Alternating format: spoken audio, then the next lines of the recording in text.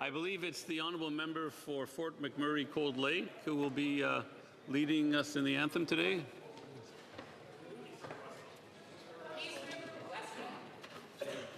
Peace River, Westlock. Oh, Canada, our home and native land, true patriot love in all of us command. Partam se porte la paix, il se porte la croix. Donne soit les tu épopée des plus brillants exploits. God keep our land glorious and free. O Canada, we stand on guard for thee. O Canada, we stand on guard for thee. Que l'on ouvre les portes. Let the doors be opened. Déclaration de députés, statements by members. The honourable member for Vancouver East. For over 150 years, Canada Post has been a cornerstone of a national identity, connecting Canadians in every region. It's more than a mail carrier, it's a vital public service. It's as Canadian as maple syrup. Yet today, that service is under threat. Canada Post is considering cuts to door-to-door delivery, closing post offices, outsourcing jobs, and even privatizing. These moves would weaken communities and jeopardize thousands of good union jobs. Postal workers have taken a stand not only for fair working conditions, but to defend this public institution.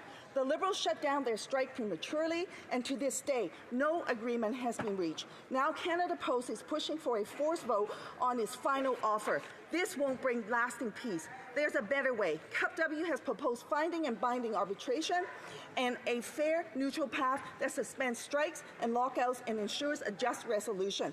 I urge the Minister in this House to stand with postal workers, defend this vital public service, and restore fairness to the bargaining process. Honourable member for Mississauga East, Cooksville. With heartfelt gratitude and deep humility, I rise today in this 45th Parliament. I'm truly honored that the people of Mississauga East Cooksville have entrusted me with the responsibility of serving them once again. Representing this vibrant and diverse community since 2003 has been one of the greatest honors of my life. I want to sincerely thank the dedicated volunteers and supporters of our campaign for their commitment to our community and country. To my loving wife, Christina, and our twin sons, Sebastian and Alexander, your unwavering support and the many sacrifices are at the heart of everything I do, and I am forever grateful. As an immigrant of Portuguese descent whose family's journey reflects the dreams of many, I join all Canadians in celebrating June as Portuguese Heritage Month, honoring the hard work, resilience, and contributions of the community. Speaker, though challenges lie ahead, our path is clear. Protect our sovereignty, ease the cost of living, keep our community safe, and grow a strong, inclusive economy. Canada strong, Mr. Speaker. Canada strong. Obrigado. Falkirk, Interlake, Eastman. Jimmy Lai is a father, brother, uncle, and grandfather with strong ties to Canada. He's a British citizen, a pro-democracy leader, a medium freedom champion, and a prisoner of conscience. Since December 2020, Hong Kong authorities have held Mr. Lai in solitary confinement on trumped-up charges under their authoritarian national security laws. This is over 4 years. And for what crime? He published the truth, defended democracy, and stood up for freedom. Mr. Lai's imprisonment is unjust, not to mention dangerous for a 77-year-old suffering from diabetes. This despicable show trial in front of hand-picked judges by the Chinese Communist Party has already lasted over 17 months. Next week, Sebastian Lai will be on Parliament Hill to tell his dad's story and talk about what Canada should do to help free Jimmy Lai. This is a gross human rights violation that the Magnitsky Act was designed to address. The Government of Canada should use it, speak out, and forcefully call for Jimmy Lai's release. Honourable member for Oakville West. Thank you, Mr. Speaker. It's the honor and privilege of a lifetime to rise in this House as the representative for the remarkable people of Oakville West. I thank them for their trust, and I'm deeply grateful to my incredible volunteers, team, and family. Your support and sacrifice has brought me here. Cette élection porte sur le changement. This election was on change and for a better future for Canada. In automation, industry, and robotics, I have seen how innovation is reshaping our world. As the Prime Minister has said, Canada is poised to lead in AI, clean tech, and advanced manufacturing only if we invest in our people and our potential. That includes creating real opportunities for women in STEM, so they are not just part of the future, but helping to design it. I look forward to working with the Prime Minister and this government to ensure Canada leads with innovation, inclusion, and strength. Ensemble, nous allons construire. Together, we will build Canada strong. The honourable member for Souris Moose Mountain. Here. Mr. Speaker, it's always a distinct honor to rise in this chamber to represent the good people of Souris Moose Mountain, a region that shaped who I am. It's where I was born, where I was raised, and where I learned the value of hard work, integrity, and service. Our riding is built on the strength of those who rise early and work hard. Farmers, ranchers, oil and gas workers, power producers, and entrepreneurs. These industries don't just support families in our region, they help drive the Canadian economy. The people of Souris Moose Mountain embody the best of rural Canada, self-reliant, community-minded, and deeply rooted in their values. I was raised in that environment, and I will carry those principles with me into every debate, every vote, and every conversation in this House. To the good people back home, thank you for your trust and your example. It's a privilege to serve you, and I will continue to be a strong and steady voice for you and our region here in Ottawa. The Honourable Member for La Salle-Mar-Verdun. Mr. Speaker, it's with humility and gratitude that I rise today for the very first time in this Honourable House. On behalf of the people of La Salle-Mar-Verdun, I thank them for the trust that they have given me. It's an honour, and I would like to highlight the contributions and the support that I've received from my wife Caroline, our team, and my predecessors, the Right Honourable Paul Martin and the Honourable David Lametti. Our community is a wonderful kaleidoscope that represents the best of Canada. Every day, I see courageous, generous, and resilient people. Whether it be young people who are getting involved in our schools, seniors who are transmitting their wisdom, newcomers who are building their future alongside us, or small businesses like the ones on Monk and Champlain Boulevards, and our Wellington Street in Verdun. Member for Ponoka Didsbury. Mr. Speaker, it's with a heavy heart that I rise today to honor the life and legacy of my friend Blair Bold of Ponoka, Alberta, who passed away on May 11, 2025. Born on October 13, 1955, Blair embodied what it means to be Albertan, hardworking, resilient, and devoted to his community. Best known for his life in cattle sales and service on local boards, including being president of the Ponoka Stampede. He was a man who earned tremendous respect and accomplishments in Alberta's business and agricultural community.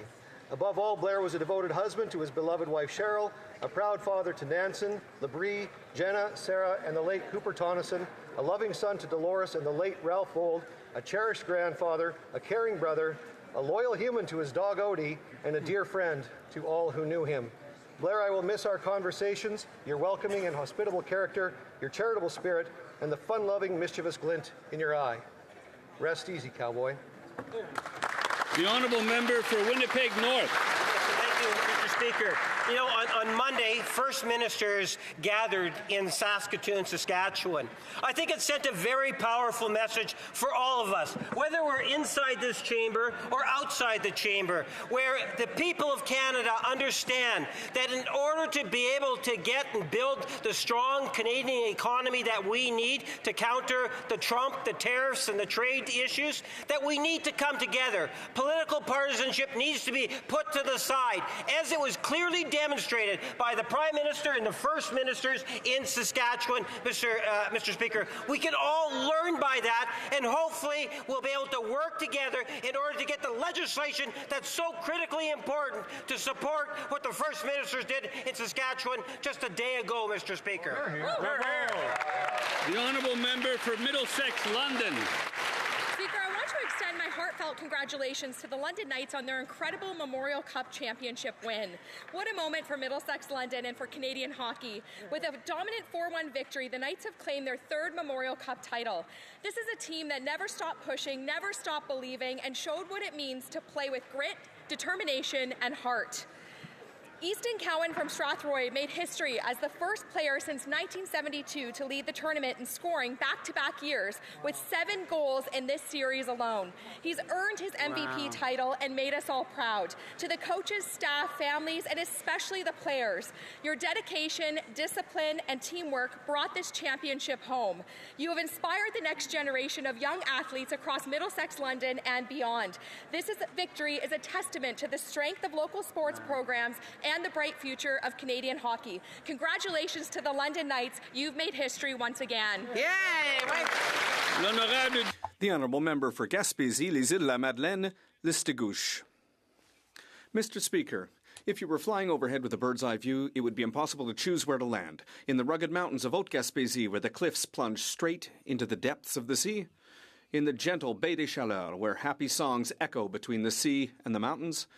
At the breathtaking Percé Rock, in the dynamism of the Gaspé Peninsula, at the Gaspé Adventure Park, with our Micmac friends, on the stages of our festivals to hear the greatest talents in the world, on the banks of our exquisite rivers, La Matane, La Matpédia, La Nouvelle, La Cascapédia, La Bonaventure, La York, and many more.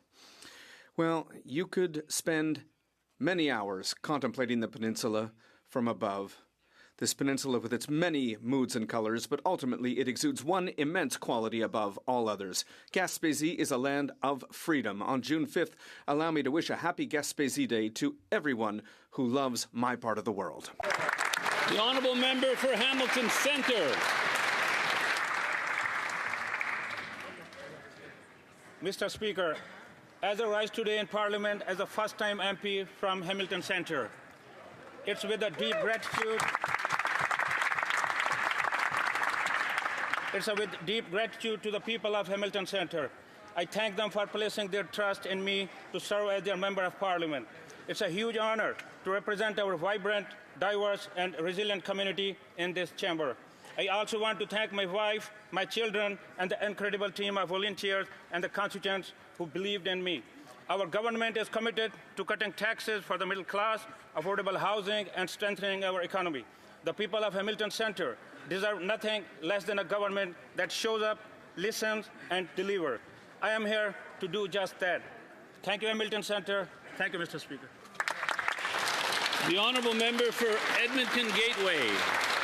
Mr. Speaker, tonight the Stanley Cup Finals begin, and our Edmonton Oilers have once again brought the heart, the pride of oil country back to the finals. From Connor McDavid's incredible skills to Stuart Skinner's resilience in net, this team has shown Canadians what determination, teamwork, and dedication look like. Behind every goal and every save is a city united, cheering from living rooms to patios, and yes, even right here on Parliament Hill. This season, the energy is electric, and Canadians from coast to coast to coast are rallying behind a team that embodies grit, passion, and true Canadian spirit. In fact, the Toronto CN Tower and Montreal Champlain Bridge will be lit up in orange and blue tonight. Let's bring the Stanley Cup home, back from the U.S. to Canada, where it belongs. Go Oilers, go! The honourable member for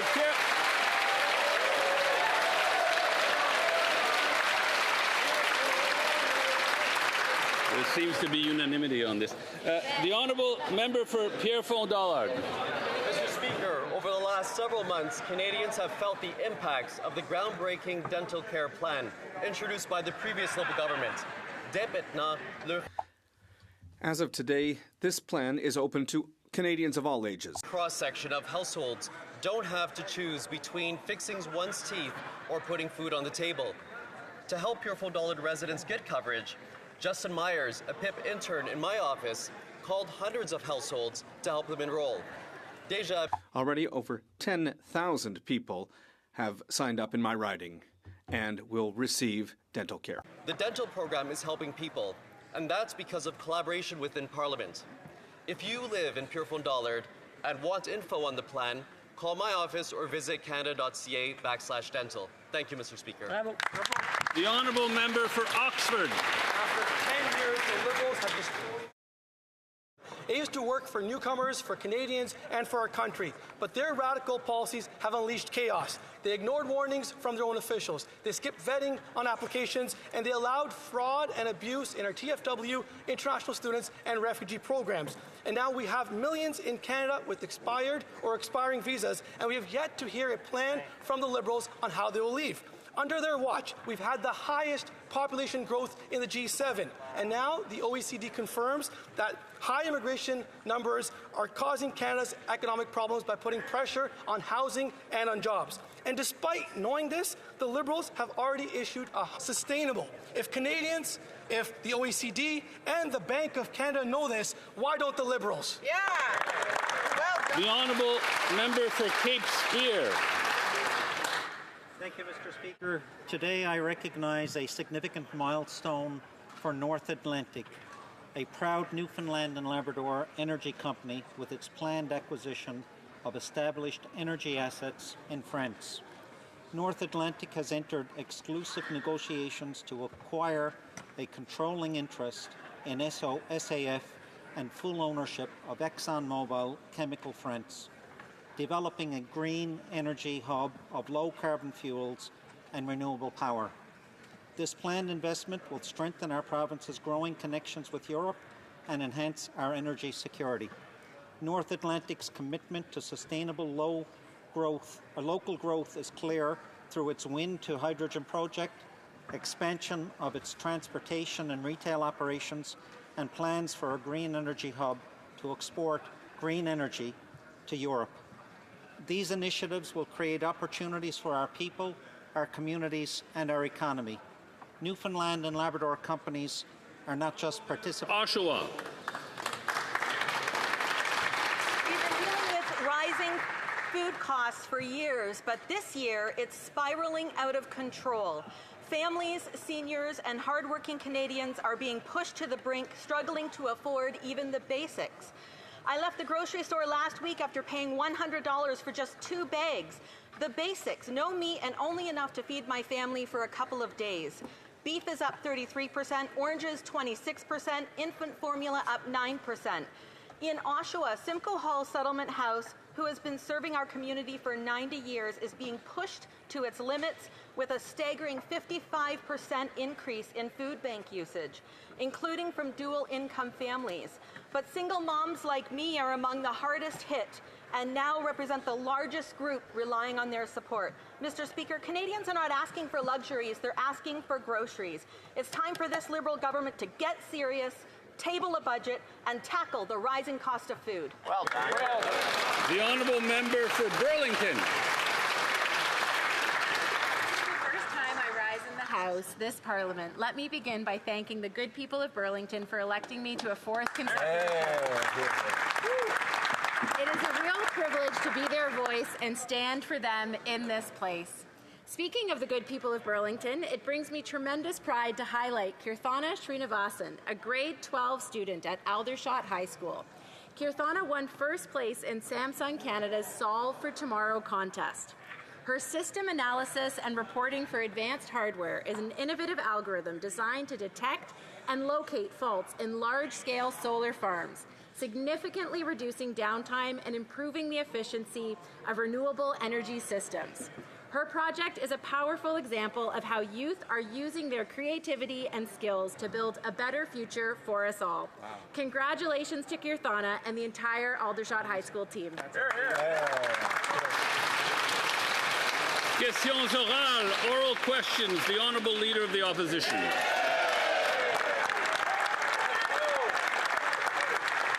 Let's be clear. Trump's tariffs on Canada are wrong, unjustified, and attack on our workers and our economy. Now, while other countries have got deals to lower their tariffs, not only has the PM failed to do that, but he's got Canada's tariffs doubled on steel and aluminum. He promised he was the man with the plan. He can't even get a deal. Our workers are terrified about losing their jobs. And he promised that he'd collect $20 billion in retaliatory tariffs, but then secretly drop those tariffs to zero during the campaign. If he's so sure that he's still going to collect $20 billion, why not table a budget and prove it to Canadians? The Right Honourable Prime Minister. Mr. Speaker, the American tariffs, the new tariffs on steel and aluminum, are unlawful, unjustified, and illogical. I agree with the member. And that is why, one of the reasons why we have retaliatory tariffs on over $90 billion worth of U.S. goods. We are in intensive negotiations with the Americans and in parallel preparing reprisals if those negotiations do not succeed. The Honourable Leader of the Opposition. Well, one way to deal with the Americans is from a position of strength. But now the Prime Minister is saying that he won't even approve a new pipeline unless there is consensus. This is already unraveling. The radical BC Premier says no pipeline through his province. And there's not even consensus in the Liberal cabinet, with top ministers committed to killing oil and gas projects. The vast majority of Canadians don't want to give a veto to politicians. They want to be less dependent on the Americans and to earn more powerful paychecks from selling our oil and gas around the world. Will the Prime Minister show some leadership and commit to approving a pipeline today? The Right Honourable Prime Minister. Mr. Speaker, Canadians from Shawinigan to Saskatoon and the premiers and Prime Minister that represent them have agreed on the importance of building projects of national interest. Right. The consensus that's required includes a consensus with Indigenous peoples, something that the members opposite do not want. We will stand with Indigenous Canadians. We will build pipelines, energy infrastructure in the future of this great country. The Honourable Leader of the Opposition.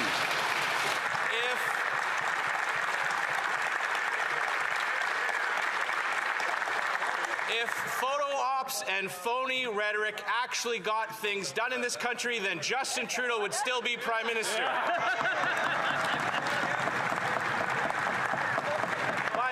In all seriousness, the Liberals' $500 billion in new spending without a budget will make inflation worse. The PM said that he wants to be judged by prices at the grocery store. So let's look at those prices. The verdict is in. Beef up 34%, apples up 18%, coffee up 9%. Will the Prime Minister listen to Parliament and table a budget that controls spending, lowers taxes, and cuts inflation so Canadians can afford to put food on the table? The Right Honourable Prime Minister. Mr. Speaker, I'm pleased for the first time to hear the members opposite talk about lowering taxes. That's right. In front of this House. First time in my hearing. First time in my hearing, Mr. Speaker. Before the House is a tax cut for 22 million Canadians up to $840. They want their support. The Honourable Member for Bellechasse-les-Deschemins-Lévis. This House requires a budget from this Liberal government. They approved $500 million in new inflationary spending without tabling a budget. They have broken their promise to limit spending and have increased it by 8%. Meanwhile, missed mortgage payments are hitting record highs, and food banks are increasingly overwhelmed. Can the Liberals respect this House motion and table a budget right now? The Right Honourable Prime Minister. Mr. Speaker, the bill that is before this House is one that will reduce taxes for the middle class. For 22 million Canadians, they need to support it. The Honourable Member for Bellechasse-les-Deschemins-Lévis. Prices have skyrocketed. Beef tenderloin is up 34%, origins up 26%, rice up 14%, and even infant formula is up 9%. And after 10 years under these Liberals, families are eating less and less well and are increasingly turning to food banks. And now the Liberals want to spend another $500 million with no budget or plan. Do they realize, well, they need to table a budget to reduce inflation and lower taxes so Canadians can finally put food on the table? The Right Honourable Prime Minister. Mr. Speaker, what is before this House is an increase in transfers for health of 5%. Spending for supporting seniors, we have to vote for this. And a tax cut and a GST cut for new homes as well. The Honourable Member for Chicoutimi-Le-Fjord. Mr. Speaker, the Prime Minister was elected by promising that he would stand up to President Trump. And then he said he was the man with a plan for this trade wall. Yet, aluminum, an important sector for Saguenay, has been hit by unjustified tariffs of 50%. And we know the Liberals. They say one thing, but they can't deliver the goods. Mr. Speaker, was the Prime Minister's entire election campaign just a political spectacle? The Right Honourable Prime Minister.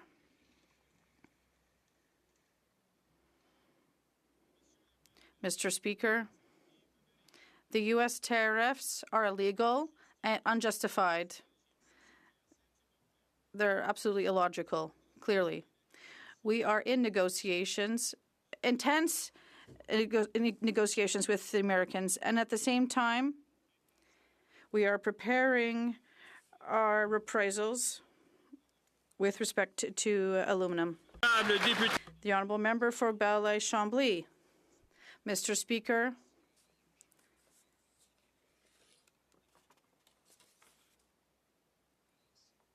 since this government was elected, has dreamed of a bill for big national projects.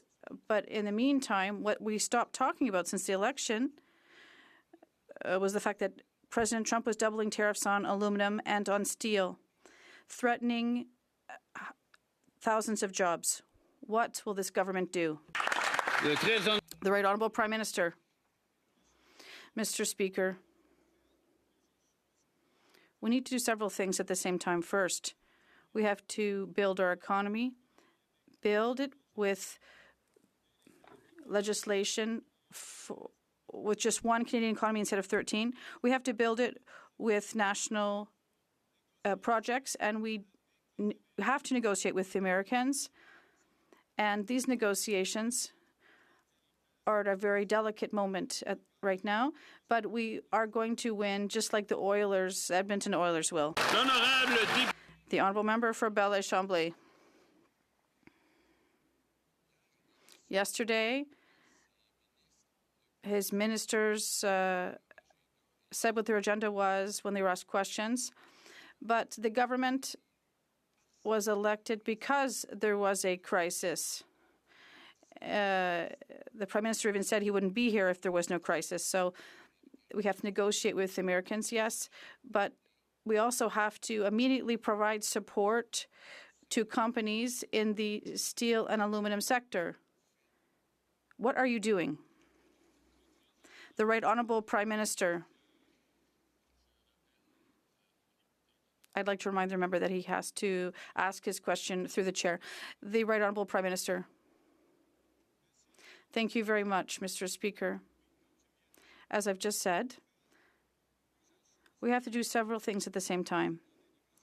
We are doing negotiations with the Americans, yes, of course, but at the same time, we're providing support for companies in the steel, aluminum sector with funding and support for workers and several other types of support with public supply, like the minister mentioned yesterday. The Honourable Member for Belleuil-Chambly. Unfortunately, Mr. Speaker, these industrial sectors in question, who we've to have not heard of any support in any way. Yet we have put forward a wage subsidy bill inspired from what we had during the pandemic. So employers are very concerned right now, and they don't want to lose expertise they have. And we're talking about dozens and thousands of jobs that are at stake.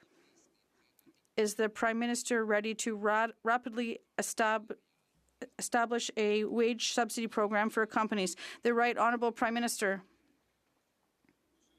Mr. Speaker, we have already strengthened employment insurance, and we have made a commitment to give all of the money raised from counter tariffs to the workers and the companies most affected by these unjustified and illegal U.S. tariffs. The honourable member for Middlesex, London. Trump's 50% tariffs on steel and aluminum are wrong and an unjustified attack on our Canadian economy. This means that manufacturers in Middlesex, London are cutting shifts, delaying investment, and relocating to the U.S. These tariffs are a direct threat to Canadian jobs and our economic sovereignty. He promised Canadians he would defend us. He said he had a plan. But in responding to the U.S., this Prime Minister's elbows have gone limp. So I asked the Prime Minister, was the entire Liberal campaign just theatre?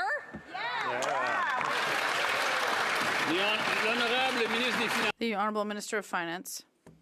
Speaker, I would agree with the colleague. It's wrong. It's very wrong. And that's why, Mr. Speaker, we had one of our colleagues in Washington yesterday to fight for Canadians, to fight for our workers, to fight for our industry. This is not theater. This is action, Mr. Speaker. On this side of the House, we know what makes a difference is to fight, to protect our workers, to protect our industry, and to build this Canada with Canadian steel, Canadian aluminum, Canadian workers. Mr. Speaker, we're going to build Canada strong together. The honourable member for Middlesex, London. Canadians don't need more photo ops. They need somebody to fight for them and actually get results.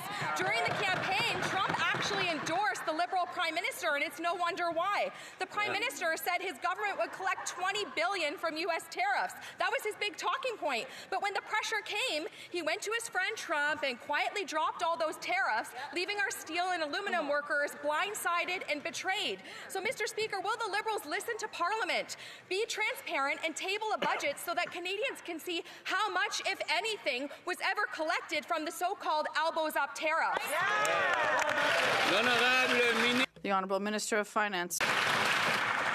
Mr. Speaker, instead of talking down Canada, she should be elbow up with us, Mr. Speaker. This is about making sure that as a chamber, this House should stand united, Mr. Speaker. This is about our nation. We're fighting a trade war. Everyone in this House have a responsibility to fight for Canadian workers, fight for Canadian industry, to build Canada strong. Mr. Speaker, we get it on this side of the House. I hope on the other side they get it because Canadians get it at home. Honourable member for Niagara South. Thank you, Mr. Speaker. The Prime Minister promised that it would be nothing but elbows up during the election campaign. Then he paused our counter tariffs and said he didn't think the U.S. would impose any more. Now the tariffs have only gotten worse.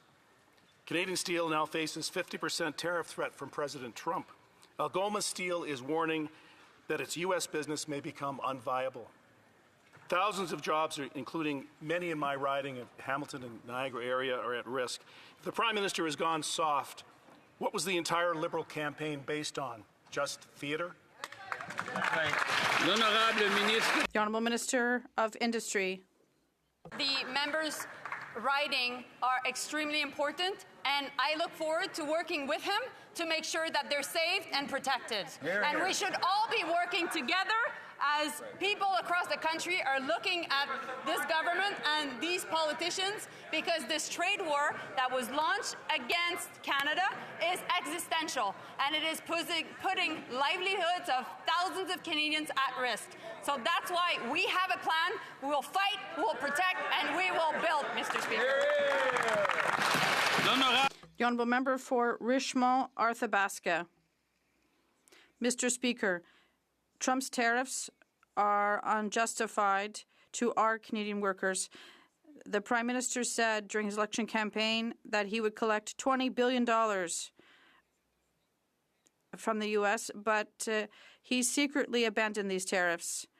And this morning it was a brutal wake-up call. Aluminum and steel workers and their families are extremely worried. Mr. Speaker, can the Prime Minister look at workers and their families and tell them how much money they have actually received in tariffs and how much they can get? The Honourable Minister of Finance. It would be a great pleasure to look at people in Saguenay-Lac-Saint-Jean because I was there often, because people there know there will always be there for aluminum workers. Mr. Speaker, like the Prime Minister has said, all of the funds raised from these retaliatory tariffs will be given to these workers, and this money will be reinvested to help our workers. People in Saguenay-Lac-Saint-Jean know that we'll be there for them. We were there last year, and we'll be there today and tomorrow as well. Member for Thornhill. Canadians will hold account by their experiences at the grocery store. Those are the words of the Prime Minister. So let's see what the new stats say about his performance.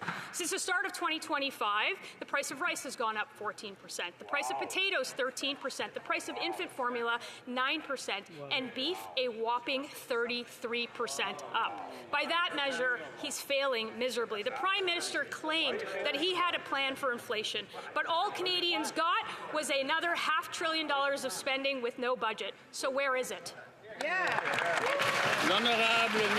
The Honourable Minister of Finance.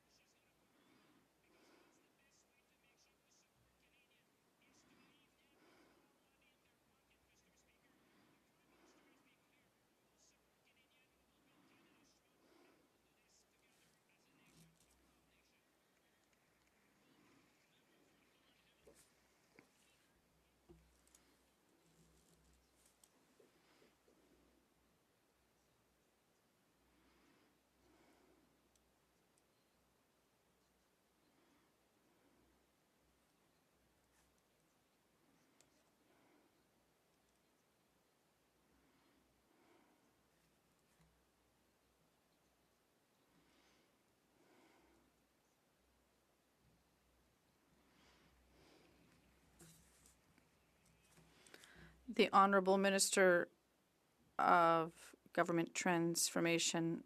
Mr. Speaker, and we have reduced the use of consultants to answer the first part of our questions, and we are working on a strong mandate to make government more efficient so that we can deliver more for Canadians, which is exactly what we're doing with a tax cut, Mr. Speaker, for 22 million Canadians. I'm hoping Conservatives can rally behind this very common sense idea. Thank you, Mr. Speaker. The Honourable Member for Newmarket Aurora. When mothers go grocery shopping, it's about their kids. They would rather go hungry than see them go without.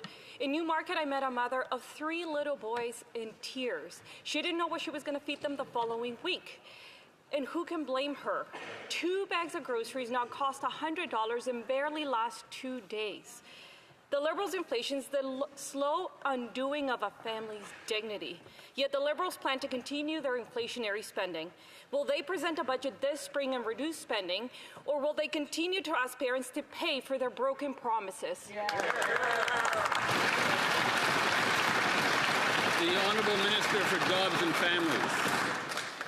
Mr. Speaker, nobody should go hungry in this country, and that's why we've taken extraordinary measures to support families, just like the member's constituents that she spoke about. Since 2015, Mr. Speaker, child poverty is down by 38%. We've got a ways to go, but we've got to continue working together to get the full benefits of this work. The Honourable Member for Saint-Hyacinthe-Bagot-Acton. Mr. Speaker, Quebecers were repeatedly told during the elections to vote Liberal because their leader had super negotiating powers that would neutralize Trump. Now, we've seen how that worked out today. Yes, applaud. Trump has doubled tariffs on aluminum and steel. The Bloc has said it before. We need to provide funds to these industries and redistribute the counter-tariff funds to them. We also have to prepare in advance a wage subsidy in the event of layoffs. Aluminum and steel have been subject to tariffs for 3 months, and now they've just doubled. Will Audley finally announce support? The Honourable Minister of Industry. Mr. Speaker, I spoke with the managers of Rio Tinto and Alouette, amongst others, yesterday evening, and we are here to support our aluminum sector companies. The Minister of Finance has also had many conversations, and we know how important aluminum is for Quebec. We know how important the workers in this industry are fundamental, and that is why I spoke to Magali Picard earlier today from the FTQ, and I was also in contact with Unifor and Metalo, and we're continuing our work. Thank you. The Honourable Member for Saint-Hyacinthe-Bagot, Acton. Mr. Speaker, we don't want to know with who the minister had dinner yesterday. We want to know what she's doing today. Aluminum and steel have been subject to tariffs for 3 months, and for 3 months, Ottawa has offered nothing to help them. The PM's negotiations have yielded nothing, and the tariffs have even doubled. So today, they need cash and a wage subsidy to guarantee that Quebecers won't be laid off. What is Ottawa waiting for to support our industries and protect our workers? The Honourable Minister of Canada-US Trade. Mr. Speaker, on the contrary, our government even acted before the election to support workers across Canada, the ones that were affected by these illegal and unjust tariffs imposed by the United States. The Prime Minister has clearly said we are negotiating a new safety and economic agreement with the United States, and we have a mandate to protect our industries and to protect our workers, and that's exactly what our government is doing. For Lethbridge. The Prime Minister said there would only be pipelines if there was consensus. As it turns out, BC's Premier has said no. Several Liberal MPs are opposed, and even within the Prime Minister's own head there seems to be opposition, because on the one hand he says, yes, we're going to go ahead and become the energy superpower, and on the other hand he says, no, oil needs to stay in the ground. The Prime Minister clearly has no plan to get things done, so why is he putting his elbows down and making us beholden to the United States of America? Here, here. The Honourable Minister of Energy and Natural Resources. Mr. Speaker, what we saw on Monday were 13 provinces and territories working together to build the strongest economy in the G7. The premiers and the government are focused on building a strong Canadian economy. What we see from my colleagues across the floor are attempts to divide and to block development. I hope Conservatives will join with us in building a strong Canada. The Honourable Member for Lethbridge. That is the type of non-answer that has become accustomed to these Liberals. Grand gestures, meetings and press conferences will not get things done, even though the Prime Minister seems to believe that's the case. But what would move things forward, of course, is a plan to scrap Bill C-69, the No New Pipelines Act, a plan to scrap Bill C-48, a plan to scrap the job-killing oil and gas cap that exists. The industrial carbon tax, let's get rid of that as well. Is the Prime Minister simply turning a blind eye to these things, or does he just not know how to get things done? The Honourable Minister of Energy and Natural Resources. If my honourable colleague was listening to what happened in Saskatoon, the premiers and the Prime Minister have a plan to fast-track projects, to get projects done within 2 years, and to build the strongest economy in the G7. Why don't you guys get on? Why don't my colleagues get on board?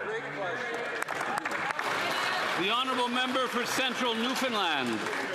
Mr. Speaker, no consensus. That's reality this week on getting Western oil and gas to Tidewater. There is consensus in Newfoundland and Labrador today, where the VOCM poll shows 74% agree that the Liberal oil and gas cap is an investment killer. No pipelines are required to get Newfoundland and Labrador's 2.5 billion barrels of oil to world markets, or its 12.5 trillion cubic feet of gas to Tidewater. It's already there. So will the Prime Minister put his money where his mouth is and get rid of his investment-killing cap and bring prosperity back to the Atlantic Canadian oil and gas patch? The Honourable Minister of Energy and Natural Resources. We will build and protect our economy from American tariffs and win the trade war. But to find new markets for Canadian energy, emissions in every barrel of oil must be reduced. Serious investment in carbon capture must happen. We will build the strongest low-cost, low-risk, low-carbon economy in the G7. The honourable member for Regina Louvain. That sounds like a hard no to me. Saskatchewan people want to build pipelines. To secure and grow Canada's economy, we must develop a world-class energy sector. The anti-energy NDP Premier BC has stated there will be no new pipelines in BC. Anti-development extremists in the Prime Minister's cabinet have dedicated their careers to keeping Canadian oil and gas in the ground, like the Heritage Minister, like the Environment Minister. If this Prime Minister can't get consensus within his own cabinet, how will we ever get a pipeline built in our country? The Honourable Minister of Energy and Natural Resources. Again, I would say they need to go, my honourable colleagues need to look at the tapes. The Premier of Saskatchewan was supportive. The Premier of Alberta was supportive. The representative from British Columbia was supportive. Why can't our colleagues get supportive and help us build the strongest economy in the G7? The honourable member for Medicine Hat, Cardston Warner. The Prime Minister and his energy minister say there will be no pipelines without a consensus, but buzzwords don't build pipelines. How is consensus realistic when the BC's NDP Premier has already ruled out a new pipeline? There's currently no proponent for an eastern pipeline, and the Prime Minister himself calls for Canada to be an energy superpower one day, and the next day insists that half the other reserves need to stay in the ground. Half of the PM's own cabinet wanted to see Canada's oil industries die and spent the past decade trying to kill it. If the Prime Minister can't find consensus within his own cabinet, how does he plan to approve a pipeline? Exactly. The Honourable Minister of Energy and Natural Resources. Again, we've answered this question.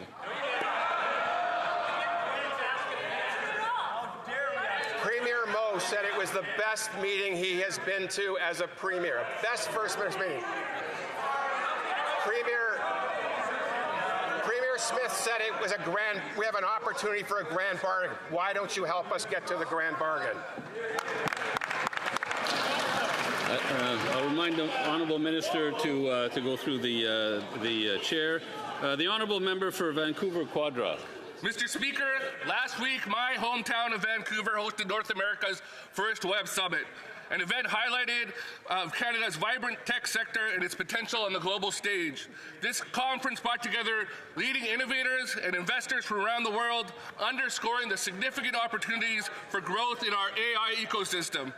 Will the Minister of Artificial Intelligence share with this House how the government plans to solidify Canada's position as a global leader in tech and attract more investment and talent to our country? The Honourable Minister of Artificial Intelligence and Digital Innovation. I want to thank my colleague for the question. Let me first also take this opportunity to thank the people of Toronto Centre for placing their trust in me as their MP.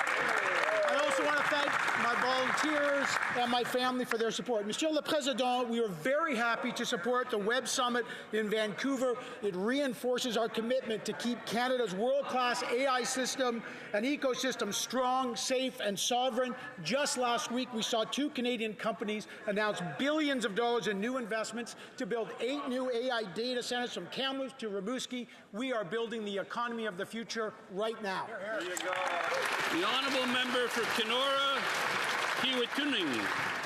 According to the Liberals' own report, nearly half of first-time home buyers feel that they're paying too much for their home, and 63% are concerned about the possibility of defaulting on their mortgage payments, Mr. Speaker, citing interest rates, the cost of living, and reduced income as reasons why. And this is the direct result of 10 years of this Liberal plan in action, Mr. Speaker, and it's why Canadians deserve to see a plan to fix it now.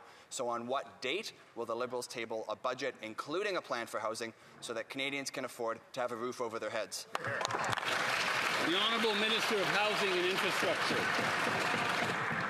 Thank you, Mr. Speaker. Well, to the member opposite, you'll have an opportunity to support a GST cut for first-time home buyers that is in front of us right now. We look forward to your support on that and giving new home buyers a $50,000 break on their purchases up to $1 million. We look forward to your support on that.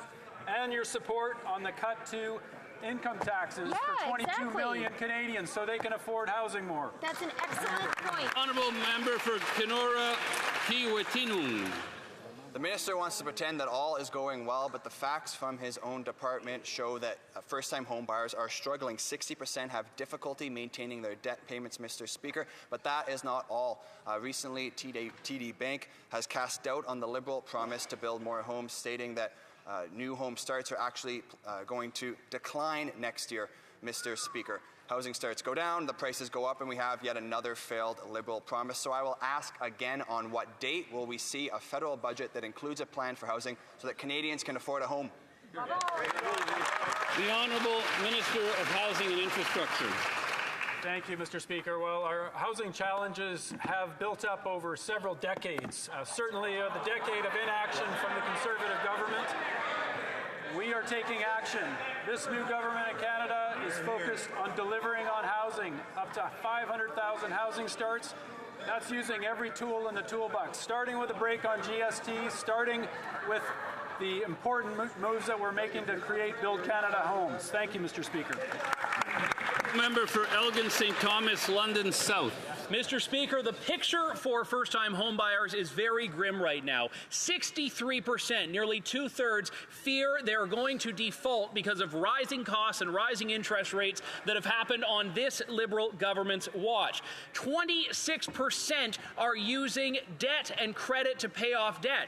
Now, Mr. Speaker, this Prime Minister may not know you have to pay off debt, but ordinary Canadians do. Canadians deserve a plan. Canadians deserve a budget that puts housing first. Now, this government needs to listen to Parliament, listen to Canadians, and deliver a budget so Canadians can put a roof on their head, Mr. Speaker. Honourable Minister for Housing and Infrastructure. Thank you, Mr. Speaker. Well, I think Canadians spoke loud and clear in electing members to this side of the House to deliver on housing. Yeah, that's right. This government, your new government, has put forward the most aggressive plan to build affordable housing that this country's ever seen, and it starts today with a break on GST for new home buyers.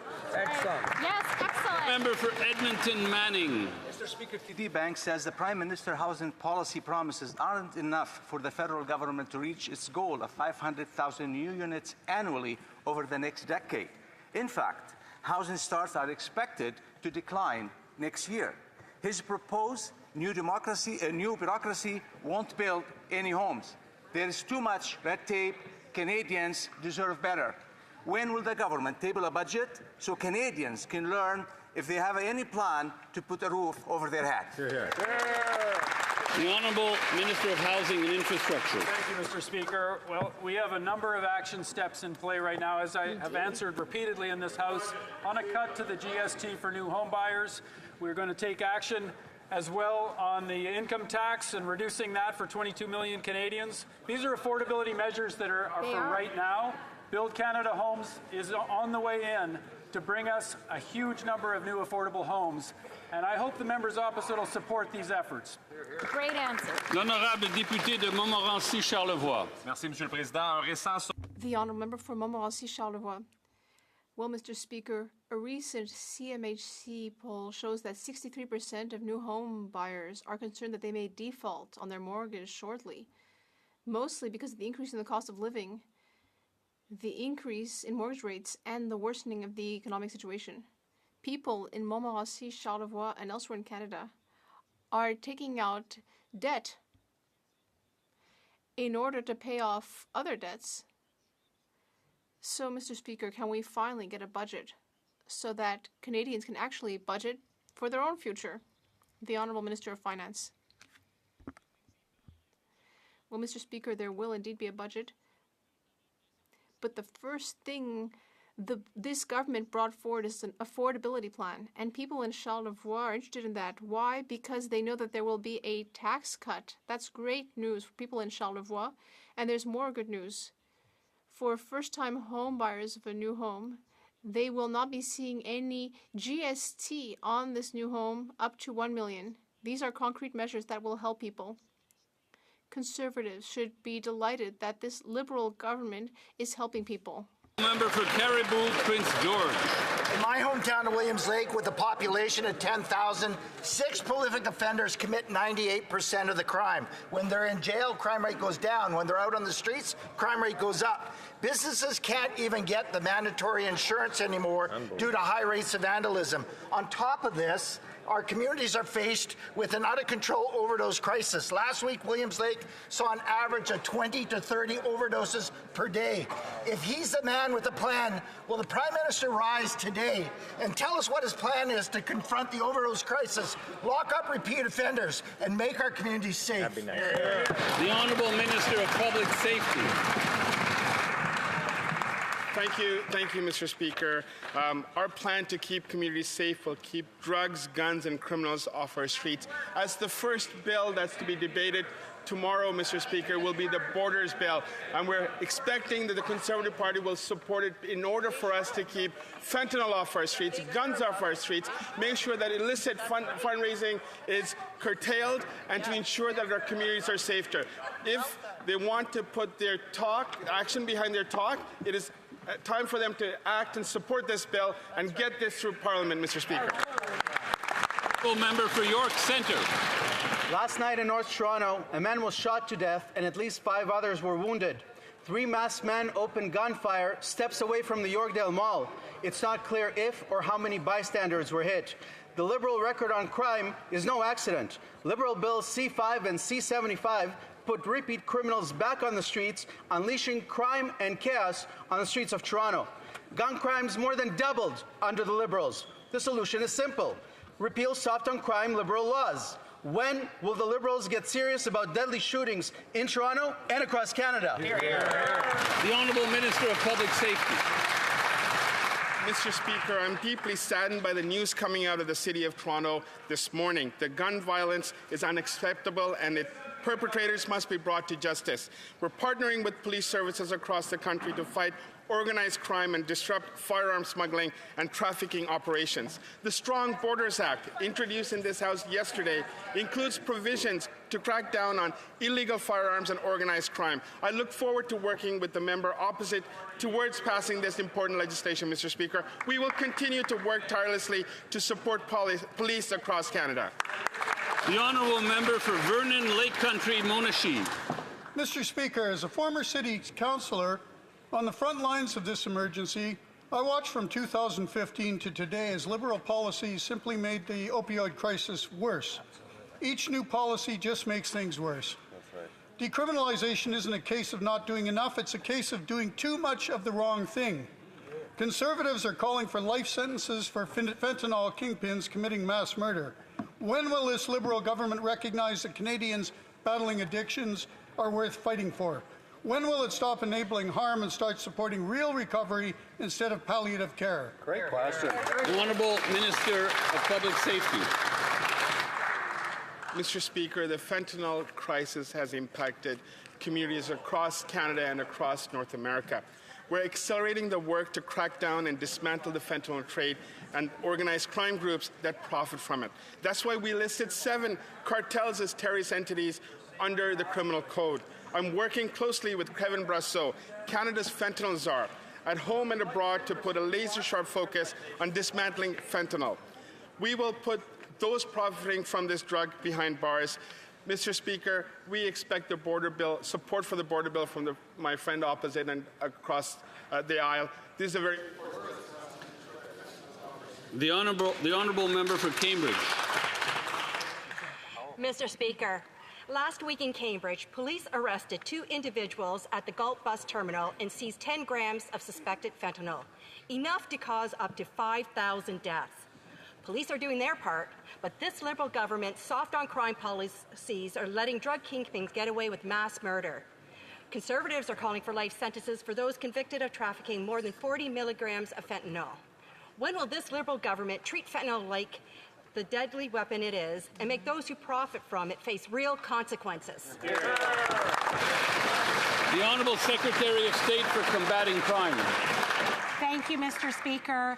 One of the first measures that this new government has taken is presenting a Stronger Borders Act. This is cracking down on fentanyl, auto theft, money laundering, illegal firearms, irregular migration, and organized crime. Mr. Speaker, we'll also make it tougher for violent criminals to get bail and impose stricter sentences on repeat offenders. We'll work until violent criminals are put behind bars. This government will do everything it takes to make Canadians safe. The Honourable Member for Thérèse de Blainville. Mr. Speaker, before my election, I had the privilege of being Canada's ambassador to the OECD, and I saw there that the rules-based international system creates outcomes for workers, improves affordability for consumers, and helps businesses to innovate and grow. The rest of the world needs what Canada has to offer. But the free trade system that we had counted on is now under threat. Recently, President Trump brought up tariffs on steel and aluminum to 50%. The Minister of Industry has told us that she's very engaged with businesses and unions.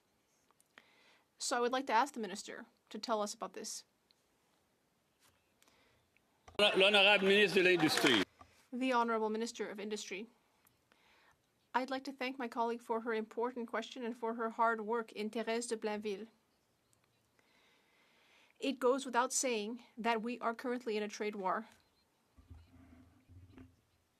And we believe that these tariffs are completely unacceptable, illegal, and unjustified. That's why we're in solutions mode. And we will invest in major national projects that will create jobs throughout the country, including in steel and aluminum. We will also diversify our markets to ensure that Canadian steel and aluminum can be sold elsewhere in the world.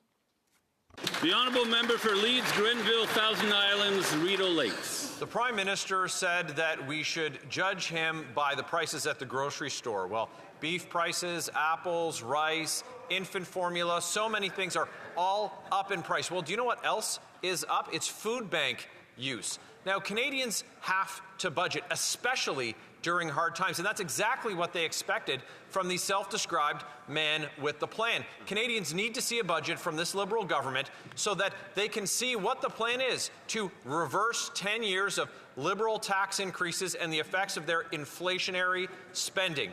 When will we see a budget?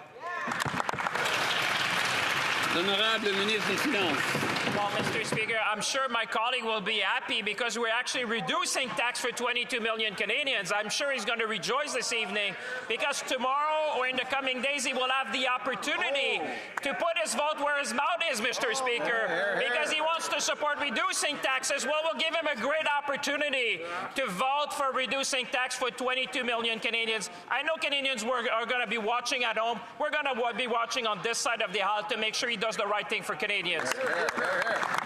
Member for Leeds, Grenville, Thousand Islands, Rideau Lakes. It was this Prime Minister that said that the metric that he should be judged by is the price of food at grocery stores. And prices are up, and so is food bank use. And we have been calling relentlessly for them to put a budget in front of this House. And in fact, Parliament has spoken and has said that this Prime Minister must put a budget forward this spring. So the Prime Minister hasn't delivered on his promise to lower food prices or deliver affordable food. Will he at least respect the will of Parliament, respect the majority of members in this House who have called on him to produce a budget so we can see that plan? Hear, hear. Honorable Ministre des Finances. Mr. Speaker, we take note of the vote of Parliament, but in fact, the people in his riding and my folks from Shawinigan will be watching to make sure that the Conservatives are actually voting in line with their values, Mr. Speaker, because in the coming days, they will have this great opportunity. We're giving them a golden opportunity, Mr. Speaker, to show to Canadians that they care, that they want to reduce their taxes, that they want to help 22 million Canadians. We're all going to be watching if they're going to do the right thing. We certainly hope so, Mr. Speaker. Member for Edmonton Southeast. Mr. Speaker, Canadians are getting crushed at the grocery store. Food inflation since the start of this year is out of control. Beef is up by 34%. Oranges are up by 26%, and the list goes on. 10 years of Liberal inflationary deficit have record number of Canadians going into food banks. Single mothers watering down milk for their kids. Canadians eating less nutritious food. Liberals now increasing spending by 8%, which they promised at 2%. Will they table a budget that will actually reduce inflation so Canadians can afford to feed their... The Honourable Minister of Jobs and Families. Mr. Speaker, since 2015, we've seen a significant decrease not only in child poverty, but in youth poverty, in seniors poverty. That means, Mr. Speaker, that the measures that we're putting into place to support Canadians, whether it's the Canada Child Benefit or dental care, Mr. Speaker, whether it's affordable child care across this country, Mr. Speaker, it's working for Canadian families. Of course we need to do more. Of course we need to stand up to the United States, and we'll do that, as my colleagues have outlined. But these Conservatives need to get on board and be part of the solution. Honourable Member for Spadina Harbourfront. Mr. Speaker, my waterfront riding of Spadina Harbourfront in downtown Toronto is proud to host many Canadian Armed Force members, from the Army to the Air Forces to the Navy. Every year, about 8,200 members are released from the Canadian Armed Forces, and roughly half of them are looking to start new careers. Can the Minister of Veterans Affairs share with us how the National Veterans Employment Strategy is supporting veterans who are seeking new career opportunities? The Honourable Minister of Veterans Affairs. Mr. Speaker, as the Minister of Veterans Affairs, it's an honour to answer my first question here in the House. Thank you to my honourable colleague for the question. The National Veterans Employment Strategy focuses on connecting veterans to good jobs, expanding access to skills training, and supporting entrepreneurship. It also recognizes veteran-ready employers and strengthens hiring in the public service. I'm proud to build more opportunities for our veterans. The Honourable Member for Beauce. Mr. Speaker, yesterday, Donald Trump brought in 50% tariffs on steel and aluminum. This is a frontal attack on our economy and Canadian workers. I spoke this morning with 2 steel producers in my riding, and we can see that the effects of these tariffs will be devastating. $200 million will be lost in trade with the U.S. Hundreds of jobs are at stake. This Prime Minister during the campaign said that he would stand up to President Trump, but now the Liberal government isn't doing anything. What would this Prime Minister say to the constituents of Beauce who are very worried about this? The Honourable Minister of Industry. Thank you, Mr. Speaker. I fully understand and respect my colleague's point of view, and that's why I will be very pleased to work with him in order to help the Beauce businesses he mentioned. We are preparing funds to help these businesses. Let's work together. Together, let's stand up to the American government, which is bringing in these illegal, unjustified tariffs. For Saanich Gulf Islands. Thank you, Mr. Speaker. I was going to ask the Prime Minister a question about nation-building projects, but then today Tina called our office, and she got my Chief of Staff on the phone and started explaining that she's a mom with disabilities, and she can't figure out how she's going to feed her children, and she started crying on the phone. And so here's a nation-building project question. Checks start going to Canadians with disabilities in July, but they're a lousy maxed out at $200 a month. How about a nation-building project to lift all Canadians with disabilities out of poverty? Minister of Jobs and Families. Well, thank you, Mr. Speaker, and thanks to the member opposite for having such compassion for the constituents in her riding, as we do all across the country. People who are living with disabilities have the right to be fully included in community. They have the right to live decent lives, just like the rest of us. That's why this government is proceeding with the Canada Disability Credit. That's why we are also working with provinces and territories, including most recently Ontario, to commit to ensuring that that money will not be clawed back from other benefits. And that concludes today's question period. I'll give members a moment to leave if they have to before we go to daily routine of business.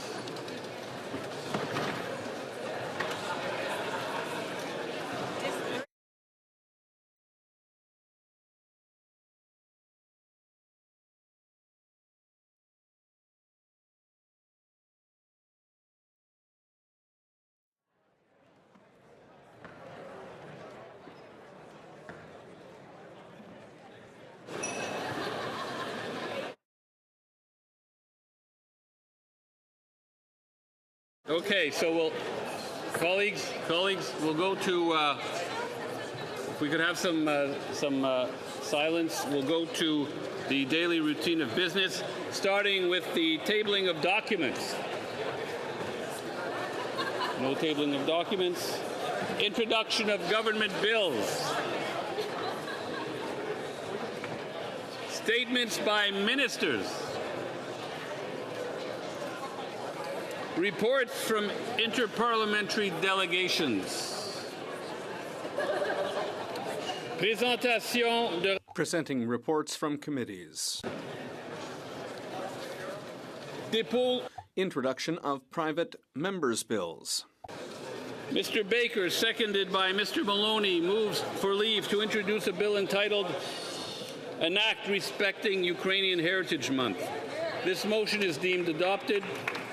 The honourable member for Etobicoke Centre. Thank you, Mr. Speaker. I rise today to reintroduce a bill, called An Act Respecting Ukrainian Heritage Month. If passed, it would declare September of every year Ukrainian Heritage Month across Canada. I'd like to thank the member for Etobicoke Lakeshore for co-sponsoring this bill with me, and I hope that members on all sides of the House support it. The first Ukrainian immigrants to Canada came to Canada on September 7th, 1891. Today, there are over 1.3 million Ukrainian Canadians, and they make important contributions every day from coast to coast to coast in all the ridings represented here that touch our political, economic, cultural, and social life.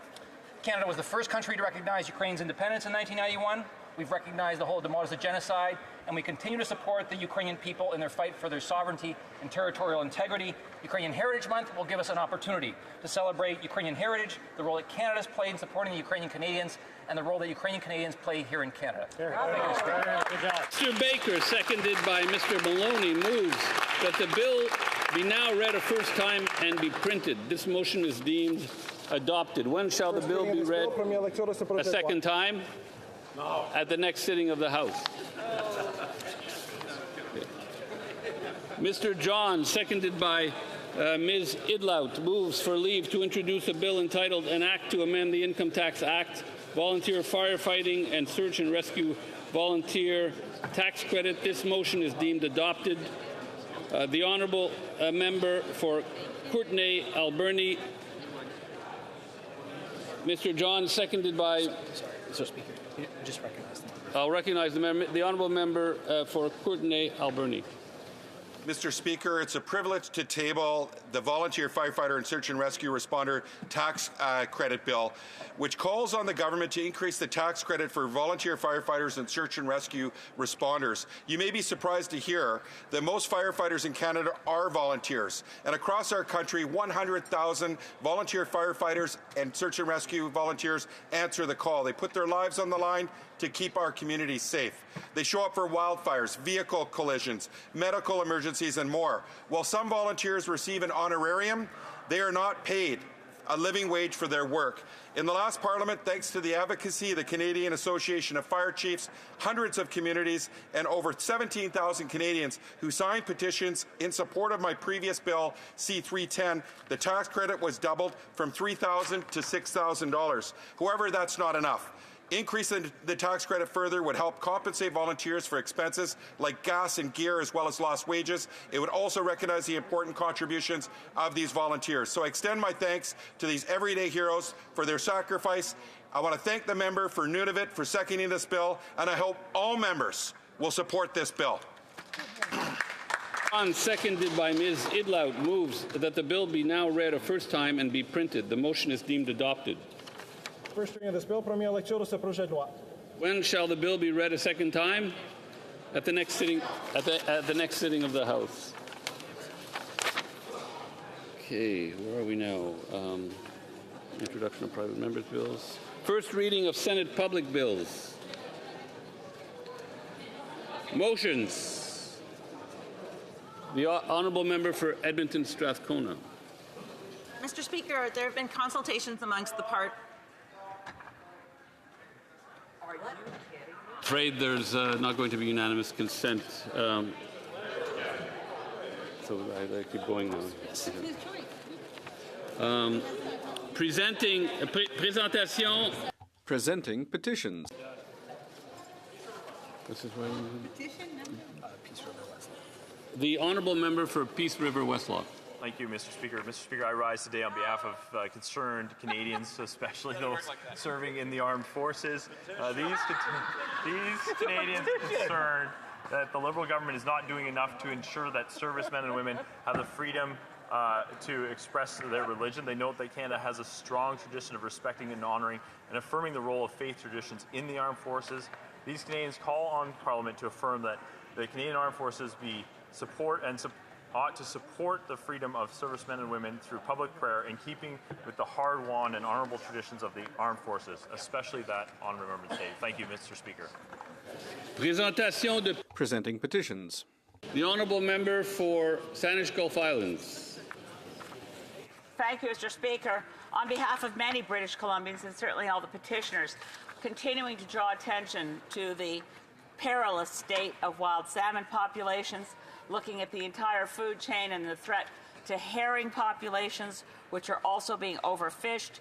These petitioners ask that at least we go back to the recommendations of Mr. Justice Cohen and the report that he tabled that, after years of study, called on the removal of what my constituents don't want me to call them fish farms. They've asked me to call them toxic fish factories, and they should be taken out of open waters and placed on land. Presenting petitions. Questions on the order paper. The Honourable Minister of Artificial Intelligence and Digital Innovation. Mr. Speaker, I ask that all questions be allowed to stand. So I'll say request for emergency debate. Agreed. Then I say request for emergency debate. Request for emergency debate. The Honourable. Request for emergency debate. The Honourable Member for Thornhill. Mr. Speaker, it now seems that the Liberal government failed to get a deal on tariffs. In fact, we learned during the last campaign that they quietly reduced the retaliatory tariffs to near zero. And we find out yesterday the Donald Trump has increased the unjustified tariffs to 50% on steel and aluminum. Now, of course, this is after somebody who's elected in this country who claimed that he was a man with a plan, that he was the guy that you hired in a crisis, and what we see now is a 50% increase on tariffs. So for steel workers who quote say that they are on the verge of collapse, for families who are worried about putting food on the table or keeping a roof over their head, for businesses that need certainty, Liberal ministers need to answer to this House. I know that it's not something that they care to do. I know that they want to go home early for their summer vacation. We've seen that when they've ignored calls from this House to present a budget. But I think this is important and requires an emergency debate. And therefore, I am requesting one on behalf of Canadians and on behalf of members on this side of the House. Here. I thank the honourable member for Thornhill for her intervention. However, I am not satisfied that this request meets the requirements of the standing orders at this time. Orders of the day. Ordre du jour, reprise du débat sur l'adresse. Resuming debate on the reply to this speech from the throne. Resuming debate.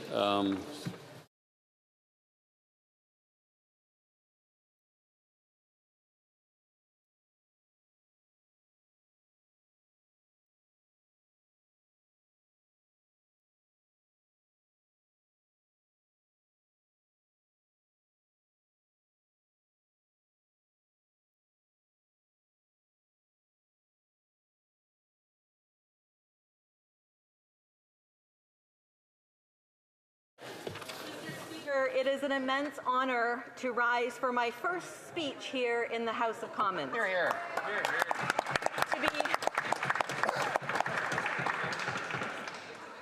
To be entrusted with the responsibility of representing the people of my hometown of Oshawa is both humbling as well as motivating. Oshawa is a proud city built on hard work, resilience, and innovation. Mr. Speaker, this chair belongs to them. Oshawa has roots as a manufacturing powerhouse, but it's also a resilient and forward-looking community.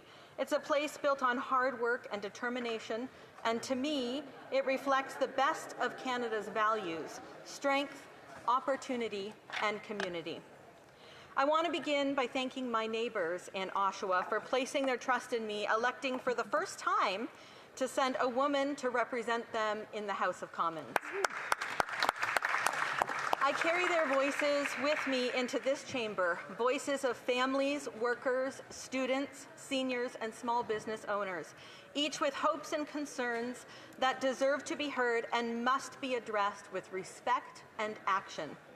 I would like to express my heartfelt gratitude first to my family, especially to my 2 children, my 21-year-old son, Clayton, and my 14-year-old daughter, Claire. They have sacrificed much over the past year and have been among my greatest supporters. I would also like to thank my late parents, my mom who passed away suddenly in 2021, and my dad who quickly followed her to their heavenly home just 10 months later. I believe they would be proud. My mother was a meek, quiet woman, but knew how to get the job done always. My dad introduced me to politics when I was 14. He was super interested in something called the Reform Party and Preston Manning, and that was my entrance into politics. Thank you also to my siblings, who I am more grateful for than ever. I am the youngest of 7 children, often receiving the blunt of all the jokes. They found me on the side of the street, all of those things, right? Decided to bring me home. Those are the fun stories, but I'm thankful that I have my siblings now that my parents have passed. I also couldn't be more grateful to my incredible campaign team and volunteers. Your support made this moment possible. I'm so thankful for your belief in me and in the work ahead.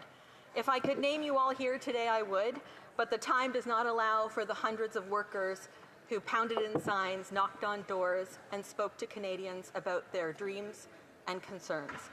I look forward to thanking you all in person at our appreciation event this Friday in Oshawa. I want to give a special thank you to Andrew, Alex, Skip, Marianne, George, Callum, Phil, and Paula, who chaired this campaign with their whole hearts. Yes, they are my friends, but more than that, they gave their time and energy because they care deeply about Oshawa. They believe, as I do, that our city deserves strong, thoughtful representation and leadership that truly listens. As I stand here today, I would be remiss if I didn't mention members who came before me, whom I've held in high esteem as I've sought to represent my hometown. The late Honourable Michael Starr, the first cabinet minister of Ukrainian descent, served as Minister of Labour in the government of John Diefenbaker, and served as the opposition House leader as well. I would also like to thank my immediate predecessor, Dr. Colin Carey, who faithfully served the people of Oshawa for nearly 21 years in opposition as well as in government. He served as both Parliamentary Secretary to the Minister of Health under the Conservative governments of Prime Minister Stephen Harper, as well as Parliamentary Secretary to the Minister of the Environment. It should also be noted that Dr. Carey was instrumental in bringing record investment back to Oshawa while he was member, more than the previous NDP and Liberal members combined, in fact. So Oshawa should be proud of their choice since 2004. I intend to follow in that tradition, bringing the same level of commitment and purpose to my work for our Oshawa. Mr. Speaker, the recent election in Oshawa was more than just a political contest. It was a powerful reflection of our community's hope for a Pierre Poilievre Conservative government. One of the most unforgettable moments of the campaign came during our rally with our leader, Pierre Poilievre, in Oshawa. I had the privilege of standing amid 6,500 people and leading them in singing "O Canada," and wow, did they ever do so with pride and purpose. In that moment, you could feel it, the unity, the hope, the belief that change is not only possible, but within reach. Among the crowd, I would find out later, was a 15-year-old high school student who had convinced his mom to attend. A few days later, she walked into our campaign office and wanted to share what that night had meant to both her and her son. He had been moved deeply. He spoke to her about his fears for his future and his hopes for our country. That conversation has stayed with me because that young man felt what that young man felt is what I heard repeatedly at the doors. It reminded me of my own children. His hopes were theirs, his fears were real. It was the story of every family I met who told me they're working harder than ever, but falling further behind, wondering if their kids will ever be able to afford a home in the community they grew up in. And so, Mr. Speaker, I rise today not just as a member of Parliament, but as a neighbor, as a single mom, a worker, as someone who understands what's at stake for every Canadian dreaming of a better future. And when we talk about building that future, we must talk about homes, because housing is the foundation of stability for so many families. Today, that foundation is crumbling. It's time to restore the dream of home ownership, a dream that has been steadily slipping away over the past 10 years. Young Canadians are giving up on the hope of owning a home. It used to take 25 years to pay off a mortgage, and now it takes 25 years to even consider saving enough for a down payment. That means that when my son graduates from university next year, it's now expected to take him until he's about 47 years old to even consider having enough saved for a down payment. Conservatives refuse to accept that as normal. Why can't Canada be faster when it comes to getting a building permit? There should be no more waiting months or years to get shovels in the ground. If we want to solve the housing crisis, we need to act with speed and efficiency. As Conservatives, we will fight to free up land, speed up the permitting processes, and cut taxes for both home buyers and home builders. But we all know building more homes isn't enough on its own. We want to ensure those homes are part of safe, vibrant communities. Places where kids can play outside without worry, where seniors can enjoy a peaceful walk, and where families can go to bed at night without fearing that their car might be gone or vandalized by the morning. Home ownership should mean more than just having a roof over your head. It should bring a sense of security and stability and pride. We're committed to making that vision a reality again for every Canadian. Downtown Oshawa is feeling the impact of this government's soft-on-crime policies. I hear it every day from business owners, parents, and seniors who no longer feel safe walking to their car. Violent crime is up, public drug use is rampant, people are scared and they feel abandoned.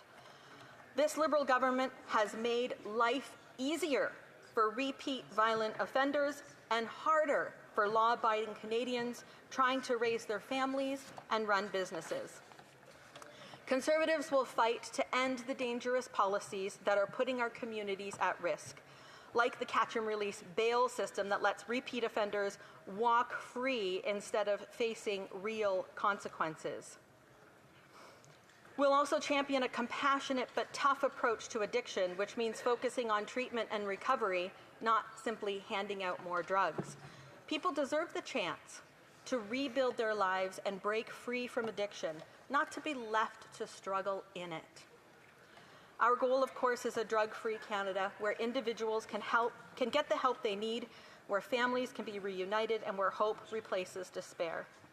In Oshawa and across the country, Canadians deserve safe streets, and I will keep fighting until they have them. Oshawa is a proud city, a city that helped build this country through auto manufacturing, small business, innovation, and grit. From the early days of McLaughlin Motors to the modern production lines of General Motors, manufacturing is in our DNA. Sadly, just a few weeks ago, we learned that General Motors will be reducing operations at the Oshawa assembly plant, moving from 3 shifts to 2, affecting 700 workers at that plant and thousands from feeder plants in the community.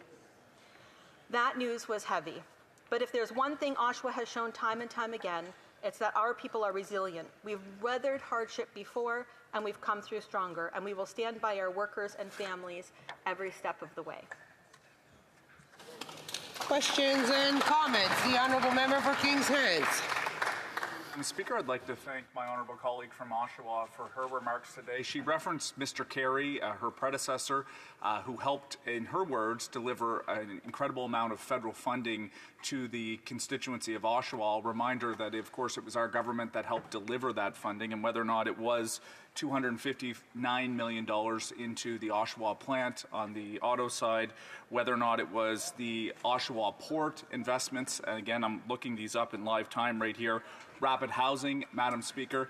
I know she'll continue to be hopefully a constructive voice in this House, but will she recognize that there has been major federal investment from this Liberal government into Oshawa that I know she'll continue to engage constructively with this side of the House so we can keep doing good things for Oshawa in the days ahead. Thank you, Madam Speaker. The honourable member for Oshawa.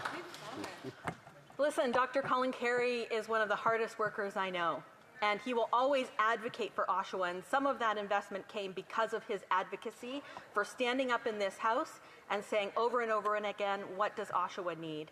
The other part was when he was in government for 10 years with our last Conservative mandate with Prime Minister Stephen Harper. Questions and comments. The honourable member for Shefford.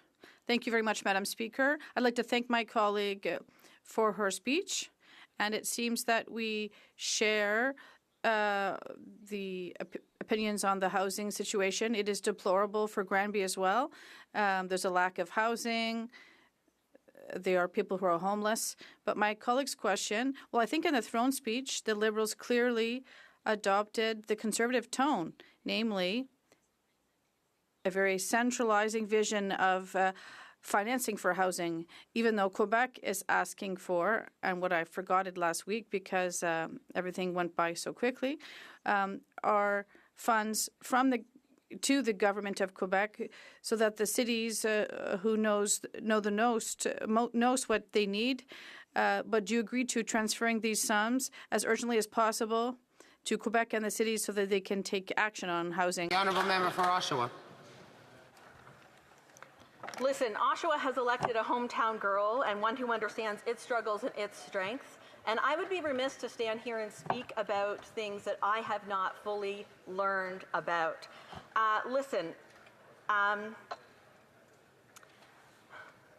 here to defend our rights and freedoms and bring common sense back to government and to be a voice for the families, workers, and seniors and youth in Oshawa. I will always work to effectively bring better housing for my community, and I do wish that for all Canadians. The honourable member for Burnaby North Seymour. Thank you, Madam Speaker, and it's a privilege to rise during the member opposite's first intervention in this House. Since this is my first intervention in the 45th Parliament, I would like to thank my constituents for sending me back here with an ever-increasing margin of victory for my fourth term. That's because of Julie Aston and the great team in my constituency office. That's because of everybody that worked on my campaign, but it's also because of my wonderful wife, Ravi, and my two kids, Nova and Solar. To the member opposite, I believe that we have an opportunity here where she can pledge not just to oppose, but to propose solutions, because no matter where we sit in this House, we're all in Team Canada. Will she pledge to work with us to find solutions for all Canadians? The honourable member for Oshawa. I'm really super happy that the member opposite asked me that question, because our Conservatives through the last campaign proposed a ton of solutions in the 44th Parliament as well as during the last campaign. And some of those, I believe, were plagiarized by his government. I'm happy that they plagiarized them. Some of them are good. I'd like to see them go further, but I thank you for that question. No, it's not Mr. The honourable member for Calgary Signal Hill? No, that's Hamilton East Stony Creek. Hamilton East Stony Creek. Apology. Thank you, Madam Speaker. I would like to congratulate my colleague from Oshawa on her win. And we all know that in order to win, you have to knock on a lot of doors to get to the House of Commons, listen to your constituents, form opinions, and campaign very hard. I would like if she had a story to tell from door knocking, because every time we do knock on a door every story we hear does stay with us, and it shapes us as young politicians. Could you share a story with us, please? A very brief story, like in 15 seconds. The honourable member for I will Oshawa. be brief. Listen, there were story after story. It really comes down to affordability, and people just want the freedom to be able to live in a safe street and have a home. The best story was one young lady in southern Oshawa. She came out with her son and said, "This is Miss Kirkland, who's running for the Conservative Party, you know, the Blue Party." And she said, "Just can I give you a hug?" And honestly, it was those. And we have to leave it at that. I'm sorry. I wish to inform the House that the volume of earpieces will now be reset. I wish to inform the House that the volume of the earpieces will now be reset. Resuming debate, the honourable member for Calgary Signal Hill.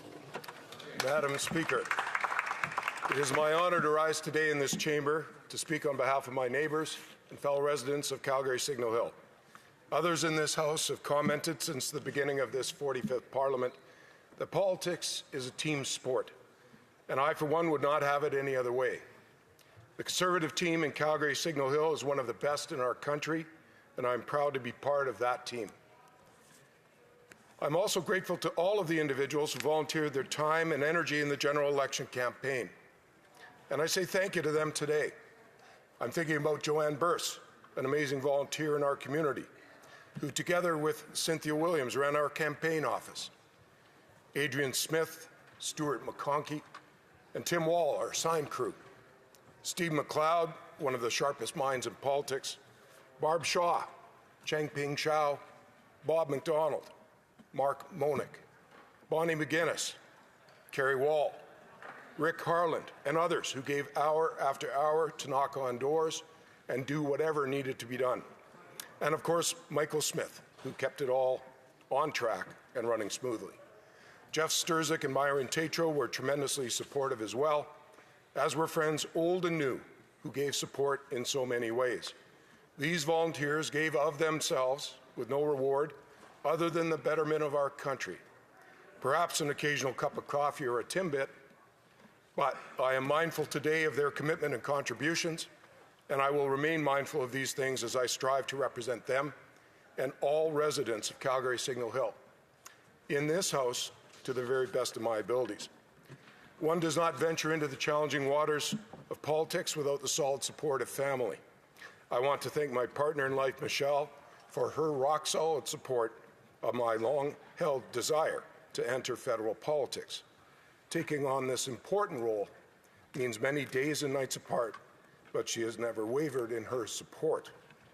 My two children, Kristen and Alex, have likewise encouraged me to start a new career when others much smarter than me are retiring from theirs. They have believed in me as I have believed in them, and I love them for it. My daughter Kristen is a young scientist, presently completing her master's in biology, and Alex has recently started his career in finance. They are hardworking and passionate people, and I am so very proud of them. I also extend my thanks to Leanne for cheering me on and being a wonderful mother to our children. During the election campaign that concluded a short 5 weeks ago, I heard from many at their doorsteps of the expectation that I will be part of making our country better by working with all members of this House to obtain the best outcome for Canadians. A good idea, Mr. Speaker, is a good idea, regardless of which side of the House it arrives in. And members of this House need to focus on ensuring that the best ideas win the day. And it's working. The best ideas the Liberals have right now all came from the Conservatives. I agree with my neighbours on the need to work together, Madam Speaker, and I pledge to keep my focus on what is best for them, what is best for Canadians.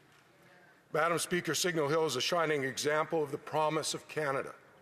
In the election campaign, I met many, many proud Canadians who, because of their work in the energy industry, are living the Canadian dream. The energy industry is not just an employer, it is a means of advancement for families. While the Canadian energy sector is the lifeblood of my community, many are worried about their future under a Liberal government that tells us one day, not that long ago, that they're done with building pipelines, but then says that they want us to be an energy superpower the next day. For the last 10 years, Canada's energy sector has endured what my colleague from Calgary Heritage referred to a few years ago as a systemic attack by a government indifferent to the consequences of its decisions. When you consider that almost 90% of Canada's oil production comes from Alberta and Saskatchewan, it should surprise no one that these attacks have been taken as partisan bullying aimed at our western provinces. As a proud Canadian who loves this country from coast to coast to coast, that saddens me. Now, I've been in this House over the last number of days as assurances have been given that it is different now.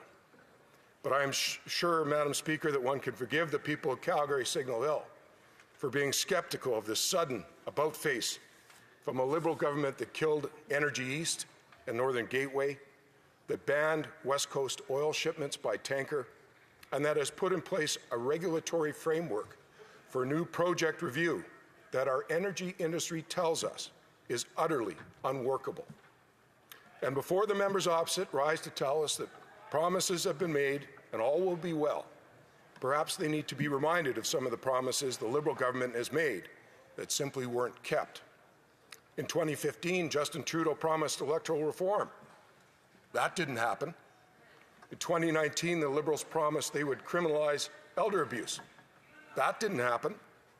In 2019, the Liberals promised to establish a dedicated agency for defense procurement.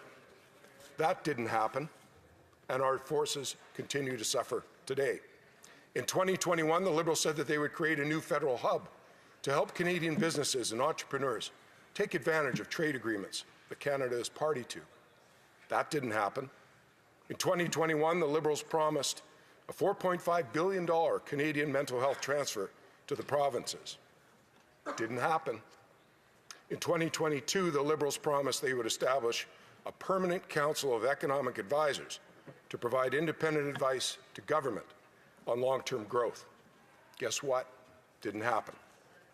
So when the Liberal government says today, don't worry, we promise to fix it, residents of Calgary Signal Hill do worry, Madam Speaker, and don't understand why this Liberal government refuses to repeal Bill C-69, refuses to repeal Bill C-48, and refuses to scrap the production cap on oil and gas. The Minister of Natural Resources recently spoke in Calgary, Madam Speaker, a prime opportunity to walk away from these three suffocating policies. But there wasn't a word. In fact, there seems to be an aversion to saying the word pipeline out loud in the Liberal government, even with thousands of kilometers of pipelines operating in Canada this very minute, safely and responsibly taking petroleum products from production to end users. Mr. Speaker, if you know, Madam Speaker, if you know somebody with a habit of over-promising and consistently under-delivering, you eventually lose faith in them saying what they mean and meaning what they say. So today the answer is no. It is not enough to make more promises. It is not enough to say, don't worry, we will do this or we will do that. My neighbors in Signal Hill require action and results, not empty promises. Madam Speaker, as I conclude, I wish to take a moment to acknowledge the exemplary service of Ron Leipert, prior MP for Calgary Signal Hill. After serving as press secretary to the late and great Alberta Premier Peter Lougheed, Ron was elected to the Alberta Legislature in 2004. Ron served 3 premiers over 7+ years in that institution, acting successively as Minister of Education, Minister of Health and Wellness, Minister of Energy, and Minister of Finance. After time in the private sector, Ron was elected to this House with the class of 2015 and served the people of Calgary Signal Hill for just under 10 years. The former member is now focusing on his golf game full-time, and he does so with the thanks and appreciation of his friends and neighbors in the riding that we share. He's been an outstanding example of public service at its best, and the residents of Calgary Signal Hill join me in saying to Ron Leipert, thank you. Finally, Madam Speaker, I want to share the contents of a letter I just received from a resident of Calgary Signal Hill. Lily writes as follows. My name is Lily. I'm 9 years old. I noticed that you won the election in my riding. Congratulations. I wanted to ask you to make good, kind, and fair decisions for us. Thank you. I think these words perfectly lay out the work ahead of this House and the expectation that all Canadians hold for us as parliamentarians. Thank you, Madam Speaker. Questions and comments. Questions et commentaires. L'honorable député de Fred de Madawaska Ristigouche. Merci, Madame la Présidente. Le mois dernier, plus de 8,5 millions de Canadiennes et Canadiens ont voté pour notre plan ambitieux pour renforcer et unifier notre économie. C'est le plus grand nombre de votes jamais obtenus par un parti lors d'une élection fédérale canadienne. Le discours du trône reflète très bien les engagements que nous avons pris durant la campagne. Ma question pour mon collègue.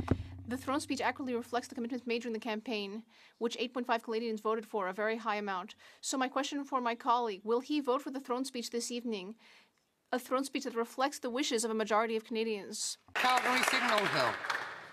I thank the member opposite for the question. I think what's most important right now, Madam Speaker, is what this government plans to do with respect to the energy industry, which, as I've indicated and stated in this House, is the lifeblood of my community of Calgary Signal Hill. We don't need more empty promises. We need results. We need a commitment to repeal Bill C-69. We need a commitment to repeal Bill C-48. And we need a scrapping of the production cap on oil and gas. Those are the issues that are of greatest importance in my riding, Madam Speaker, and I would invite the member opposite to make that commitment today on behalf of his party. Honorable député de Saint-Hyacinthe-Bagotte-Acton. The honourable member for Saint-Hyacinthe-Bagotte-Acton. Thank you, Madam Speaker. I closely listened to my colleague's speech. For him, he seems to feel that pipelines are an element of Canadian identity and nation building. After neglecting the matter of identity for decades, now, because of the American problem, we need to define an identity, and apparently we need to build it around a pipeline. Apparently, the idea was to threaten Alberta's separatism, but then at the Premier's meeting, hold up the pipeline as a pan-Canadian nation-building plan. So if Quebec's criteria are not met, does he agree that the pipeline will not have to cross Quebec territory? Madam Speaker, the question of pipelines are a question of logical pursuit of projects that make sense. Yes, the energy industry is part of the culture in my part of Canada. And I would expect all parts of Canada to understand the importance of this critical industry in our country and support those industries as part of not just a way of life, but as a common sense method of funding, financing, and powering the best interests of all Canadians. Thank you, Madam Speaker. Thank you, Madam Speaker, and I welcome the member for Signal Hill to this House. He is another Calgary MP. Great to see him here. I share his thanks to his predecessor, Ron Leipert, a good friend and known to all of us here in this House. We wish him the best in retirement. He spoke in response to the last question.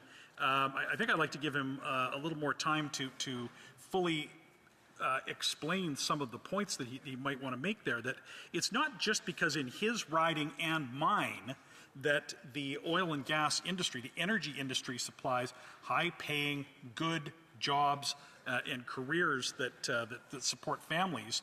But this industry supports the entire country. It's the biggest industry in this country and it's where the revenue comes from to fund public services in every province. And does he agree, and does he have anything else to add on this important industry? The honourable member for Calgary Signal Hill. Thank you, Madam Speaker, and thank you to my friend. There's no question at all that the petroleum industry centered in Alberta, really, indeed in Calgary, in the fine city of Calgary, my friend's riding and mine, part of that, is central to the Canadian economy, supplying not just jobs and opportunities in our province, but indeed across Canada. Manufacturers in Ontario, in Quebec, and in other provinces that take part in our industry. It's central. It's a central financial contribution, and its importance cannot be ignored and put on the shelf, which has been a long-standing tradition in the federal government under the Liberal Party and it's something that has to change. Thank you, Madam Speaker. Resuming debate, the honourable member for Fredericton Oromocto. Madam Speaker, I'll be sharing my time with the member for Saint Boniface Saint Vital. Thank you, Madam Speaker, for this opportunity to rise in this House for the very first time. I'm grateful to be here, and it's not lost on me what a special privilege this is. I want to start by thanking the constituents of Fredericton Oromocto for entrusting me with this responsibility. To be their representative here in Parliament is the honour of a lifetime. J'ai toujours adoré la région de... I've always loved the Fredericton Oromocto region. That's where I grew up. That's where my parents grew up. That's where I'm raising my children. And I feel very lucky to be able to live there. This campaign only made me appreciate what we have even more. Fredericton Oromocto is a riding of about 80,000 people along the mighty Wolastoq, or St. John River.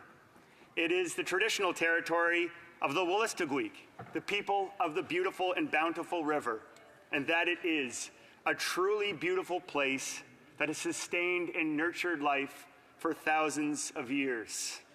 We are a riding of tech entrepreneurs, new Canadians, descendants of British loyalists, Acadians, two First Nations communities, Sidansisk and Wolamuktuk, and Canada's second largest military base in Gagetown. It's a wonderful microcosm of this very country with all the joys and all the challenges. Merci aux centaines de bonnes... I'd like to thank the hundreds of volunteers who made this election campaign such an exceptional experience for each of us.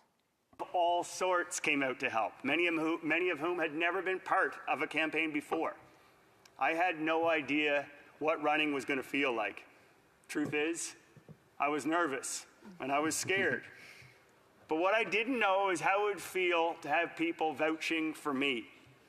Volunteers going to bat, supporting me, going door to door in the rain, in the cold, telling people that they thought I was a good guy, that they thought I was the right person for this job, and I will never, ever forget that. It meant so much to me, so thank you. Thank you to my parents, Jim and Carmel Miles, both high school teachers. My dad taught in Fredericton, my mom taught in Oromocto. They loved their jobs, and they set the standard for what it means to serve the community, to be part of a community, to love the community. And I felt that during the entire campaign. Everywhere I went, I heard stories about how they had positively affected people's lives, and it was remarkable, and I'm sure I benefited from all of the years of their committed hard work in the community. Merci à ma femme, Nina. I'd like to thank my wife, Nina, and my daughters, Maria and Sylvia. They are the ones who convinced me to take up this challenge. You believed in me. You convinced me that I could do this and that this was the right time. I could never have done this without your support. Being here in this House is a privilege, and that is not lost on me.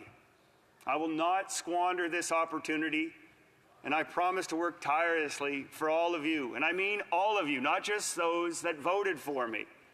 You see, that's a big part of the reason I ran in the first place. I love people, all sorts of people. And I decided to run because I believe in Canadians. You see, I spent the last 20 years as a professional songwriter and musician, traveling all over this beautiful country. I traveled to hundreds of small towns in every province, east to west, up north, French, English, mining towns, military towns, and every single big city. And I will tell you, everywhere I went, I met decent people that cared about their communities, that wanted to build a good life for their kids in a country that they love. I didn't see a country that was broken or impossibly divided. No, I saw a country of people that were fundamentally more similar than social media would ever have us believe. Yeah. And let's be honest, sometimes we hear the same thing in politics, that we are too divided or too different to talk.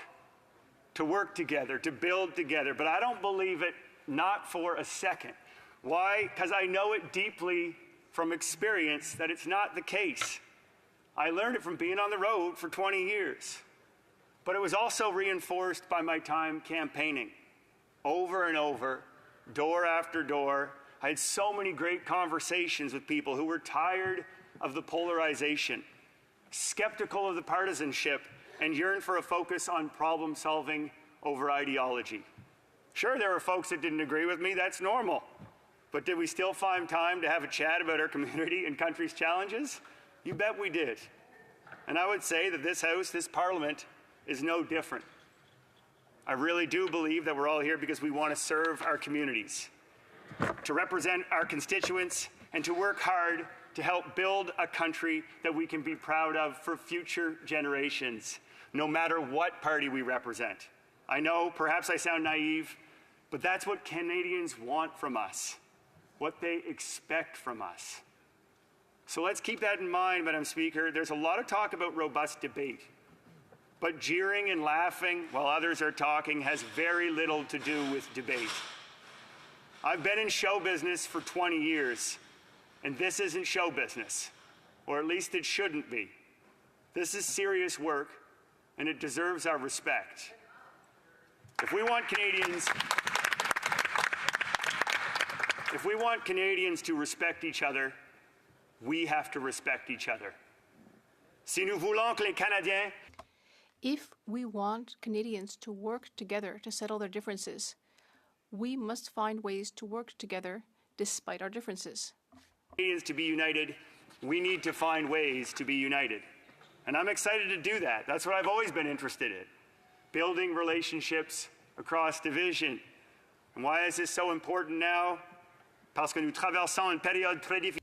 Because we are going through a difficult period, uncertainty, economic threats, and a quickly changing geopolitical landscape, which are forcing us to really think about who we are as a country and how we can move forward together, strong and sovereign. Easy. It will depend on how well we can work together. Infrastructure east to west, south to north, this is going to require an ability to build relationships and trust from all parts of Canada, but also from each side of the floor. It means identifying our common challenges and moving towards solutions together. Like the throne speech suggests, let's focus on making life more affordable, housing more abundant, our cultural organizations the envy of the world, our economy the strongest in the G7, and give our military the respect it deserves. We can do this, and I look forward to working with all the members of this House on those goals every day that I'm lucky enough to have this job. Thank you. Merci. We'll leave it. Questions and comments? The honourable member for Similkameen is South Kootenay, no, West Kootenay, South. Oh my God, I'll do it properly. Similkameen, South Okanagan, West Kootenay. Thank you, Madam Speaker. It is a long name for a riding. I want to thank my colleague across the aisle for his and congratulate him for his first speech in the House. And I also want to thank him for his enthusiasm. It's very contagious. I appreciate that. What I want to ask him, Madam Speaker, ask through you, is I'm wondering if families where that he represents, families in his riding, are having trouble putting groceries on their table. Are their children going hungry or not able to go into sports this fall, not able to play hockey, having to choose between sports for their kids and groceries. I'm wondering if after the last 10 years of Liberal government, he can explain how food prices are so high and how in this government, Liberal government is going to change anything that they've done consistently for the last 10 years to cause this problem. The honourable member for Fredericton, Oromocto. Thank you, Madam Speaker, and thank you for the question. I would say that, first of all, this is a new government, and affordability is very important. I've actually spent many, many years dedicating much of my work to raising money for food banks, and I do understand families and how they struggle, and it's a really important priority for me here, and I think that the first step is a tax break for 22 million Canadians. That is good news, and I suspect everybody will support that. Questions et commentaires, l'honorable. The Honourable Member for Mirabel. Thank you, Madam Speaker, and I welcome my colleague to the House. A great speech. I listened with a smile, and throughout it, I was thinking that his name, which we can't repeat today, is similar to the name of Miles Davis, one of my favorite musicians, which inspires the following question. Does my colleague not find that in this context, the context of the crisis with the United States, that coming back with the throne speech saying that there's an economic emergency but not having a budget is, well, a problem? The Honourable Member. Thank you very much, Madam Speaker. And thank you for the question. I am also a big jazz fan, so thank you for that. I don't have the talent of Miles Davis, but I do play the trumpet as well, so thank you for that reference. Certainly, we've already started to act here in this House, and we should be proud with some projects that are already underway, like the tax cut that I just spoke about, and a number of other projects that we're going to be talking about in the coming weeks. Thank you. The Honourable Member for London West. Merci, Madame la Présidente. Félicitations. Thank you, Madam Speaker, and congratulations to you on your return to the chair. It's a pleasure to see you there and healthy. I'd also like to take this opportunity to congratulate my colleague for having been elected and for having the mandate to come to this House, and something that's very important and something that shows the extent to which Canadians want a government that's going to work for them, so that's a great sign. My question for my colleague is on the work that he's here to do, to fulfill the mandate that his constituents have given him. To what extent is it important for him to ensure that we work with everyone here in the House, and why it's important that all colleagues in the House of Commons be able to vote for the work that we're doing here and the mandate that's been given to him and to his Liberal colleagues? Thank you. The Honourable Member for Fredericton. Thank you, and thank you for the question. It's important because these are nation-building projects, very important projects. So it's important to the people who come here from their ridings support us with these bills, because without them it would be impossible to do big infrastructure projects without the support of Canadians. But we have the support of Canadians right now, and that's very important. Thank you. Time for a very brief question. The Honourable Member for Edmonton Strathcona. A very brief question. Much, Madam Speaker, and I would like to congratulate my colleague on his discourse and on his speech in the House, and welcome. I have a bit of a concern, because I think about so many people in this country who are living with a disability who didn't see their concerns echoed within the throne speech. I wonder if the member, while he was talking to his constituents, heard from constituents that are deeply concerned that $250 is simply insufficient to help people living with a disability to stay out of poverty. And will this government be taking the necessary steps to protect Canadians living with a disability, particularly in my province of Alberta, where the provincial government has taken $200 off with the... I have to give the Honourable Member for Fredericton Oromoto a very short and brief answer, please. Thank you, Madam Speaker. It's absolutely an important issue, as the Minister spoke to in question period. This is a priority of our government to make sure people with disabilities live with the same dignity and accessibility that all of us do in Canada. It's a real priority. Thank you. Resuming debate, the Honourable Member for St. Boniface, St. Vital. Madame la Présidente, Madam Speaker, it is with great humility and an even greater sense of duty that I rise today to deliver my maiden speech.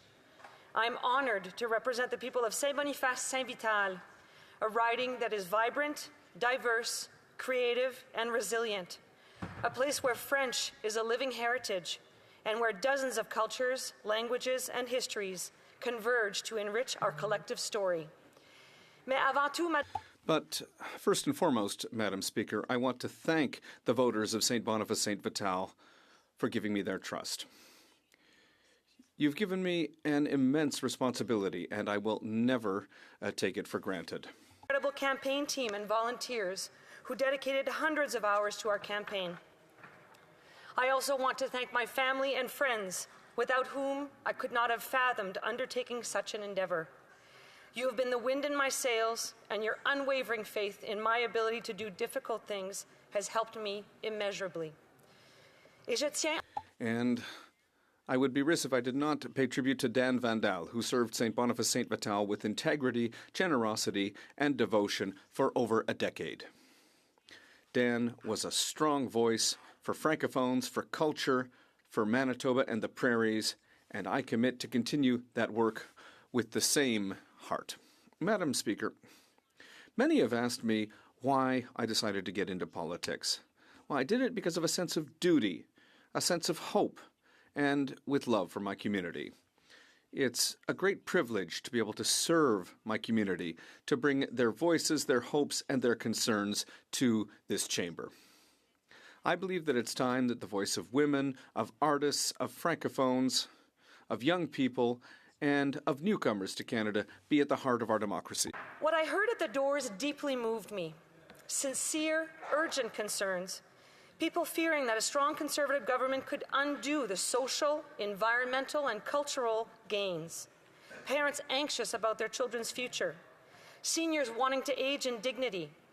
Young people dreaming of a just, sustainable future where environmental protections, equity, and opportunity go hand in hand. I'm here to tell them, I heard you. I'm here for you. And sometimes, Madam Speaker, we get messages that touch us more than others. A woman from my riding wrote, and I quote, "My daughter said, 'Yay, Jeanette is our Prime Minister.'" And so I had to explain to her that that's not exactly the case, but just to tell you the extent to which you have had a positive impact and how you're a model of a strong and authentic woman for the next generation. That message, I've read it and reread it because that's what politics is. It's an opportunity to inspire, to represent, and to help people dream. The speech from the throne that was presented recently demonstrates a Canada that reflects what I saw on the ground during the election campaign, a country that wants to move forward together without leaving anyone behind. I'm particularly happy to see that culture, Francophones, and immigration play an important role in this vision from our government. In St. Boniface St. Vital, culture is everywhere. It's in the murals in the Francophone Quarter, which tell the story of the Métis of the Red River and the Francophone pioneers. It's in Festival du Voyageur, which every winter brings tens of thousands of people together to enjoy music and human warmth despite the cold weather. It's in the celebrations at the Gurdwaras, at the temples, the hip-hop concerts, the contemporary art exhibitions, theater, these living expressions of our creativity and our spirit. Cultural industries generate over $58 billion in GDP and nearly 700,000 jobs. Yet artists and creative talents still face precarity. They deserve better. Je me réjouis. I'm very happy to see the commitment to CBC Radio-Canada. For Francophones in Western Canada, Radio-Canada is more than a media. It's something that ties generations together. It's a Francophone voice in an Anglophone media landscape. It's a tool for regional development, for artistic endeavors, and for community cohesion. And it's a pillar of a free and independent press, which is essential to the vitality of our democracy. In a world where misinformation continues to gain ground, it's more crucial than ever to protect our public media. Francophone culture is alive and well in our riding, and it coexists with a cultural mosaic. In my riding, Indigenous peoples and people representing communities from around the world enrich our social sector. A united Canada means every person feels that they belong and can contribute their best.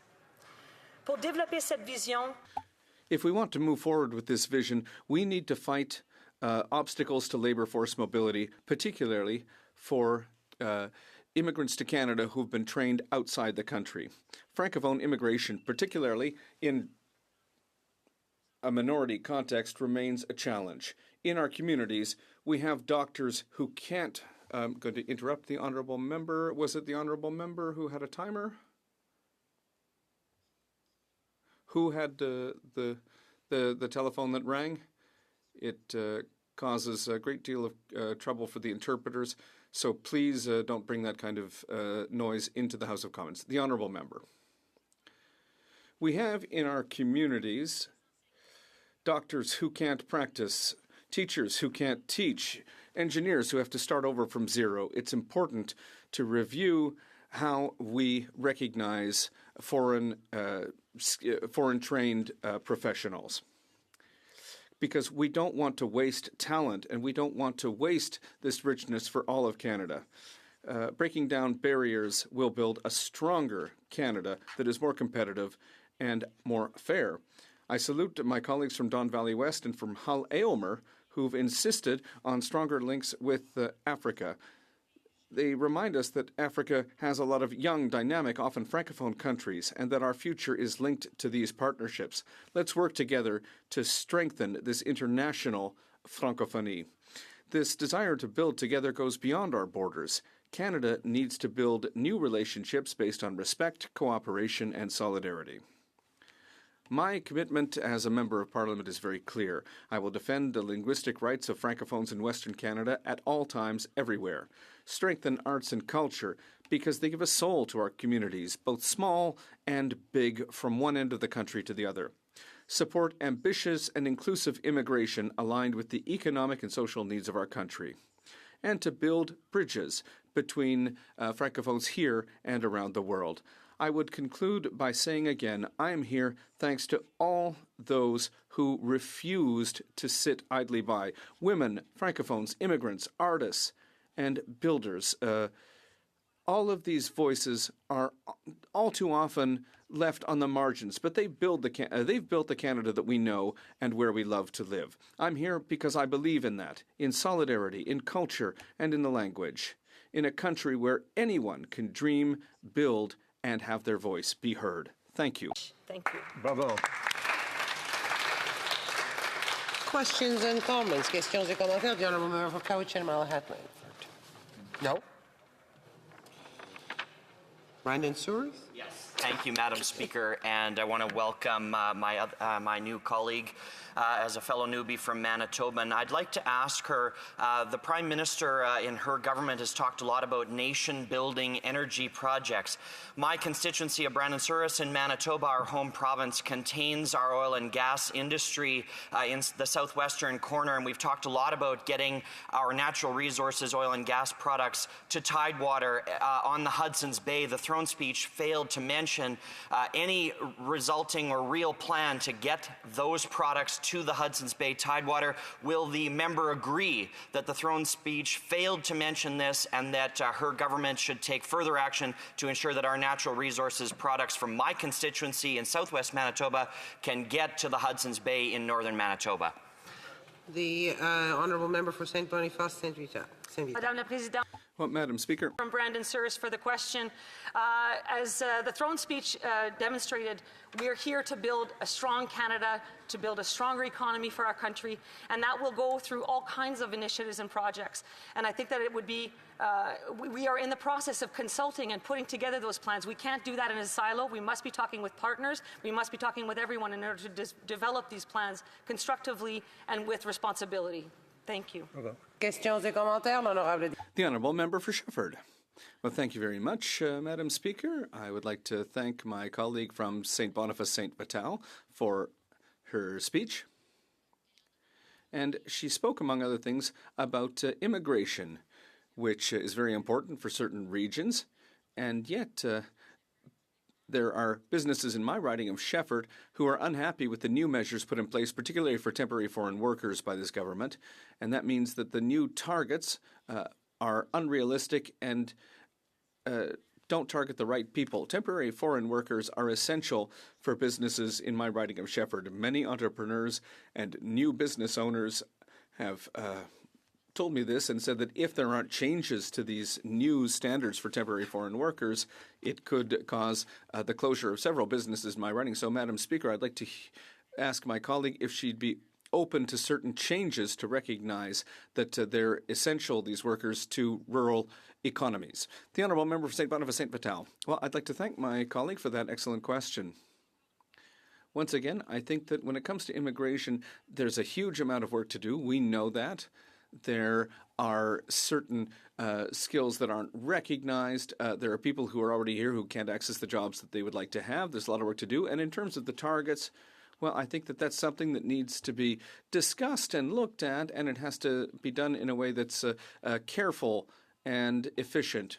We don't want irresponsible targets. We certainly want to make sure that we do things in collaboration with communities, and we're listening. Honourable Member for Winnipeg South. Madam Speaker, I want to congratulate the Honourable Member on her maiden speech, which was excellent. Madam Speaker, the French language in St. Boniface St. Vital and throughout southern Manitoba is alive and well. I wonder if the member would say a few words about Francophone immigration and how important it is to Western Canada, as she is a Western Canadian. The Honourable Member for St. Boniface St. Vital. Merci. Well, thank you very much, Madam Speaker. South for the question. Yes, immigration is essential to all of our communities. I was fortunate enough to work with an association, a national association, over the last number of... I'm sorry to interrupt the Honourable Member. There's a phone near the mics. Can we get it out of there, please? The vibration is causing, thank you, interference. Thank you so much. The Honourable Member for St. Boniface St. Vital. Merci, Madame la Présidente. Désolée pour l'interruption. Thank you, Madam Speaker. Sorry for the interruption. I think Francophone immigration, I've become acutely aware, is critical for all Francophone communities across this country because we do need skilled bilingual workers in every sector, whether it's healthcare, whether it's education. And so it is crucial. And in my own writing as well, it's been firsthand experience seeing that there are people that we are welcoming into our communities that we want to put to work in great ways. And so we need to do more to recognize their skills. Brief question from the Honourable Member for Hamilton East, Stony Creek. Thank you, Madam Speaker. I'd like to congratulate my colleague for her victory. The province of Manitoba set a record last year in 2024 for homicides. My own city of Hamilton also set a gun crime record.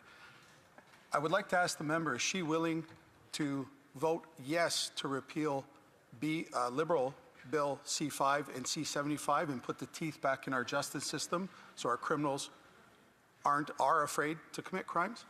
Good question. The Honourable Member for St. Boniface St. Vital. Merci, Madame la Présidente. Thank you, Madam Speaker. For the question. There is a bill that is being tabled, which is Bill C2, which is the Strong Borders Act, which does address and start to discuss issues around security, around gun controls, drug trafficking, and all of those issues that certainly are having impacts on the security and the safety of our communities. And so I would hope that my neighbour across the aisle will consider that bill once it comes to the floor for debate, and will vote in favour. And we are done. Resuming debate, the Honourable Member for Abbotsford South Langley. Madam Speaker, it is a privilege and an honour to rise in this House as the elected Member of Parliament for Abbotsford South Langley. I stand here today with deep gratitude, but I promise to be committed to advocate for the people that I represent. I have a clear sense of duty and immense gratitude to stand here today. I want to thank my family, my friends, and all the amazing volunteers who stood by me throughout this campaign. Thank you. Thank you for placing your trust in me, giving me your time, and sharing your concerns with me. Volunteering on a campaign means upholding democracy and upholding our civic right as Canadians. I must acknowledge that I only stand before you today because of my family. To my grandparents, Iqbal Singh Gill and Surjit Kaur Gill, your values and your wisdom continue to guide me. To my parents, Avtar Singh Gill and Kanwaljit Kaur Gill, your sacrifice, your strength, and your courage made all of this possible. You came to Canada from our village of Bukkanwala, Punjab in the 1990s, carrying the hopes for a better future. Your journey, your hard work, and your belief in the Canadian dream laid the foundation for everything that I stand on today.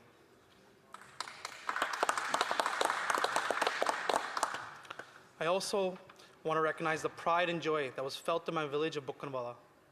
To the families, to the elders, and to the youth, your celebration and your blessings have reached me here. This moment isn't just mine, but it's yours. It's a reminder that no matter where you come from, we can dream big and rise together.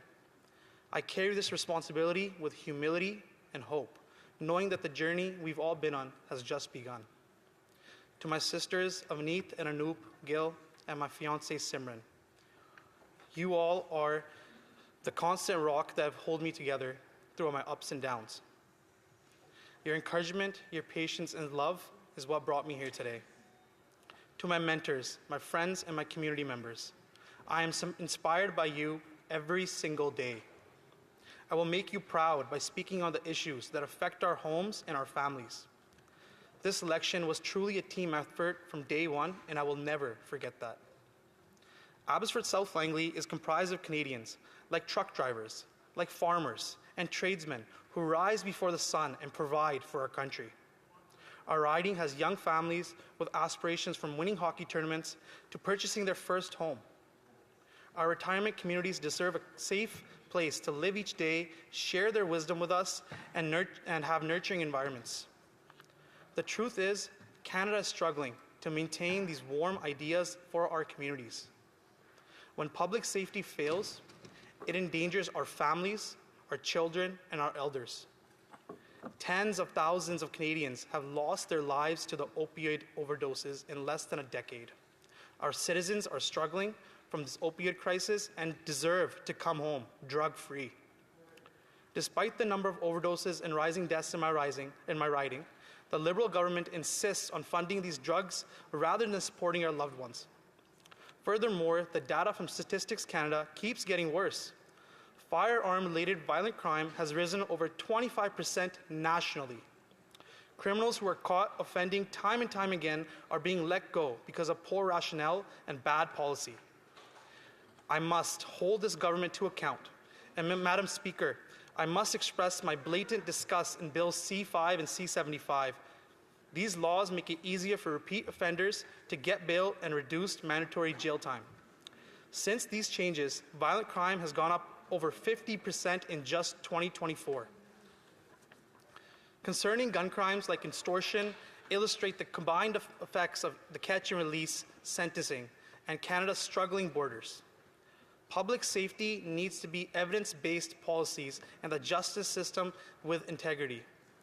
Canadians are expecting their elected officials to put their safety first, uphold the rule of law, and make decisions based on grounded facts, not ideology. There are two border crossings that fall within my riding that serve as international trucking entryways.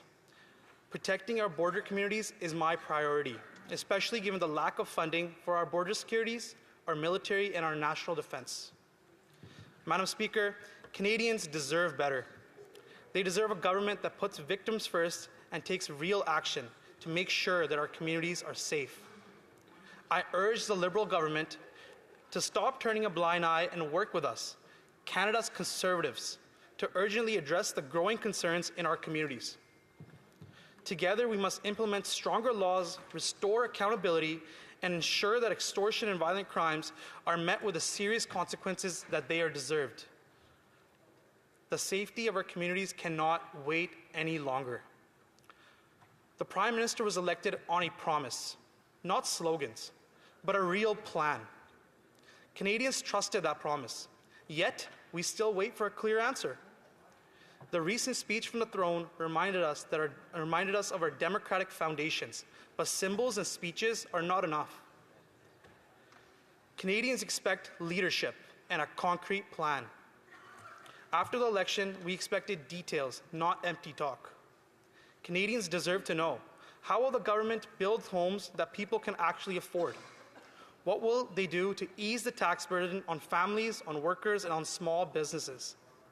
How will they support our armed forces from our new recruitments to our veterans? What funding is the RCMP and border security going to get?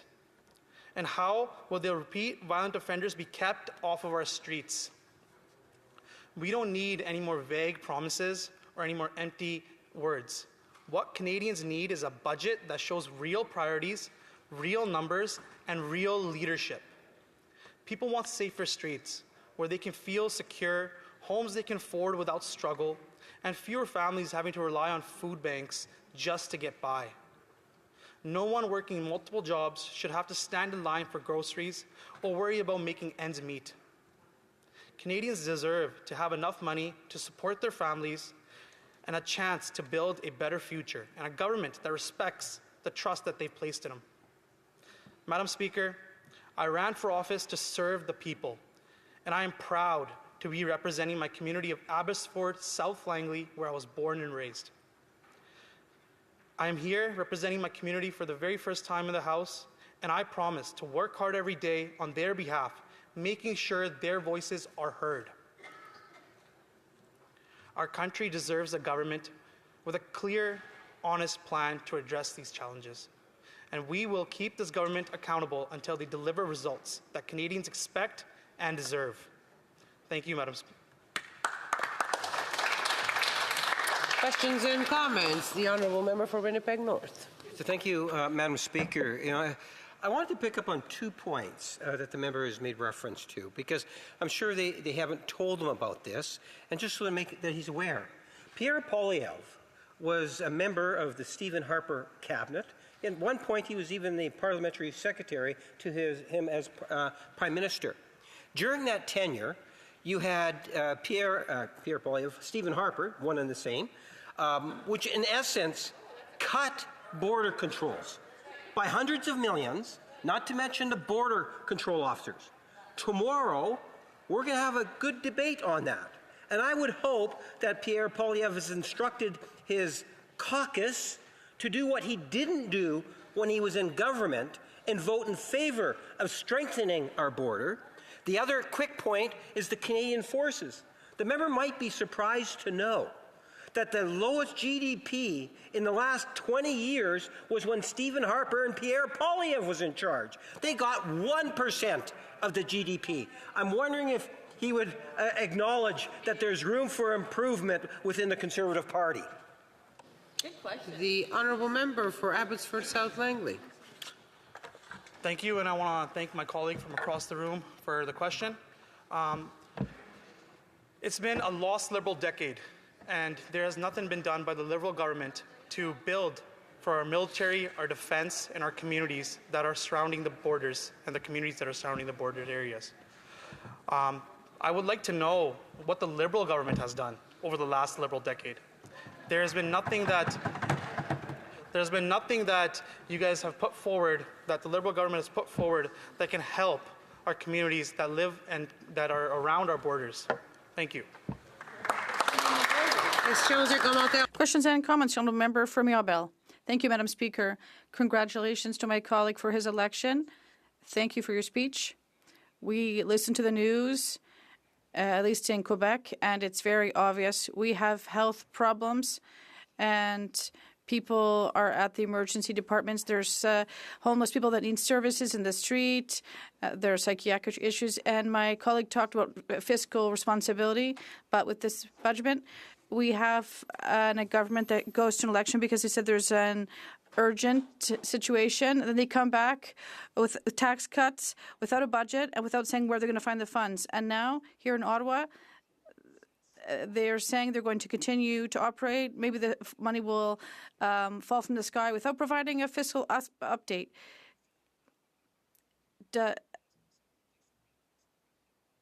Does Ottawa have too much responsibility for such a centralized government? Thank you, and I thank my colleague for the question. We need to make sure that we can support our communities wherever throughout our nation. It is a priority for me to represent my riding and bring up the problems that are within my riding.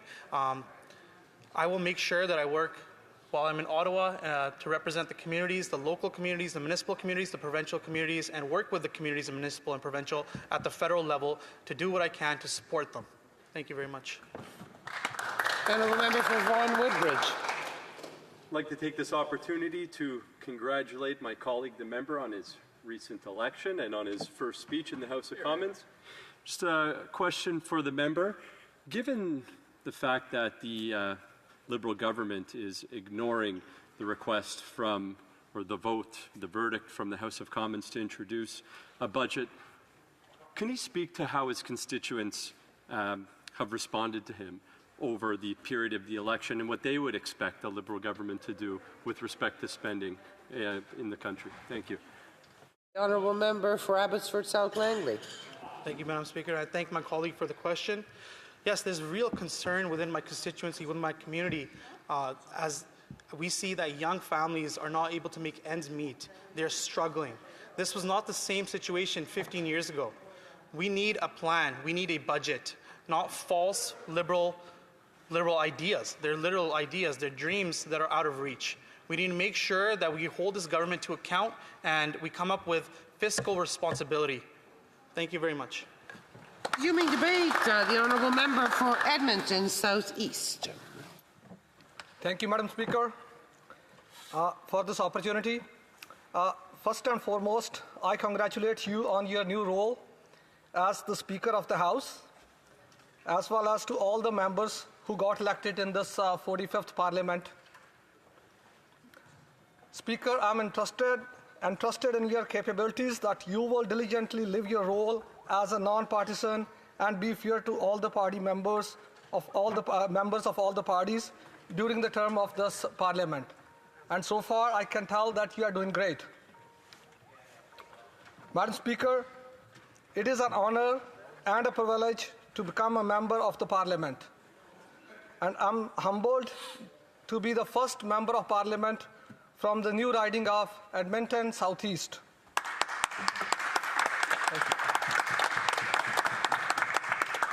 I want to thank you all the residents of Edmonton South East who put their trust in the Conservative Party and in me.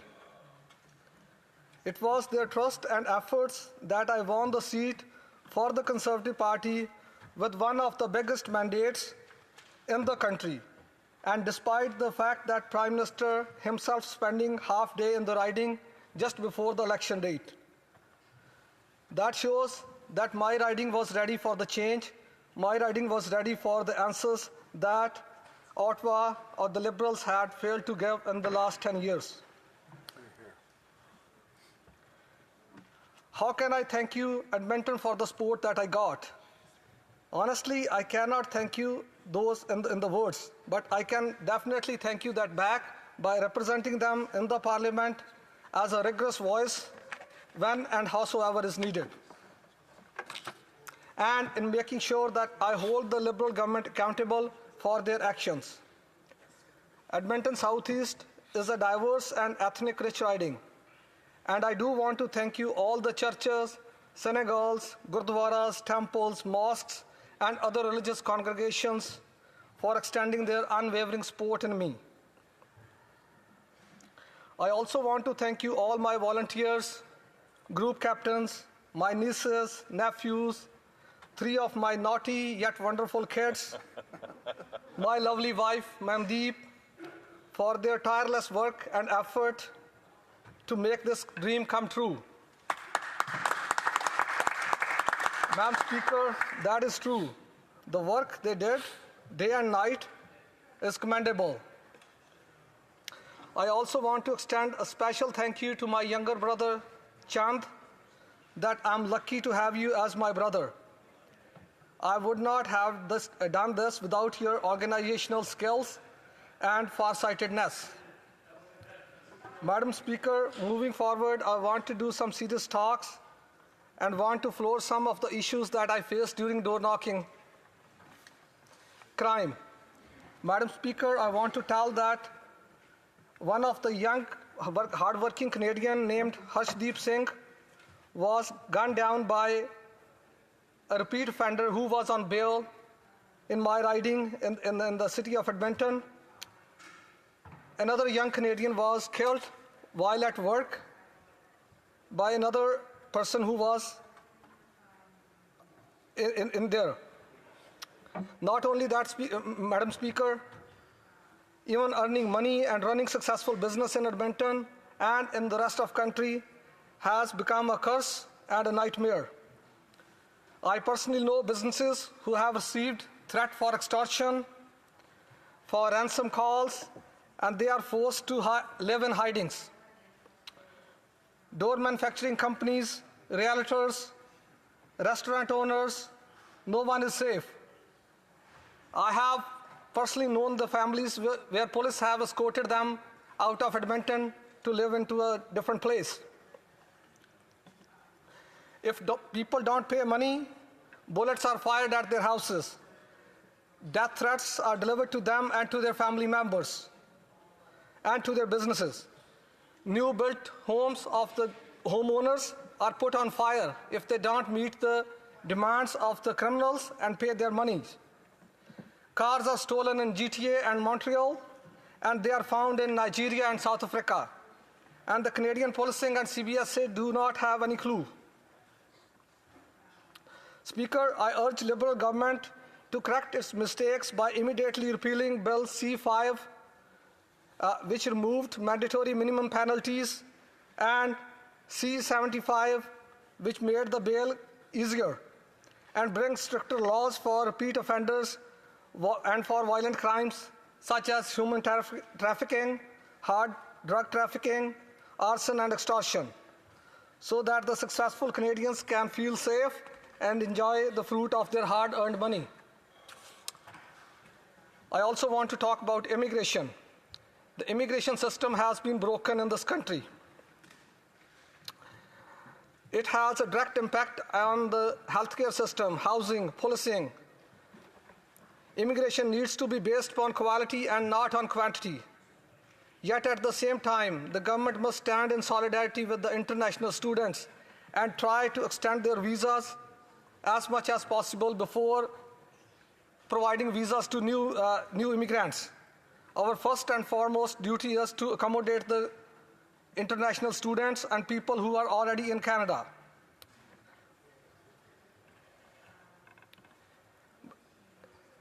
But that doesn't mean that we promote the bogus claims of the refugees that they make after being in Canada and after not being successful in getting permanent residency in this country. Refugee claims and pre-removal assessment have literally the same requirements to be successful. Then why burden Canadians with added bureaucracy? I have seen CBSA officers in my practice as a lawyer that they turn down the LMIAs for their non-genuineness. If the CBSA officer is the ultimate decision maker, then why burden Canadians with Service Canada bureaucracy, and why not give all the work permit powers to the CBSA officers, Madam Speaker? The next point I want to touch is unleash oil and gas. Speaker, I have not seen such a bigotry and hypocrisy at the hands of government. Alberta holds one of the largest oil reserves and natural gas reserves, but the Liberals have failed to pass laws and legislations to build pipelines and to secure deals with the global partners to unleash energy sector of Alberta. Rather, they passed legislation like Bill C-69 and making sure that our oil and gas stays under the ground. What is even worse, that the Liberals turned down on building needed infrastructure and killed LNG deals with Germany, a deal worth of billions of dollars that could have generated hundreds and thousands of jobs as well, Madam Speaker. The continuous denial and ignorance of Alberta's genuine demands have led to a strong feeling of separation. Believe me, it's not trivial. It's real this time. I'm a strong believer in Canada and its unity, but the onus is now on the Liberal government if they want Canada to stay together or not. If they want Canada to be together, then this is the prime time to unleash Alberta's oil and gas and make sure Alberta feel listened and honored. That's what the unity and confederation is anyways, is it not? Soaring houses prices and affordability. The rising cost of houses in new Canadians in Edmonton have been inexplainable. I'm hearing Liberals saying that aggressive housing building, that they are not saying Canadians, that they are not, I'm hearing Liberals saying that aggressive housing building, but they are not saying that the Canadians get to own those houses, or they are just paying that under some sort of scheme. So there are, I saw you're signaling that my time is up, but there are so many issues that I want to touch upon. The jobs, we need jobs in Edmonton. We need We need infrastructure in Edmonton. We need to make sure that oil and gas gets out of to the market. So in the end, I want to thank you, all my constituents, all my riding, all my family, that I will stand strong in Ottawa, and I will make sure that Liberals are held accountable on the jobs, fight against crime, building pipelines, building more infrastructure. Thank you. Questions and comments. The honourable member for Not Don Valley East. I'm sorry, that's a new constituency. Scarborough. Woburn. Thank you. Thank you very much, Madam Speaker, and congratulations to the member. I wanted to find out if the member is going to be supporting our initiative to lower income taxes for Canadians. The honourable member for Edmonton South East. Madam Speaker, as it has been always, it's Conservative Party's mandate and stand to support any positive step. Despite the fact that the taxes that Liberals are talking about is so minimal, we will stand behind it. Questions et commentaires. L'honorable député de Shefford. The honourable member for Shefford. Thank you very much, Madam Speaker. I'd like to thank my colleague for his speech. He mentioned Albertan frustration on different topics. Well, I would say that when it comes to the economy, the National Assembly of Quebec unanimously voted against this principle of a single economy, recognizing that in Quebec we have our own economic model and that we wish to continue being able to develop while respecting our Quebec identity. So my question for my colleague, currently we are experiencing the various mood swings and threats of President Trump. During the election campaign, Mr. Carney, oh no, I'm so sorry, Madam Speaker, the Prime Minister, rather, had made that his main point during the campaign. He said that we had to vote for him in order to counter the Trump threats and his various mood swings. Whereas actually now we see that the Liberal Party and the government have no plan to face Mr. Trump. How does my colleague see this issue? How does he think we should be reacting to Mr. Trump's economic policy changes? Madam Speaker, I thank you, my friend, for such a wonderful question. From the day one when I get to heard that the Liberals are working on a single economy, I had questions like she has. So until and unless the Liberals put down a plan or make sure that what they mean by single economy, we are not going to support that. The real challenge or force that we can put forward and fight against Trump is making the economy stronger, making the micro economy stronger, making the national economy stronger, making sure that our infrastructure is enough that we can send our oil and gas out to other markets. We are not just dependent upon America for that matter. Thank you. The honourable member for Swift Current, Grasslands, Kindersley. Thank you very much, Madam Speaker. It's great to see you in the chair once again. I just want to thank my colleague for his great speech and congratulate him also on getting elected for the first time. It's a pleasure to be able to work with him. And I am just curious to know what his thoughts are on, we've heard a lot of the soft talk from the government on how they want to build nation-building projects, but yet we're not hearing about any specific projects. They said they met with the premiers, but yet nothing concrete actually came out of it, just lots of words but no action. I'm just wondering what he heard at the doors about things that his constituents would like to see the government get done and do versus just the fluffy words that we've heard so far.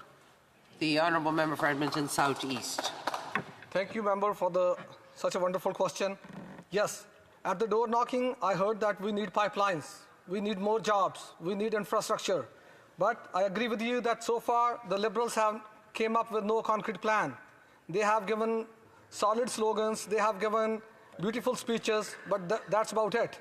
There's no details, there is no action plan how we are going to do that. So that's where the whole question comes in. The throne speech is empty.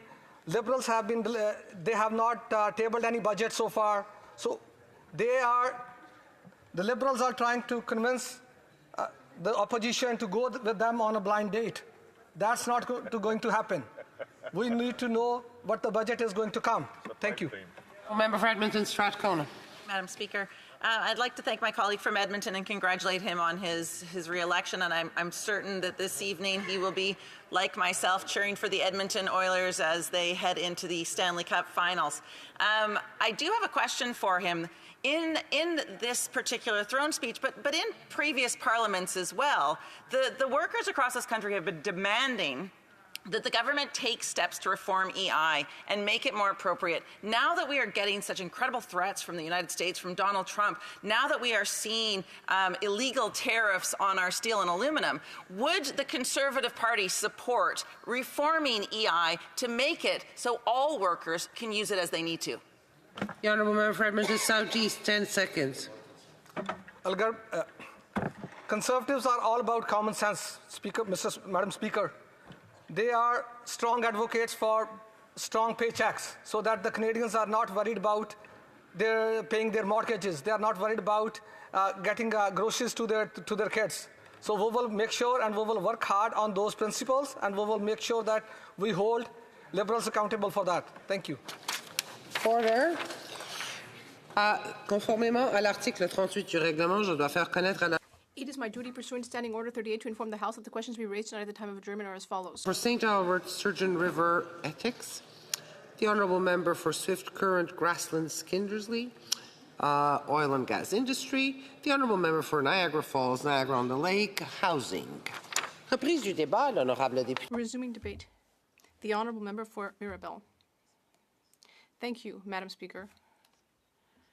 Well, you're giving me on a silver tray the opportunity to thank you, Madam Speaker, and congratulate you. You know that I'm always happy to see you in the Speaker's chair, and my thoughts have been with you. I'd also like to congratulate all of my colleagues who have been elected. It's true in life, in love, and especially in politics, Madam Speaker, that we should never take anything for granted. And we learned recently that we couldn't take democracy for granted. As you all know, I'm a sovereigntist, a separatist here in this House. That's a voice that needs to be heard. It's a voice that exists in Quebec, Madam Speaker. But we are nonetheless extremely lucky to be able to live in a democracy. We're lucky to be able to bring these ideas forth and debate them. That's something we should always remember. I'd like to thank the 82,000 voters in Mirabel for the trust they placed in me, including those who voted for another party, even those who didn't vote, and including their children too, those who will vote in a few years, and those to whom we should leave a clean, healthy planet, a healthy environment, Madam Speaker. We don't count them among the number of voters, but they are there. I'd also like to thank the grassroots, because ultimately, we are all activists. We are all voices for a cause that we care about. All of that before becoming MPs. Just a few minutes ago, my wife texted me to say that my 6-month-old son had just sat up for the first time. And I was so happy to hear that, and yet it also shows that we all have to sacrifice important things in order to be here. We sacrifice for our ideas. And it's important to respect that work. I'd like to thank all of the volunteers and others who supported me in my campaign. And I'd like to thank the people and elected officials in all the municipalities in my riding. We've been working together on a number of files. There are a number of things that aren't finished from the last term, and these are things I think about 24/7, things we have to continue working on. I hope to be worthy of the trust all these people placed in me. To be the member for Mirabel is one of the greatest honors that I've ever experienced in my life. It's really hard to find the words to express.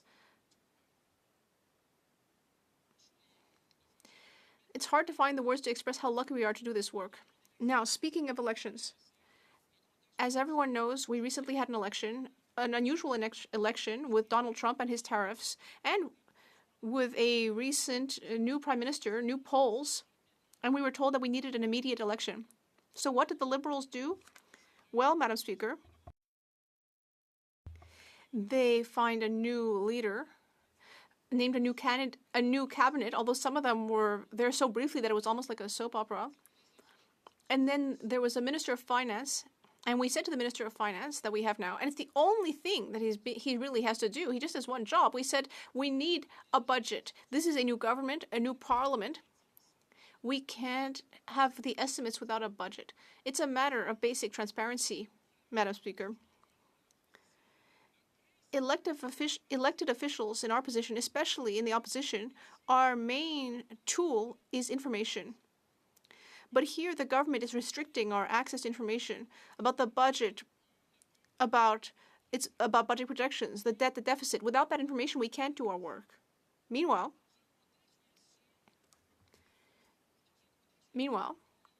the Liberals aren't even doing the most basic tasks that they should be doing in this new parliament. They tell us that there are precedents for this. Earlier, the member for Winnipeg North once again told us about Stephen Harper, as though Stephen Harper was as so bad that he was like an illness that you should be trying to find a cure for. And he was saying that Mr. Harper hadn't tabled the budget right away, but at the time, the Harper government had just arrived after years of Liberal government. So at the time, there was no cabinet. The upper public service had been appointed by Liberals. And it wasn't a time of global crisis. And the election hadn't been triggered on the pretext of having to table a new budget. So it wasn't the same situation. And yet, we're being told to swallow that as being the precedent for why there isn't a budget here. Even though here, there's a government that's been in place for 10 years. It's completely different. They're just regurgitating the same old excuses. They had plenty of time to table a budget. Or they could even have had an economic statement, something shorter. The previous Minister of Finance, actually the one before the previous Minister of Finance, because the previous one came by very quickly and disappeared again. But in any case, I remember working closely on C-27, the bill on artificial intelligence. I know that the finance minister is, everyone calls him the Energizer Bunny. He has a lot of energy. He's a great guy, but he has a problem. His great defect is that he doesn't always finish what he starts.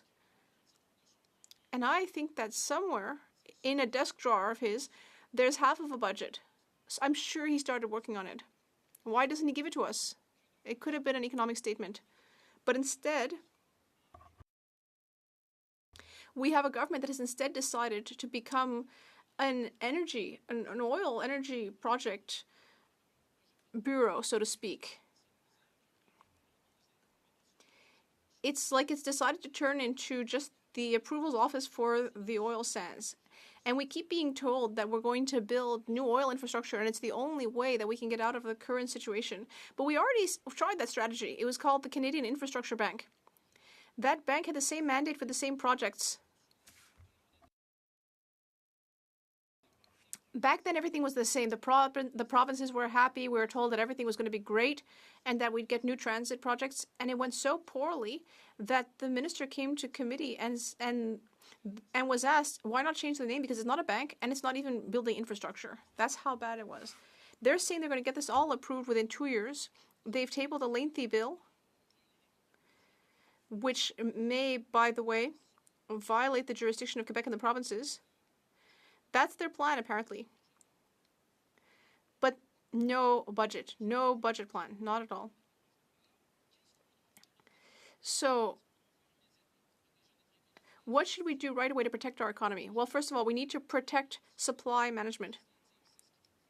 We need to bring in legislation to protect supply management. Yes, things have changed, but I'm concerned to hear what the Liberals are saying. I understand that at the beginning, the Prime Minister was new. It wasn't clear, but at first he said that he wanted to protect supply management. And I believe that's what he wanted. But then he suddenly remembered that Parliament exists. Sometimes it seems like he forgets that, but he realized that there was already a bill, that, except for 2 senators, would have been able to pass. So then he says, okay, we're going to vote for the bill. But then later he came back and said that they wouldn't do that. And yesterday in the House, they came up with new reasons to not support the bill.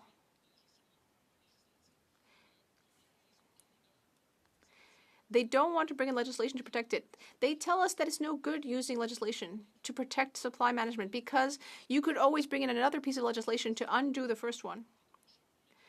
That's as if you brought your car to the mechanic and the mechanic said, I refuse to repair it because it might break again one day. That's about the same. It's ridiculous. I mean, this is ridiculous. Are we saying that we can't change the criminal code, we can't do anything else by legislation because it might change later? And that's what's happened every time. The 13 times the Bloc Québécois brought forward this legislation, if they had said yes in the first place, we'd have this legislation. There'd be no problem here. And then the other reason they give us for not protecting supply management is that they say, oh, the bill will take a long time in the House. And by the time it finally gets royal assent 2 years from now, the negotiations will be over. 2 years, they say. 2 years.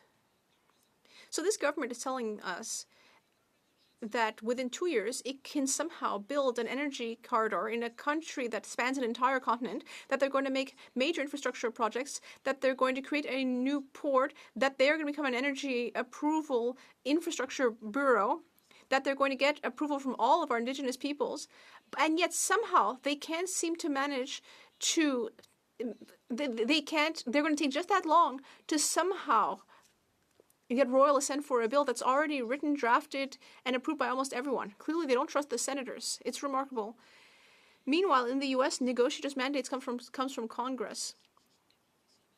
They have professional negotiators.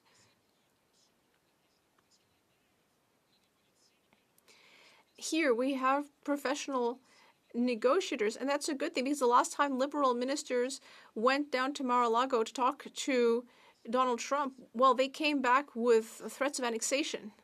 Hardly a great success. We need professional negotiators. We need people who have a mandate from Parliament. The Americans will respect that, and there's no time to waste.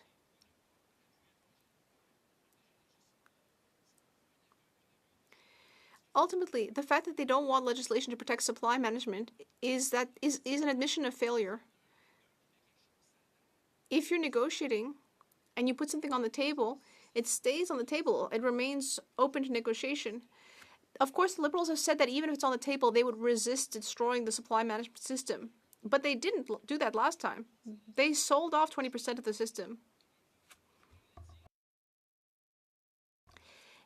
It's not okay to just give our farmers, like they did with the dairy producers, a check to compensate them, because that's not a career plan, it's a retirement plan.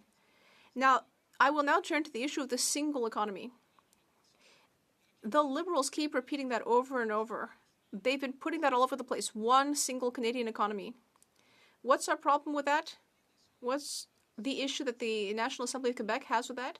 Well, it's that with rhetoric like single Canadian economy, we're implying to Quebecers and people in other provinces, essentially, the Liberal government is saying that if the provinces in Quebec don't decide to give up all of their powers to Ottawa, then we're acting protectionist. At the entry to Quebec, they make it sound like at the entry to Quebec they have a customs officer who's searching containers and has a gun and a fancy uniform and makes people go back to Manitoba. Actually, the real problem here is Ontario. We export to the rest of Canada and we have free trade with the rest of Canada, although less with Ontario. Even the Supreme Court, in the Ren-Vicomo decision, they said that if we had a better interprovincial trade system within Canada, it would actually prevent the provinces from appropriately regulating to protect the public, Madam Speaker. So it's all very well to talk about a single economy. It's these hollow words to tell people, oh yeah, just give up on your provincial jurisdiction. And if you don't let pipelines trample all over your territory, you're just as bad as our orange friend to the south. That's what we're being accused of. If we really want to properly cooperate, we need to stop with this kind of rhetoric. Because it's all very well to say that everyone's working together and that it sounds lovely, of course, that everyone sits around the same table or parties together, but actually this same harmful rhetoric is happening. This harmful rhetoric of 13 economies becoming one single economy. Now, if we want to face this crisis, what should we do? We've been told for some time that we must become more competitive, that we need to be more productive, that we need to better train people, that we need to better educate and modernize the economy, that we need more automatization, AI, and so on. In our professional training programs, our CEGEPs, Madam Speaker, we have to do that. There's all sorts of things that we need to do to make sure that Quebecers and Canadians produce more at work. Those are the things that we need to do. That's also the solution to labor shortage, and that's Quebec's job and the other provinces. And there's a specific agreement for labor force training with Quebec. The same thing for taxes. If we want to attract investment, Madam Speaker, you need a tax system that's competitive. You have to be able to offer export help programs, and Quebec has a role to play in that. Quebec has both feet on the ground. It's a geographic reality. Canada's really big, and Ottawa's far. That's a reality. It's a geographic fact. So how can the provinces and Quebec do their job so that we can move to the economy of tomorrow? Well, they have to have the means to be able to do that, Madam Speaker. And the reality before us when it comes to public finances today is that healthcare in Quebec takes up about half of the program spending of the government of Quebec. Technology costs more and more money. The population is aging. It's not easy to keep the infrastructure up to date. And, as healthcare continues to grow in the government of Quebec's program spending portfolio, that means there's less money for the kids that I was talking about at the beginning of my speech. Those who aren't voting today, those who will be working, studying, and moving forward in the most competitive economy in the history of humanity. We have no money left for universities, no money left for cégeps, no money left for professional training, for help for businesses. We need to change the way our fiscal framework works. And, this is a tragedy. So when we say that there needs to be bigger healthcare transfers, when we say that the deal with the federal government is that 35% of the cost of healthcare should be paid through unconditional transfers, that's what that money is for. That's what that money will do. Now, obviously, there are people who say that we've increased transfers. Yeah, there was an agreement with the federal government, but it's insufficient. It's not enough. So when the Prime Minister's in Saskatoon and he's behind closed doors with the premiers, does he know that all of those premiers, without exception, asked the federal government for a 35% healthcare transfer? Maybe it could be, phased in. It can be budgeted. It's something that can be done. It can be prepared. Government doesn't have a budget, but it's something that can be done. It's what we need to do to build the economy of tomorrow. But instead, the government's talking about pipelines. It's talking about oil. It's talking about hydrocarbons, Madam Speaker, when our energy security, in reality, is assured. And this plan for one economy instead of 13, well, when the Economic Institute of Montreal has calculated the economic benefits of that.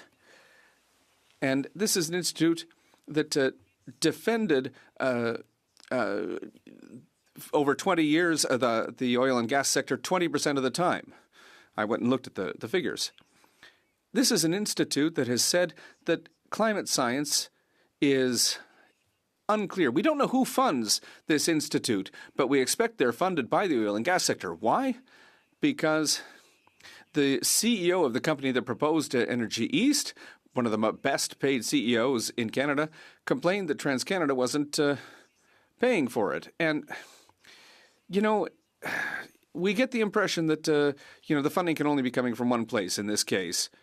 So, look, this is the reality.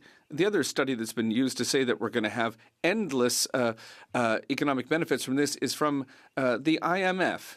It's a very high-level study that's been summarized by the National Bank, and it was publicized everywhere during the election campaign, a bit like an oil spill. And they said, what would be the GDP of Canada if there were no more geography, no more provinces? Meanwhile, the Prosperity Institute in Montreal has said that the main reason why people from Newfoundland don't do business with people in BC, it's not because we have 13 economies instead of one, Madam Speaker. Well, it's because the distance between those two places is as far as the distance between Quebec and Venezuela. If you want an idea of how big a pipeline would have to be. The last thing, Madam Speaker, putting forward our businesses, Quebec's business sectors. How is it that oil and gas is now a nation-building project? There's been a ton of money for the auto sector, but we don't have a national plan for aerospace. How is it that we're the only country in the world that's capable of building a plane or a helicopter from A to Z in a a high-value industry where more than half the research and development jobs are in Quebec. There's no government strategy for this industry. How is it that when Bombardier is able to build surveillance planes that are bought by countries around the world, that we pay more money to Boeing to buy planes? We have a government that's buying, end-of-line airplanes, the winners of airplanes, if you will. Canada's buying that from Boeing, but other countries who buy planes are saying, why? Why is your own country not buying your own planes? Why isn't there a strategy, Madam Speaker, for aerospace? There isn't one. And we asked the former industry minister. He says he doesn't know. He doesn't want to tell us. There's no strategy for that industry over the long term, Madam Speaker. Imagine. Now, I have this industry in Mirabel. The member from Longueuil is on his phone across the way. He has this in his riding as well. Do you realize what a privilege it is to have this industry in a country the size of Canada that shouldn't even be in the G7 because of the size of its GDP? So listen, I would say there's a lot of work to do, Madam Speaker, a lot of work to do, and there are smart people working in good faith with good ideas. There are people like that on every side of this House. And, it's a good thing that this Parliament is a minority Parliament. It's one thing to say that we collaborate, across party lines, and I agree that we should, Madam Speaker. We have to share ideas. We have to go further than rhetoric, pipelines, one economy instead of 13, etc. There are things where, frankly, and from an economic point of view, that aren't working. And I know that you can get angry very quickly. I'll be happy to take questions with great pleasure. Well, thank you. Thank you, the Honourable Member for Thérèse de Blainville. Questions or comments? Well, thank you, Madam Speaker, and I'm very happy to welcome, say hello to my colleague and neighbour from Mirabel. I'm also very happy to hear him say that he's very proud and privileged to hear Canada be in the G7. However, listen, I am a proud new member of the Liberal Party, so I'm sorry to hear him say that this is a recyclable government. I don't consider myself a recycled good. I am myself and new to this place. But I agree that we have to be careful when it comes to rhetoric. And when it comes to being militant, it's important to be careful because we have to listen to everyone in our ridings and not just those who are militants and who share the rhetoric of the Bloc Québécois. However, in some of the big projects that are on the table, we will absolutely need to share and work together, to work with Quebec, Ontario, and the other provinces on a whole range of projects that are going to make a big difference for our economy. So can we count on the collaboration of my neighbour to collaborate with the rest of Canada and to collaborate with his neighbour on these projects? The Honourable Member from Mirabel. Well, say hello to my colleague, Madam Speaker. She is my neighbour. I'm sure we'll cross paths often. And, we know that she was in a big cabinet that when she started her career that was involved in tax evasion. She said she wasn't involved in that. So we will set all of that issue aside. So maybe it's a question of definition. Maybe we can have a beer and talk about these things. We don't live far from one another. But listen, it's always this with the Liberals. Do you want to collaborate so long as you vote with us? Will you collaborate with us so long as we don't have a budget? Will you collaborate so long as you do what we say you should do? Listen, it's a minority government. We've always cooperated. And we've always worked with an open mind, Madam Speaker. The member for Winnipeg North there, he could ask a question. They'll have a couple of turns, Madam Speaker. We can work together. But listen, in my writing, I spoke about big priorities that will help Quebec's economy and the Canadian economy in general. And there are things that weren't in the throne speech, and that's not being militant, Madam Speaker. Question. Swift Current, Grasslands, Kindersley. Thank you very much, Madam Chair, and I want to thank my colleague for his speech and congratulate him on getting reelected once again. I just have a question for him. This House has already passed a motion, an amendment actually, to the throne speech, asking for them to have a budget produced by spring. I'm just wondering, what are his thoughts on that, and what would his constituents, what would the people of Quebec generally think about this government not providing a roadmap or a budget to show how they're actually going to get things done to build this nation of Canada and to also build Quebec? The Honourable Member from Mirabel. Well, it's late. It's late for a budget because the Liberals they've taken so long, it's hard to come back from that.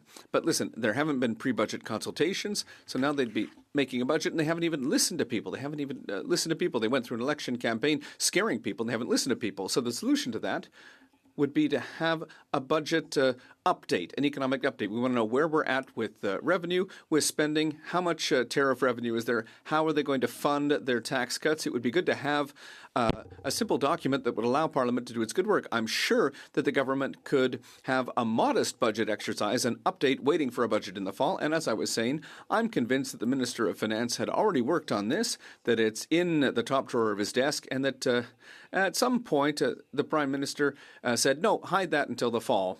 And I'm convinced that it could be done pretty quickly. Questions and comments? Questions et commentaires? L'honorable député. The Honourable Member for Rivière-des-Mille-Îles.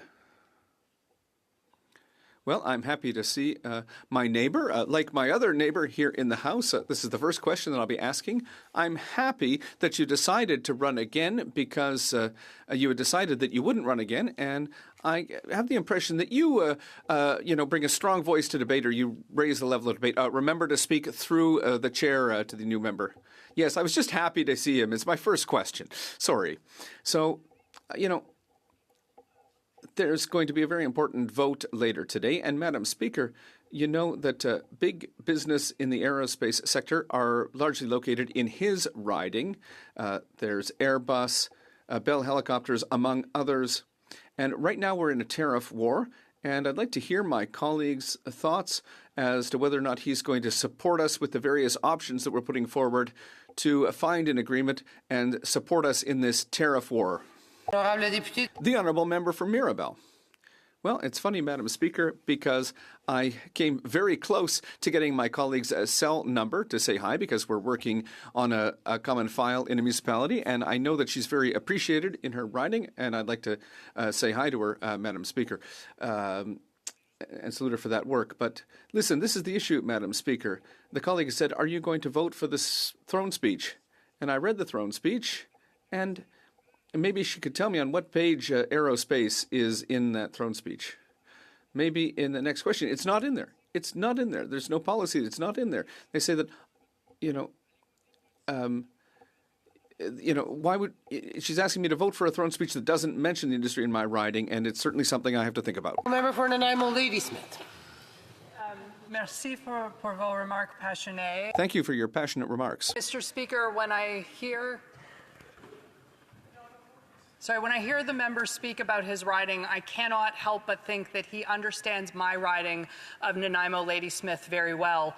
We too are concerned about our jobs. We are concerned about, we feel very far away from Ottawa, and we wonder how this government is going to put meat on its slogan of creating one government out of 13.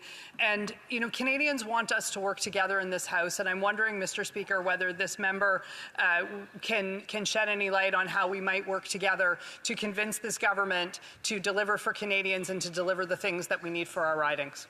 The Honourable Member for Mirabel. Well, Madam Speaker, in asking that question, my colleague made a little mistake, and I'm going to use that. Instead of saying one economy instead of 13, she said one government instead of 13. She said the Liberals want to make one government instead of 13, not an economy. And that's what they're trying to do, Madam Speaker, because nature, geography of Canada means that we're always going to have various economies. There's a Texan economy in the United States. There's a Californian economy within the United States, and California has a carbon exchange with Quebec. So there are distinct economies in the United States. What the Liberals are trying to do, Madam Speaker, is tread all over Quebec, centralize everything, and create one government instead of 13. And generally, that's bad news for the economy. The Honourable Member for Saint-Hyacinthe-Bagotte. Thank you, Madam Speaker. I'd like to thank my colleague from Mirabel for his speech. It was interesting. He spoke a lot about this Trojan horse, which is this question of one economy instead of 13. Because, when we look at it, we see that there are Liberals who claim that they're new, they claim that they're bringing new ideas, but when you look at the history of power in this House, whether it be after the Patriot, whether it be after the World Wars, after the 95 referendum, the referendum of 1980, after COVID, every time power has used crisis to centralize itself more and more and to spread its tentacles even further. So now, are we seeing once again, with this crisis, a new centralizing offensive from this government, which means that this is the same project that we've seen over the last 10 years? So in other words, this government really hasn't changed compared to what we've seen in the last 10 years, and now they have a pretext to move even further. The honourable member from Mirabel. Well, listen, I'll go back to the Supreme Court decision in the Crown versus Como. It's important to maintain balance in federalism and interpreting Section 21 of the Constitution, noting that legislatures can pass certain barriers and eliminate others. And even if this can limit circulation between one province and another. Why am I reading this Supreme Court decision? Well, it's true that there are barriers. It's true that Quebec even tabled a bill to get rid of some of those trade barriers, to get rid of some regulatory barriers as well. But it's not true that every piece of regulation that exists in a province, which has been passed by the executive or the legislature of a province for a specific reason, is a barrier that's a bad thing. And I think that the Government of Canada right now is trying to take all regulatory power into its hands, and sometimes it's necessary for that to be maintained to help, among other things, strengthen Quebec's social project. The honourable member for Davenport. Thank you, Madam Speaker. I want to begin by letting you know that I will be sharing my time with the member for Saanich Gulf Islands. Madam Speaker, it is my enormous pleasure to rise in this House to respond to the speech from the throne. But before I begin, I want to thank the residents of my constituency of Davenport for their faith and trust in me. I'm enormously grateful that they have re-elected me for a fourth term to serve them, as well as to serve our great country. I want to say special thanks to my incredible team and my creative family. There's no way I could do this job without their love and support. Madam Speaker, Davenport residents came out in full force to vote in this election because they are worried. They are worried about the threats by the President of the United States to our sovereignty, to our economy, and to our future prosperity. They also know that the world is a more dangerous and a more uncertain place than at any other point since World War II. They feel that Canada is facing challenges that are unprecedented in our lifetimes, and so they voted for a leader and a party with a plan to make Canada more economically resilient.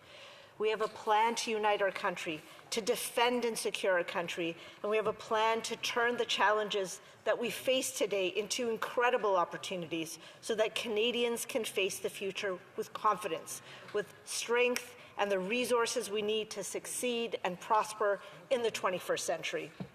Madam Speaker, Canada is the greatest country in the world. We are a strong country. We are a brave country, and our potential is unlimited. And we are also a country that is in crisis, and we must act.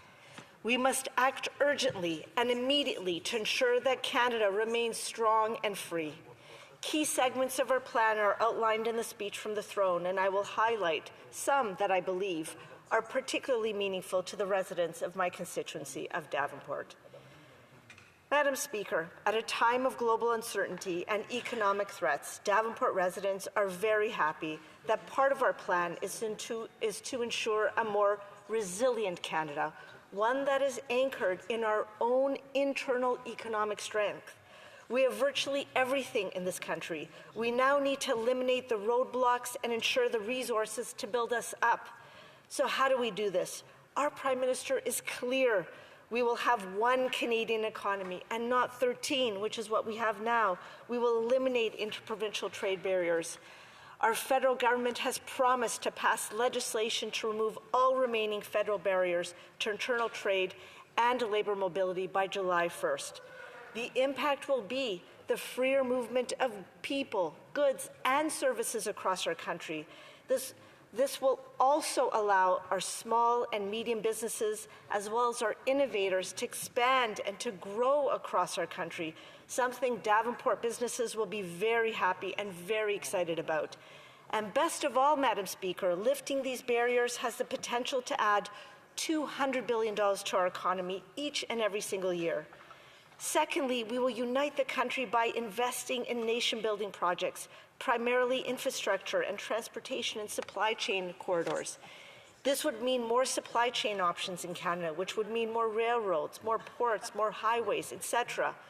The focus will be on projects of national significance, projects that will connect Canada, that will deepen Canada's ties with the world, and that will create high-paying jobs for generations of Canadians. And of course, all of these projects of national significance will have to ensure meaningful consultations with Indigenous peoples, and all projects must ensure that it will adhere to our climate commitments. Best of all, Madam Speaker, Davenport residents are so excited by the ambition of our government. We truly believe that if we implement these measures and more, we can become not only a resilient economy, but also the strongest economy in the G7. Madam Speaker, as our speech from the throne says, the economy is only truly strong when it serves everyone. Many Davenport residents, like so many Canadians, are having such a hard time making ends meet. So we're responding by introducing a middle-class tax cut, which will save two-income families up to $840 a year. And our government has also committed to continue to fund programs that we've introduced over the last almost 10 years. This includes national child care, national dental care, pharmacare, Canada Child Benefit, Canada Disability Benefit. All these programs and more are life-changing programs that the residents in my constituency of Davenport love, and I know that they will be delighted that we will continue to support them. Madam Speaker, our speech from the throne also contains a clear commitment for our government to build more housing. Davenport residents, and we're located in downtown West Toronto, so Davenport residents are worried that they're not going to be able to continue to live in the city that they love, that their kids, their grandkids will not be able to live in the city where they were raised. Our government has committed to a number of measures that will greatly benefit Davenport residents. We're going to provide more support for Canadians who are trying to buy homes. We will cut the GST on homes under $1 million for first-time home buyers, and which will deliver savings of up to $50,000. And we're going to lower the GST on homes between $1 million and $1.5 million. My constituency of Davenport is a multi-ethnic working class / middle class riding, and most of our homes are in these price ranges, so both of these measures are very welcomed and will be very helpful. In addition, Madam Speaker, we are spending a lot more to build houses. Our federal government has committed to double down with an ambitious new housing plan that will double the rate of home building in Canada. We have learned a lot over the last few years, what worked and what we can do better. And so based on this data, we announced the most ambitious housing plan since World War II. Part of these measures will include the creation of Build Canada Homes to accelerate the development of new affordable housing. We will invest in innovation. So we're going to invest in the growth of modular and fabricated housing. We will increase the financing to affordable home developers. We will eliminate red tape and development costs by cutting municipal development charges in half for multi-unit housing. All of this will rapidly increase housing supply and bring housing costs down. And you'll be happy to learn, Madam Speaker, that our additional funding and ambitious housing plan will use Canadian technology, Canadian skilled workers, and Canadian lumber. All these measures, in addition to the ones we've already had in place over the last 7 to 8 years, will go a long way to ensuring greater housing supply and affordable home prices for the residents of my riding of Davenport, and indeed for all Canadians. Madam Speaker, community safety is vitally important to Davenport residents. For us, there's way too many American handguns on the city streets of Toronto. And while the numbers have gone down, we still have far too many car thefts in Canada's largest city. So I know that Davenport residents will be happy to know that our government just yesterday introduced a bill, C2, that will enhance security at the border. When passed, CBSA officers, those who work at our borders, will have new powers to stop stolen products from leaving our country, like stolen cars. They will also ensure the deployment of more scanners, drones and helicopters, additional personnel and K9 units, K9 teams that will help stop guns and drugs from coming into our country. Finally, our government has committed to toughen the criminal code to make bail harder for repeat offenders charged with violent crime and or major offenses. Finally, Madam Speaker, we've made serious commitments to spend more money to protect Canada's sovereignty. We have to do more to secure our borders, to secure our Arctic, and to secure Canada from coast to coast to coast. We've made a commitment to fulfill our NATO commitment of 2% spending of GDP, and we will achieve this with haste. I also believe that we will commit to even greater NATO spending, but we have to wait for NATO meetings in June for the total number and commitments.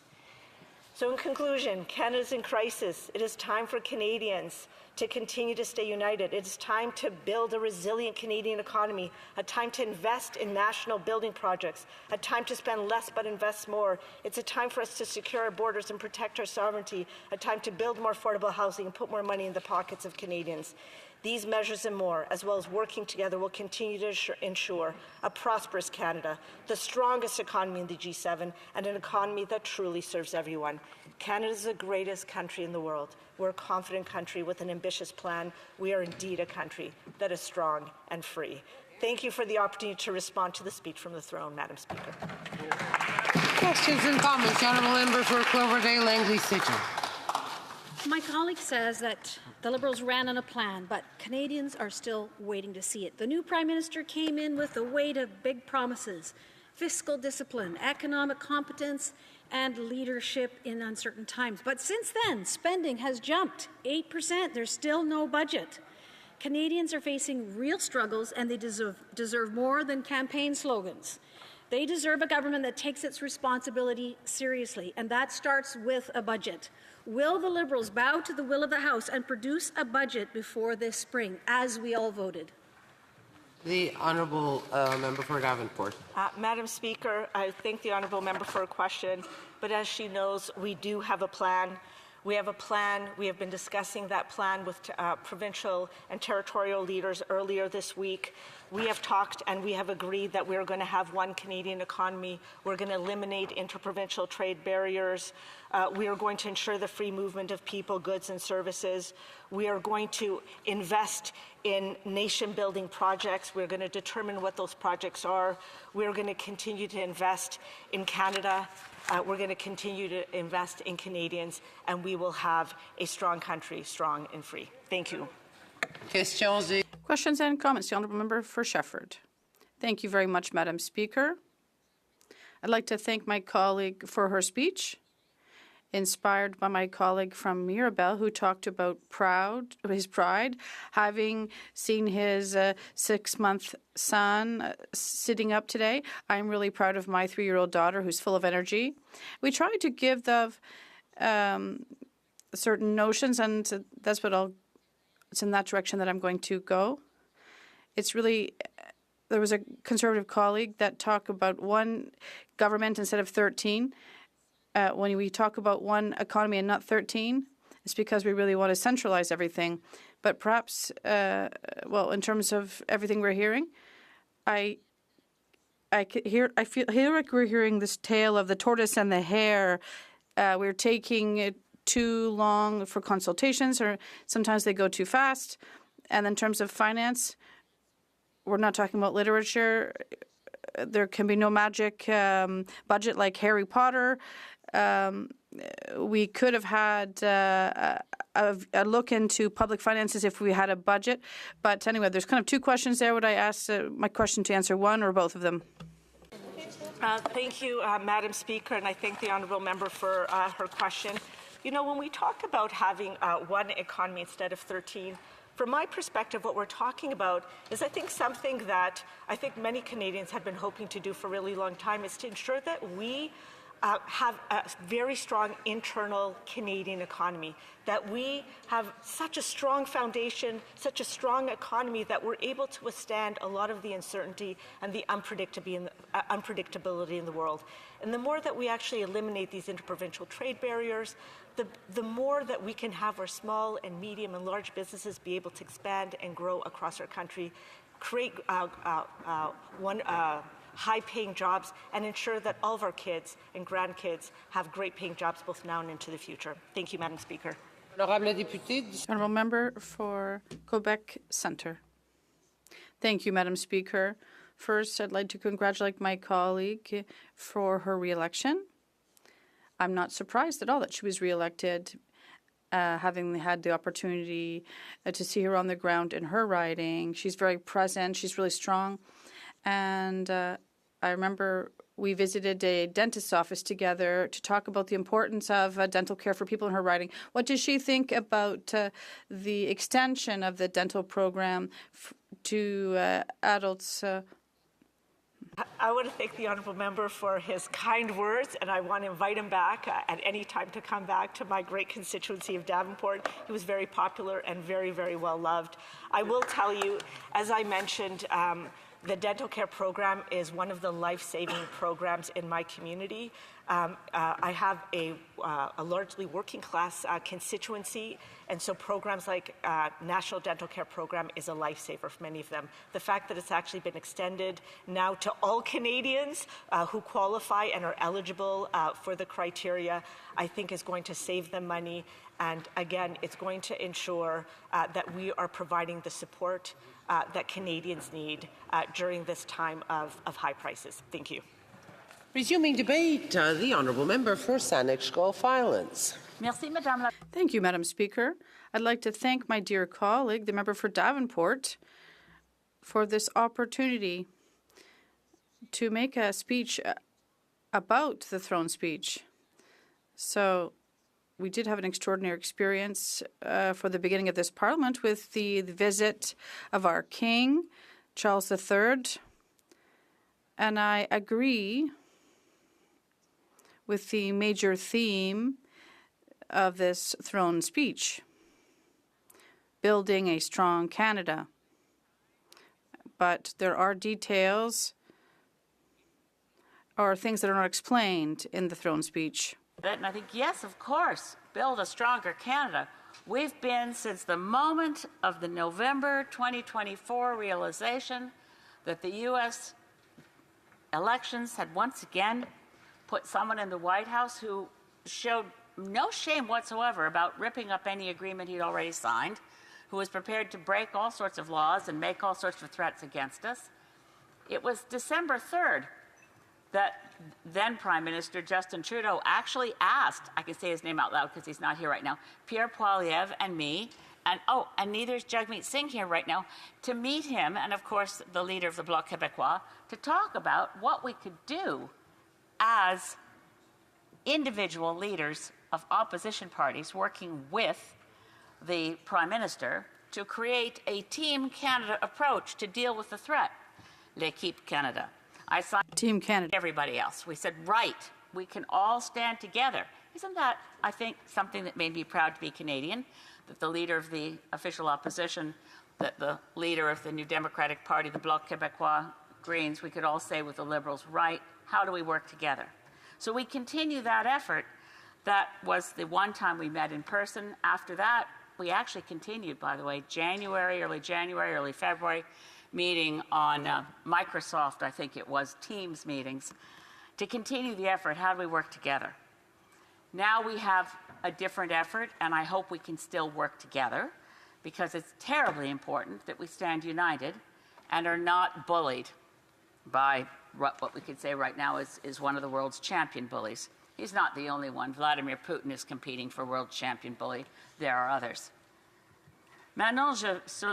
Now, in terms of the throne speech, there are things that I entirely agree with, but there are also things, as I said, that are in the details.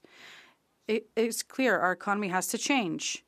It's not just our economy, but perhaps as well our culture as a country where we're not really a country. We have kind of 13 countries in our united country. There's less solidarity, I think, between the 10 Canadian provinces, 3 territories, and federal government than we find within the 24 separate sovereign nation states of the European Union, who within at least the oral history of my childhood, parents who were very much affected by the Second World War. The members of the European Union who now work so well together were not that long ago at war with each other. How is it that we as one country, we not only don't act like a country a lot of the time, we don't think like a country. On doit changer. We have to change and start thinking like a country and act like a country, because we are facing absolutely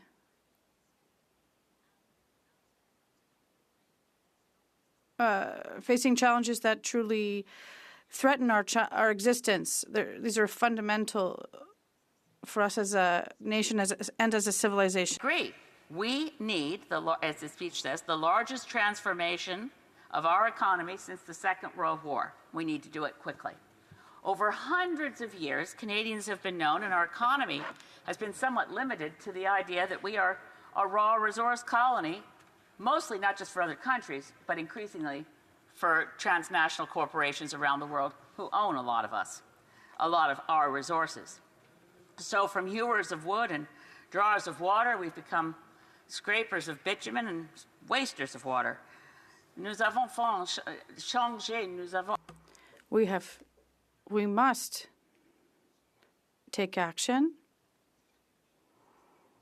to put an end to the system where we have resources for exportation without high value add.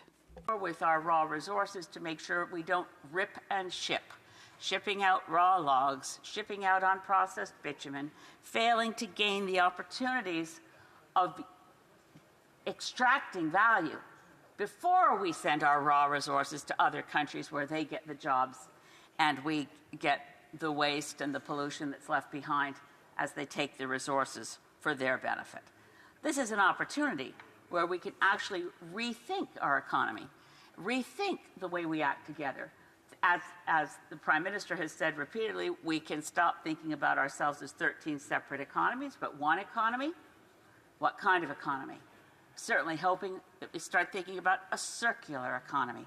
We've signed on to numerous international agreements where that is a goal, that we want to be the kind of country where we are resilient, resourceful, and sustainable, and that we actually lift everybody up and leave no one behind. These are things we can do now, and it's terribly important that we actually do them. C'est pour moi la question de... For me, the throne speech, well, I'm somewhat worried because there isn't one reference even to the Paris Agreement. Passing references. The words climate change appear not in full sentences, but appear twice in the document, but there are no commitments, not even the minimum. We plan to meet our international legally binding obligations under the Paris Agreement. Now, we know, of course, that while King Charles III read this speech, it was written by the Prime Minister. These were words I would have liked to have seen in the speech from the throne. These were also written by the Prime Minister. Quote, "The carbon budget to limit temperature rise to below catastrophic levels is rapidly being exhausted. If we had started in 2000, we could have hit the 1.5 degree Celsius objective by halving emissions, in other words, cutting them in half, halving emissions every 30 years. Now we must halve emissions every 10 years. If we wait another 4 years, the challenge will be to halve emissions every year." Now, this is from page 273 of the Prime Minister's book, Values. And he wrote it, and it was published in 2021. So we have waited 4 years. So it appears the Prime Minister understands we have to cut in half our greenhouse emissions every year. This is a very steep challenge. And as he put it in the Values, which I read and enjoyed, the carbon budget to stay below catastrophic levels is rapidly being exhausted. He's not saying this is a political commitment that somebody before me as Prime Minister took on and I'm not very interested in it, although you might think that from the lack of details about what kind of climate action we're talking about in the speech from the throne, and why now we're suddenly finding it acceptable that everybody talks about expanding oil and gas as though that was a nation-building project as opposed to a sunset industry. We want to protect the workers in those industries. We want to protect the communities in those industries. But we have to actually be looking at what's a nation-building project that protects our future. We desperately need an east-west, north-south electricity grid so that we can make good use and share across provincial boundaries energy and electricity that is far cheaper than what many provinces now have their consumers stuck with bad decision-making by their provincial utilities. There are huge opportunities before us. It is, as the Prime Minister says, a hinge moment in our history. On doit faire plus, on doit... We need to do more, and we need to reduce our GHGs with the objective of protecting our future and that of our grandchildren. I have about 30 seconds left, Mr. Speaker, and with that, I'd just like to say I will vote in favor of the speech from the throne, but I wait with bated breath to find out what the government actually thinks is a climate plan, because so far all they've done is cut the one measure that was working. Thank you. Questions et commentaires. Questions and comments? The member for Winnipeg North. Yes, thank you, Mr. Speaker. I appreciate many of the words that the member, even at times when I disagree with her, such as the whole pipeline issue. But I am interested in a couple of other thoughts. Renewable energy such as Manitoba Hydro, Quebec has hydro, BC has hydro development. And it's great to see the potential that's there. What I'm interested in her comments on would be nuclear power. Does she have or the Green Party have a position on nuclear power?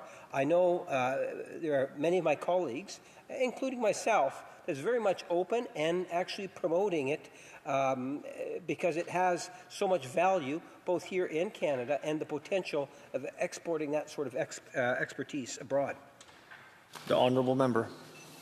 Thank you, and to the honourable member for Winnipeg North. It's not an ideological position. We approach this for every kind of energy source. For the dollar invested, how much carbon is reduced, how many jobs are created, and how long does it take from the decision that's been made until you see that energy produced. The reality is on that measurement, your top-notch winner is energy efficiency, then renewables. Nuclear's at the bottom of the pile. One last thing, the nuclear proponents right now it's like a witness protection program. They changed the names. It's SNC Lavalin behind every SMR proposal, and it's named now Atkins Realis, and it stays under the screen that it's the biggest shareholder in Canadian Nuclear Laboratories, which makes it sound legit. It's a scam. Questions and comments? The member for Saskatoon University. Thank you, Mr. Speaker, and I'd like to also carry on the question about nuclear, because we know in the last Parliament the Liberals actually proclaimed that nuclear was a sin and categorized it as a sin stock, with included many other vice stocks in the minds of government. It changed the credit system where nuclear companies could not access because they were characterized as a sin. This was as recently, I'm as old as this, as like 3 years ago. And just wanted to get the Speaker's comments on, do you think the Liberals are telling the truth now, or were they when they were declaring nuclear a sin? Before the member responds, the Speaker won't be responding, but the member for Sandwich Gulf Islands will. In defending my friend from Saskatoon University, I think he meant the last person speaking, but I'll proceed to say the Liberal Party of Canada has been the biggest promoter of nuclear energy ever since Pierre Trudeau. They've never stopped shoveling money towards it. I enjoyed my time briefly working with leaders in the Reform Party who called former Prime Minister Jean Chrétien radioactive man. That was back in the days of Deb Gray and a number of other fun friends in the Reform Party who wanted to figure out, is there a business case behind this, or is it just shoveling money to something called AECL that will take endless billions of dollars and not produce a product that other countries want to buy from us? Questions et commentaires. Le député pour Saint-Hyacinthe. The honourable member for Saint-Hyacinthe-Bagotte. Congratulations on your new role, Mr. Speaker. I hope you're enjoying it. Now, I have a question for my colleague who spoke about the greenhouse gas reduction objectives. How does she think these objectives can be compatible? Would all of this talk that we're hearing about oil projects, does she believe in this mirage of green oil that we've been hearing about? The honourable member for Sandwich Gulf Islands. Well, I'd say it's a joke, but it's not funny. The fact is we have programs to reduce GHG emissions, but no longer at the federal level.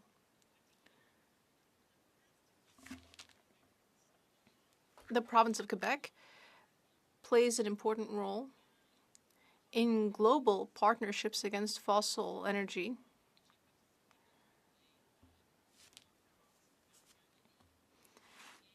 When I've attended UN conferences, the only thing that makes me proud to be Canadian is the role played by the province of Quebec.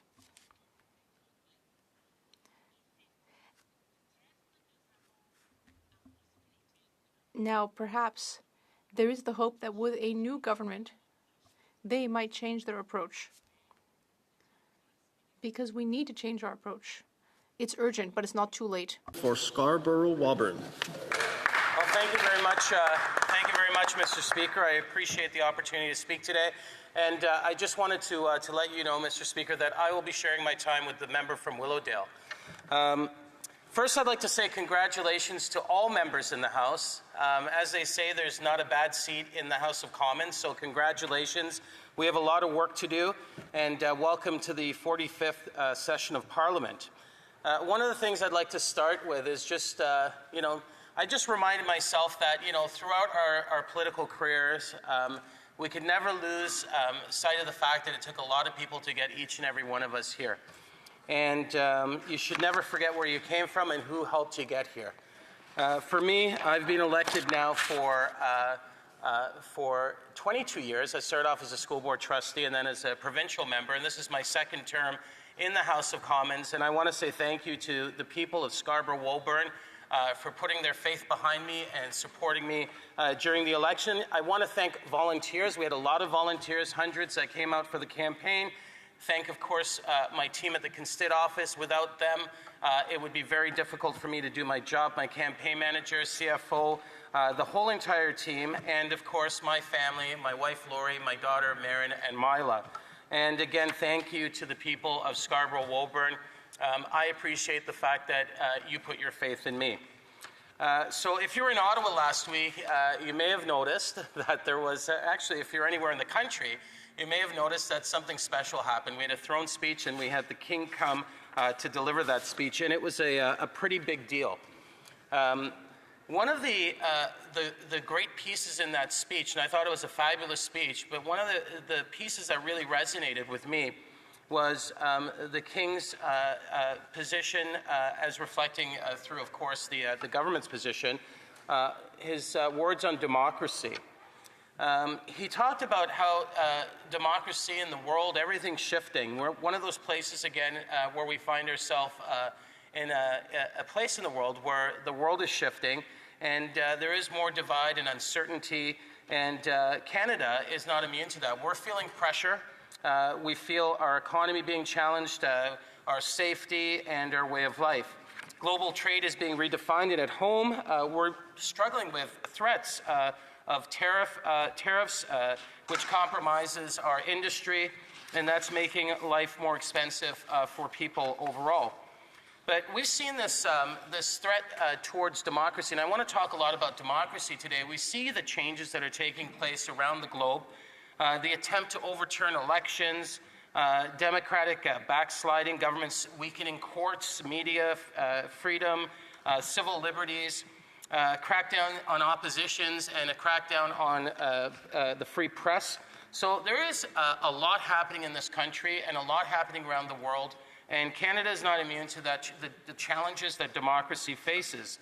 In Canada, it's, we do have a strong democracy, but we need to pay attention to the challenges that it's facing.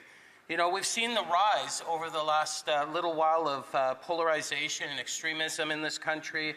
hostility, increased hostility, misinformation, divisive rhetoric, and erosion of respectful democratic discourse, foreign interference, of course, which all of us are concerned about, online disinformation, and the increase of hate.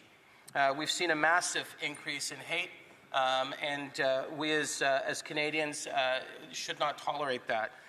Even during the campaign, I saw so many different types of interference.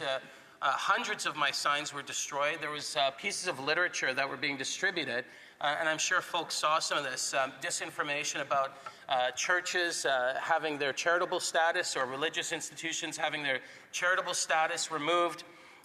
There's misinformation about the sale of your homes and capital gains, and we saw even to the point where letterhead was being manipulated with positions by governments and by parties that were not real.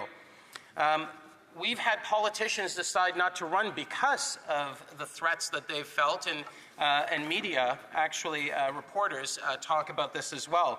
And one of the things that always fascinates me with democracy is like who shows up to actually vote. And we know that there's been a decline historically, statistically, in voter participation. Now, the good news is that this election, the numbers they increased from the previous election in 21, but we are seeing a decrease in comparison to post-World War II to 1980s, where it was about 75%. In 2008, the lowest numbers came forward, and it was 58%, and in recent elections, we saw 15 in 2015, 68.3. So we are seeing an increase right now, but traditionally over the last 30, 40 years, we've seen a decline.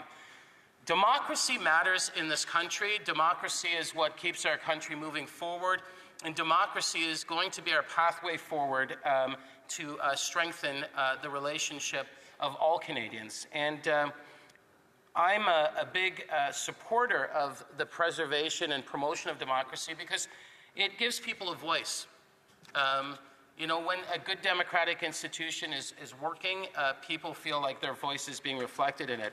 It protects our freedoms, the freedom of speech, the right to vote, the freedom of press, the right to protest. These are not just ideals, these are foundations to a strong democracy.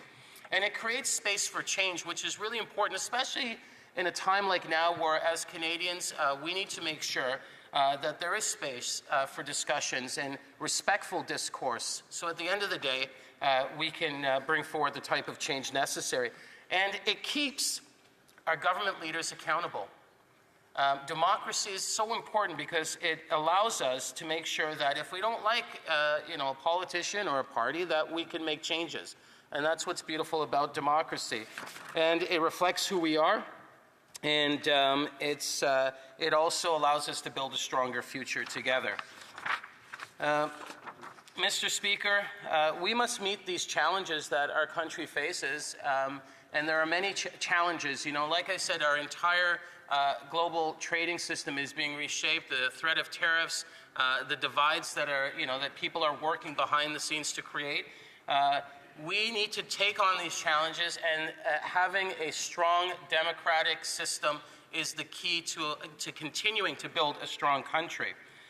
So our government, the government that's in place under our new Prime Minister, is going to look for ways to take trade, to create economic fairness, to make sure that we can continue to build a relationship with the United States and redefine this relationship, but also open up trade routes and trade relationships around the world. I've always talked about how Africa is now on the rise, and that we as Canadians should be looking towards Africa as we look for ways to reshape and rethink our entire trading system. We have to invest in the Canadian economy. We have diversity here. We represent all countries around the world. We need to leverage that to build a stronger economy, and we need to build this future together. And we know that democracy is not perfect, but we also know it's the best system we have in place to shape our future, and it reflects our values of fairness, justice, and opportunity.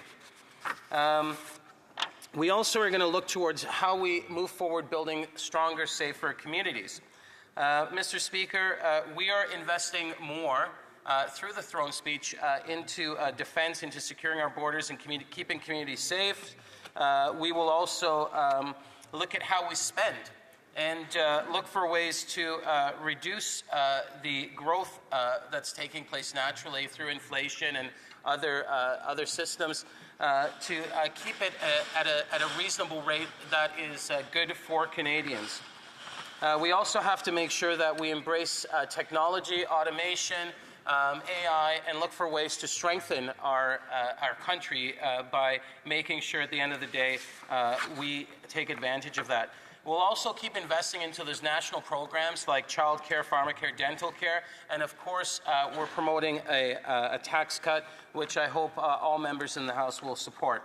So in my final 30 seconds, Mr. Speaker, I'd like to say that as Canadians, we stand for fairness and we stand for democracy and inclusion. We protect the vulnerable, fight climate change, and push forward for reconciliation. We celebrate our bilingualism, our multiculturalism, and our shared values. And we step up to big moments. Through war, through global challenges, we were always called to lead, and we'll continue to do it again. Let's shape a Canada that works for everyone, not just today, but for generations in the future. Thank you, Mr. Speaker. Questions and comments? Questions et commentaires. The member for Calgary-Crowfoot. Well, I thank the member for his speech, and while I share much of the ideals of democratic government and elected parliaments, I'd like to discuss the actual matter at hand and the speech from the throne. And this is a speech from the throne that contains no plan or map forward for the government through these admittedly very difficult times that we face, and no budget tabled in this spring session. This Parliament has not sat for many months, and does he not agree that there should be a budget this spring? The member for Scarborough-Woburn. Thank you very much, Mr. Speaker, and thank you to the member, and congratulations on his recent election. I don't know if the member read the actual throne speech, but I'd advise the member to take a look through it, because there are a lot of concepts and ideas that some are traditional ideas that I think Liberals have hold as values, but we talk about lowering taxes. We talk about removing GST off of homes and apartments, and I'm hoping that the member opposite will support the throne speech. Questions et commentaires, questions and comments. La députée pour Shefford. The member for Shefford. Thank you, Mr. Speaker. I'd like to thank my colleague for his speech. He spoke about technological innovation. But my question for my colleague is that we see a contradiction in the throne speech. How can we seriously claim to be fighting climate change at a time when we're deciding to get rid of serious environmental assessment? It has to be one or the other. What does my colleague think? I think when we look at the history and position of Liberals across this country and members of Parliament, there is no question that in this House they have been at the forefront of looking for ways to find solutions to mitigate climate changes. And you know, we as a country are looking for different ways to do it, but I would say that all people in this House agree that we need to keep our country clean and we need to keep our country beautiful. We just may have different ways of doing it, but at the end of the day, we're all on the same page when it comes to that. Questions and comments, questions et commentaires. The member for London West. Thank you, Mr.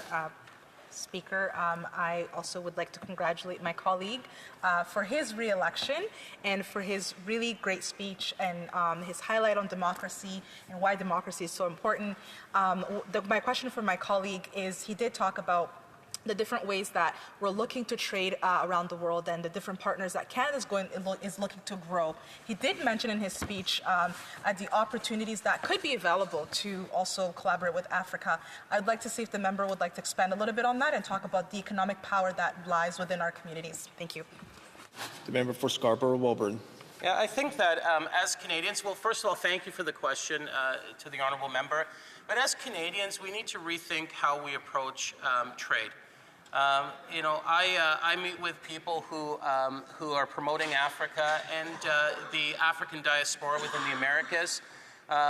We have to look for alternative ways for building trade. In the Americas alone, there's 220 million people of African descent. Throughout the Caribbean, throughout America, there's chambers of commerce. We need to tap into those networks as Canadians and leverage it, because we have the people here. The great thing about our country is that we have representation from all around the world, and we need to leverage it today in order to build for tomorrow. Questions and comments? The member for Edmonton Strathcona. Thank you very much, Mr. Speaker, and it's very nice to see you in that seat. You look very distinguished there. Congratulations. I would like to thank my colleague for his speech today in the House of Commons. For me, when I read the throne speech, one of the things that shocked me the most as an Albertan, as somebody who is deeply worried about housing, health care, all of those things, none of that was in the throne speech. There was nothing on below-market housing, nothing for Indigenous housing, nothing for health care, and in fact, nothing for workers who are most impacted by the tariffs that we see from Donald Trump. Why is that? The member for Scarborough-Woburn in about 25 seconds or less. It's astonishing, Mr. Speaker. I don't think folks on the other side have read the throne speech, because it's full of many different solutions and ideas and themes. But what a throne speech really does is set the tone for the direction in which a government's going. And I would be happy to talk about some of those. I have a point of order. I have to interrupt a member from the member for Edmonton Strathcona. Thank you, Mr. Speaker. I just want to be very clear that I asked the member to tell me about where it was in the throne speech or why those things were there, and he said— I'm going to interrupt the member. That doesn't sound like a point of order. That sounds like a point of debate. I'll let the member finish. 5-10 seconds, please. We as members and as a new government comes forward, we all have to work together to find solutions so we can help build a stronger country for all Canadians. Resuming debate, the member for Willowdale. Thank you, Mr. Speaker.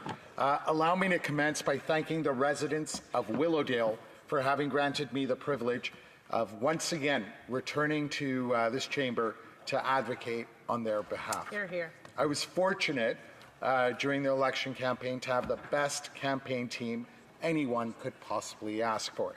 As always, my eternal thanks to my spouse, Celeste, who was deeply engaged in every aspect of the campaign, and my campaign team headed by Sean, Alex, Maddie, and Marcus, and the hundreds of volunteers that did an inordinate amount of work to fully engage the residents of Willowdale. Hear, hear. I can assure every one of them that I will be thinking of them every day as I sit in this chamber. Like all members of this chamber, I was confronted at the doors by Canadians with a renewed sense of national pride. While the world faces unprecedented challenges and uncertainty has become the new norm, Canadians were unified during this election in demanding that we remain laser-focused on addressing challenges, on strengthening the economic foundations of our country, and creating opportunities for all Canadians.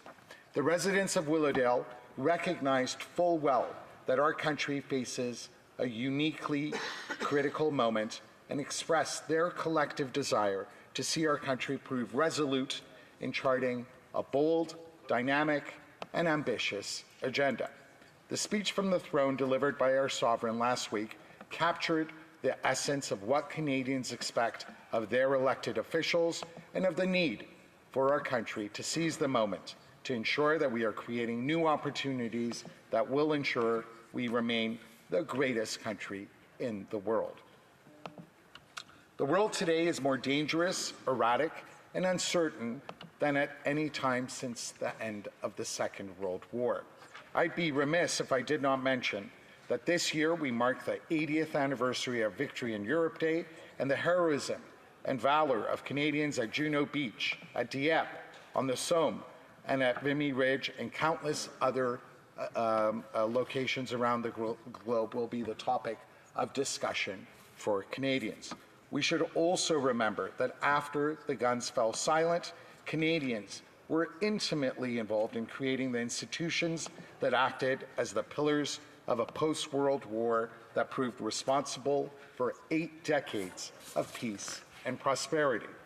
We owe it to the inspiring generations that preceded us as well as those who succeed us, to be vigilant.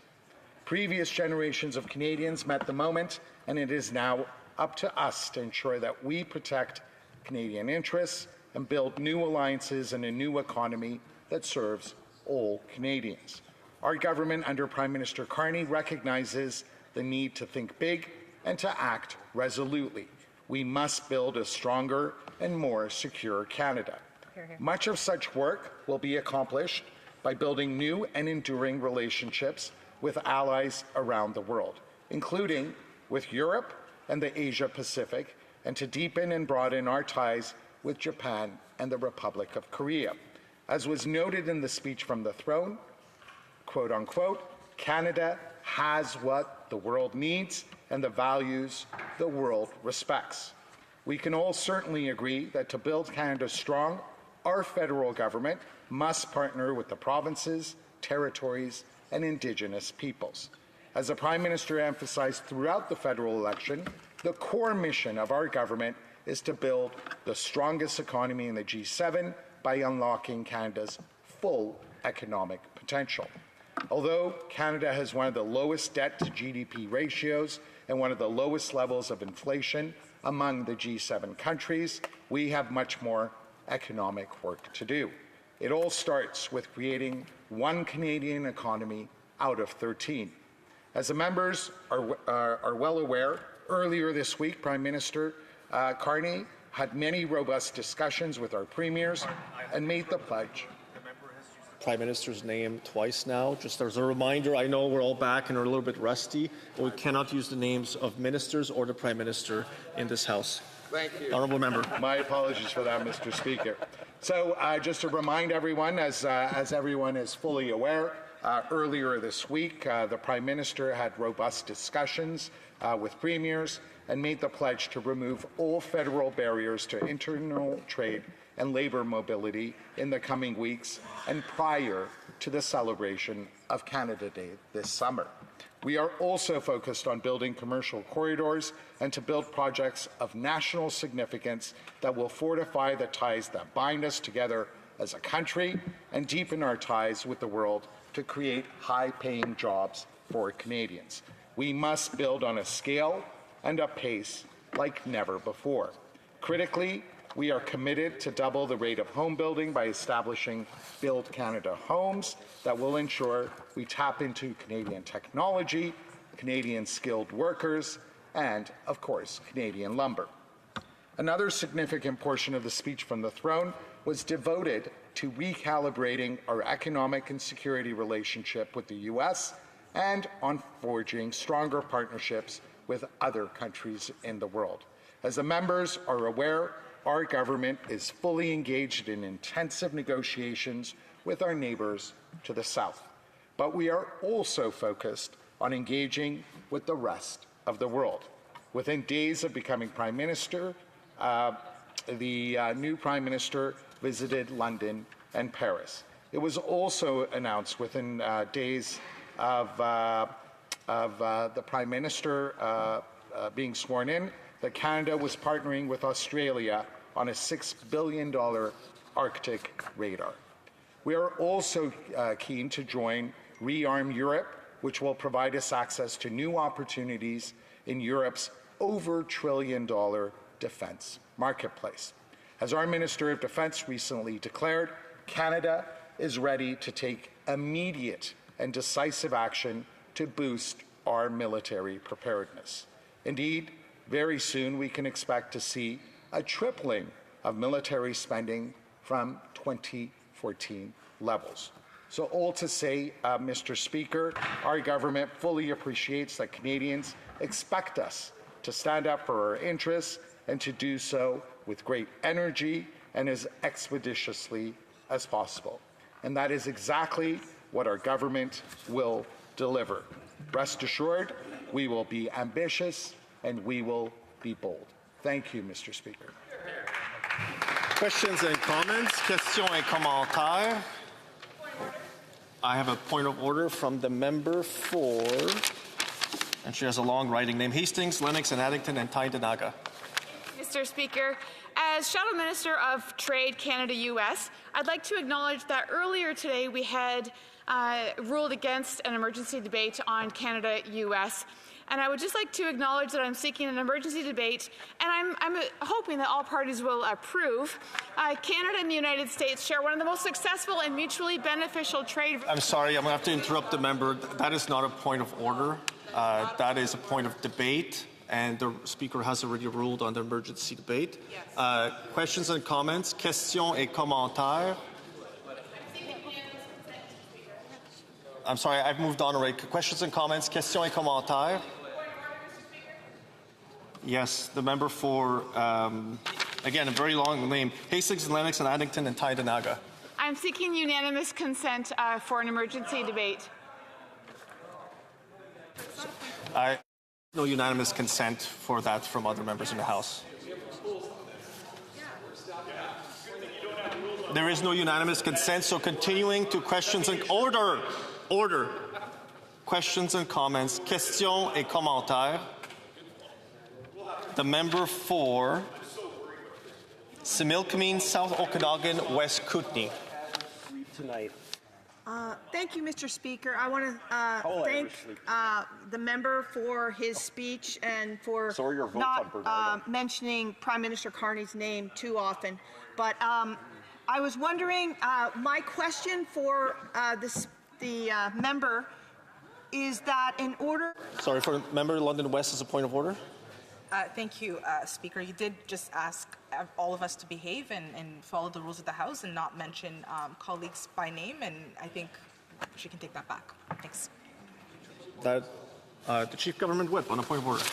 Mr. Speaker, we just learned moments ago that former parliamentarian Mark Garneau has passed away at the age of 76, and with your indulgence, I would ask for a moment of silence from the House for that. I would ask for unanimous consent for that. For a minute of silence. You have unanimous consent from all members? Okay.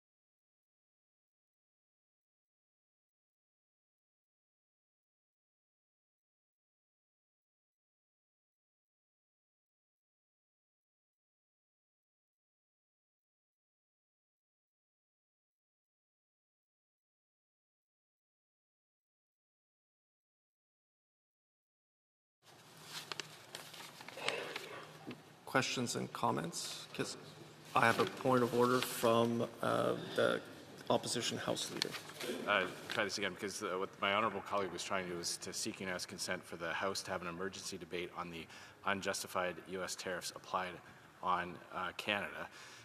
It was ruled out of order by the Speaker made his decision earlier, but of course the House can do whatever it agrees to. So we're seeking unanimous consent for the following motion: that notwithstanding any standing order or... Unfortunately, the member does not have unanimous consent. I've heard several no's. So questions and comments. Questions et commentaires. Returning to the member for Similkameen, South Okanagan, West Kootenay. Thank you, Mr. Speaker, and our thoughts and prayers are with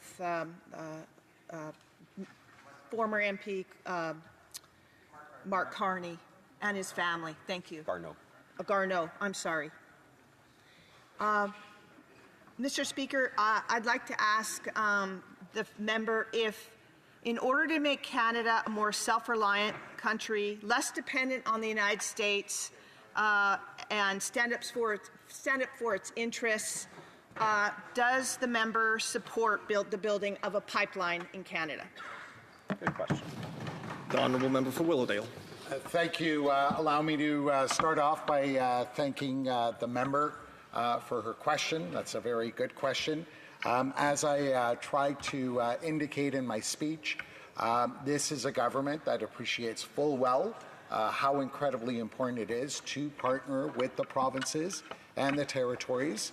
And as you know, earlier this week, there were some very, very robust discussions that were taking place. So we will have to wait to see what the conclusion to those discussions are.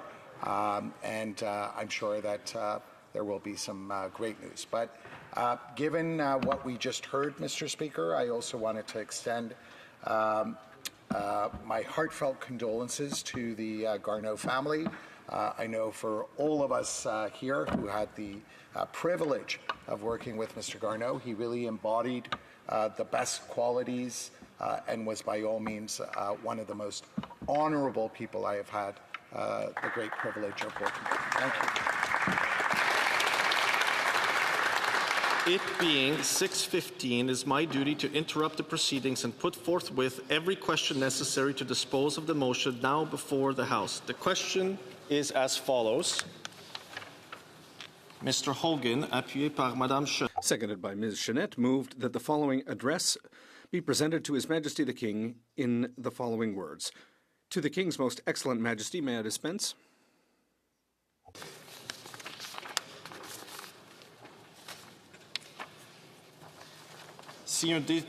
If a member participating in person wishes that the motion as amended be carried or carried on division, or if a member of a recognized party participating in person wishes to request a recorded division, I would invite them to rise and indicate it to the chair. The Chief Government Whip, carry on division. I declare the motion as amended carried on division. The member for Winnipeg North.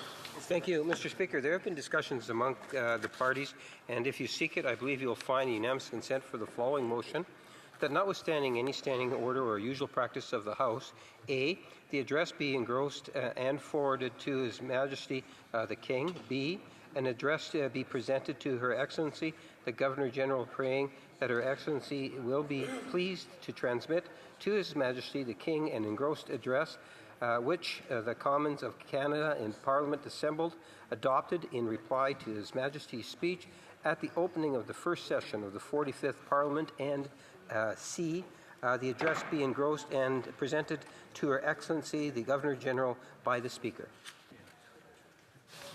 All those opposed to the honourable members moving the motion will please say nay. Agreed.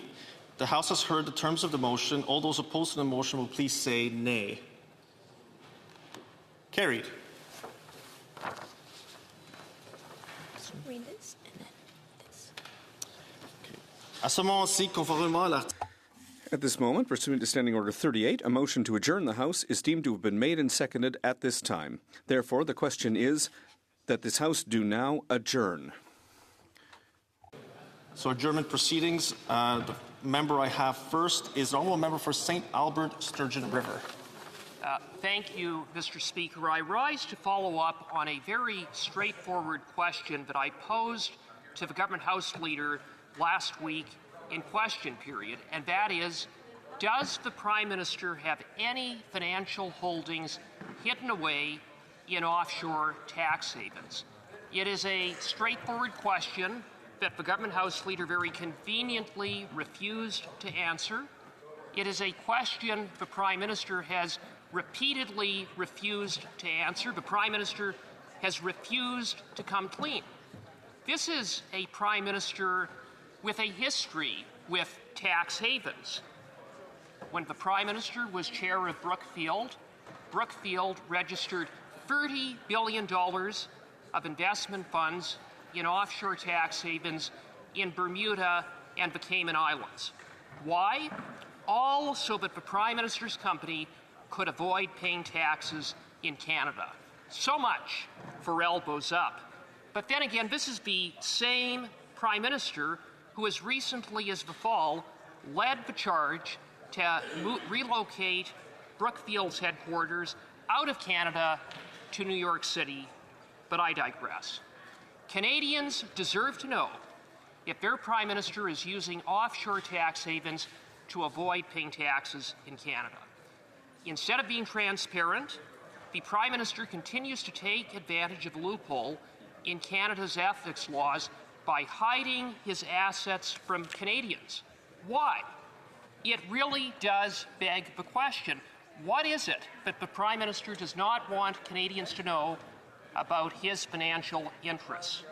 So there's, frankly, Mr. Speaker, a lot of smoke here, and I invite the government to finally clear the air. Does the Prime Minister have any financial holdings hidden away in offshore tax havens, yes or no?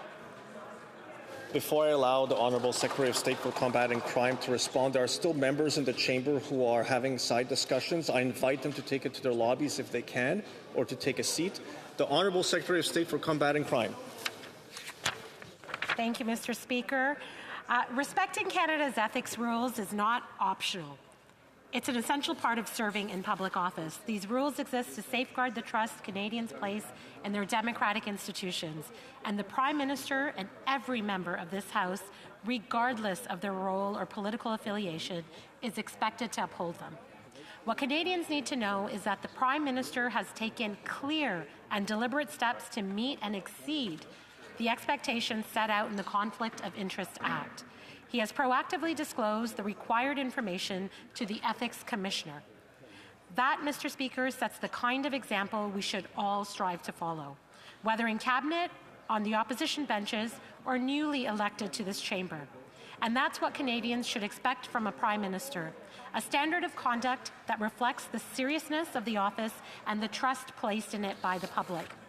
Now, Mr. Speaker, we've heard concerns raised by members opposite, and in some instances, we've seen these questions turn into political theatre.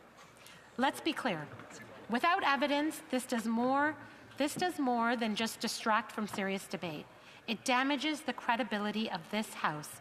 It erodes public trust, not to serve democracy, but to serve partisan ends. And while the members opposite focus on rehashing and repeating questions that have already been addressed on many occasions and dealt with transparently, we remain focused on delivering for Canadians, on the clear agenda they elected us to pursue. Canada is recognized globally for having some of the strongest ethics and conflict of interest framework anywhere. That is not up for debate. These systems are in place to ensure that all public office officials are held to account, and the Prime Minister has acted fully within this framework.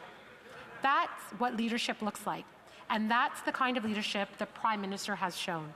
Mr. Speaker, on this side of the House, we take seriously the responsibility of earning and maintaining the trust of Canadians. That trust is not automatic. It must be earned through transparency, responsibility, and respect for our institutions. While so many choose to focus on spectacle, we'll stay focused on the work that matters, upholding the public trust and delivering for Canadians to build a strong Canada. That is our commitment, and Canadians count on us. Honourable Member for St. Albert, Sturgeon River. Mr. Speaker, a complete non-answer. The Prime Minister has a history with tax havens. The Prime Minister has not denied that he is currently using them. Instead of clearing the air, the Prime Minister is hiding behind a loophole in Canada's ethics laws and refusing to answer all questions about his financial interests. In the face of that, what conclusion can be drawn other than that Mr. Elbows Up himself is using offshore tax havens to avoid paying taxes in Canada? Honourable Secretary of State for Combating Crime. Mr. Speaker, what Canadians need to know, and I'll repeat it again, is that the Prime Minister has taken clear and deliberate steps to meet and exceed the expectations set out in the Conflict of Interest Act, which is passed by this Parliament. He has proactively disclosed the required information to the Ethics Commissioner. Canada is recognized globally for having some of the strongest ethics and conflict of interest framework anywhere. That's not up for debate. These systems are in place to ensure that all public officials are held to account, and the Prime Minister has acted fully within this framework. And while the members opposite focus on rehashing and repeating Questions that have already been addressed on many occasions and dealt with transparently, we remain focused on delivering for Canadians on the clear agenda they elected us to pursue. Thank you, Mr. Speaker. The honourable member for Swift-Current Grasslands Kindersley. Thank you very much, Mr. Speaker. And this is my first opportunity to rise in the House of Commons, and I just want to thank the great people of Swift-Current Grasslands Kindersley for putting their trust in me.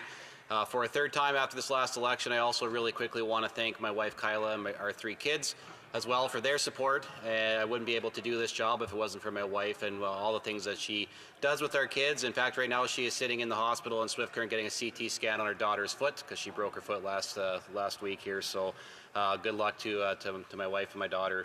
Hopefully everything goes well. I rose earlier to question the Minister of Environment on the emissions cap, which is essentially a production cap, Mr. Speaker.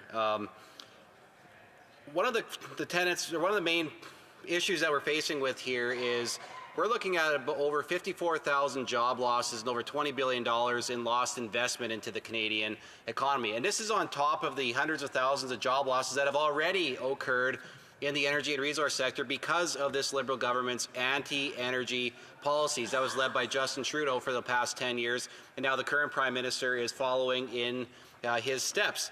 And what we are seeing as well from the current Environment Minister, I've served on committee with her before, and she is actually very vocal about her opposition to any expansion of the oil sands, and quite frankly on committee she's been very deliberate in trying to suppress the oil and gas industry. And I just was looking at some more numbers, Mr. Speaker. Back in 2022, for example, $45 billion in revenue from the oil and gas sector alone went to Canadian governments. $45 billion. In 2022, that would have just slightly trailed healthcare, the cost of healthcare. So if you think about it that way, the oil and gas sector, the money that comes into governments from that is equal to right around the same amount of dollars as healthcare. There's many great businesses and companies in our ridings who support the local healthcare foundations that work in the oil and gas sector. They sponsor our local hockey rinks. They sponsor our community centers, our senior centers. This is the money that funds education. It funds nurses. It funds doctors. The government today has tabled a bill on fixing the borders and the ports, for example. Funding from the oil and gas sector is what will be used to hire some of these agents that are going to be needed to fix a lot of these solutions. They are deliberately trying to cap the single biggest driver of the Canadian economy with their emissions cap, which is a production cap. Now, if this cap stays in place, which the Prime Minister has already committed to doing, and I would assume his silence on the matter only confirms that, the oil production in Canada is actually going to have to curtail by 5% in the next couple of years. And when you look at a 5% reduction, and yet you look at what the rest of the world is wanting and needing. The rest of the world, they've come to Canada numerous times looking for Canadian gas, looking for Canadian oil, looking for LNG. And Justin Trudeau repeatedly said, no, there's no business case, despite the fact that numerous countries came to Canada begging for it. And we have industry wanting to have export pipeline capacity so we can reduce our dependence on the United States for selling our product. And this production cap that's in place is going to just further hamper Canada's ability to be the supplier of clean, reliable energy around the world. Just wondering if the government would be willing to admit that this production cap is a terrible idea. They need to scrap it. Honourable Secretary of State for Combating Crime. Mr. Speaker, the truth is that the Government of Canada is committed to making our country an energy superpower. I think we can agree about that. I say this at a time when our new government is laying the groundwork to build projects of national significance while fighting climate change and defending our economic sovereignty. And if we want our country to remain competitive over the long term, we must not only diversify our country's energy production, but also offer to produce oil and gas with the lowest possible emissions. By decarbonizing oil and gas production, we will position Canada as a supplier of choice for fossil fuels in a future that prioritizes low-carbon sources of production. For example, the European Union plans on imposing a fee on high methane imports of oil and gas. Mr. Speaker, the clean energy revolution represents a tremendous economic opportunity for Canada to be more globally competitive while fighting climate change. I believe no Canadian wants our country to be left behind. Enabling Canada to become the world's leading energy superpower in both clean and conventional energy will in turn sustain hundreds of thousands of good careers in the skilled trades. And despite the many economic challenges Canada is currently facing, we must not forget that the climate change emergency remains. We need to look no further than the massive impacts that forest fires are having on communities and families in Western Canada today. We can't simply let up on the fight against climate or our climate fight. The time is now to make a difference and ensure we have the best possible future for everyone. The honourable member for Swift Current Grasslands Kindersley. Well, Mr. Speaker, what would make Canada competitive would be a competitive regulatory framework.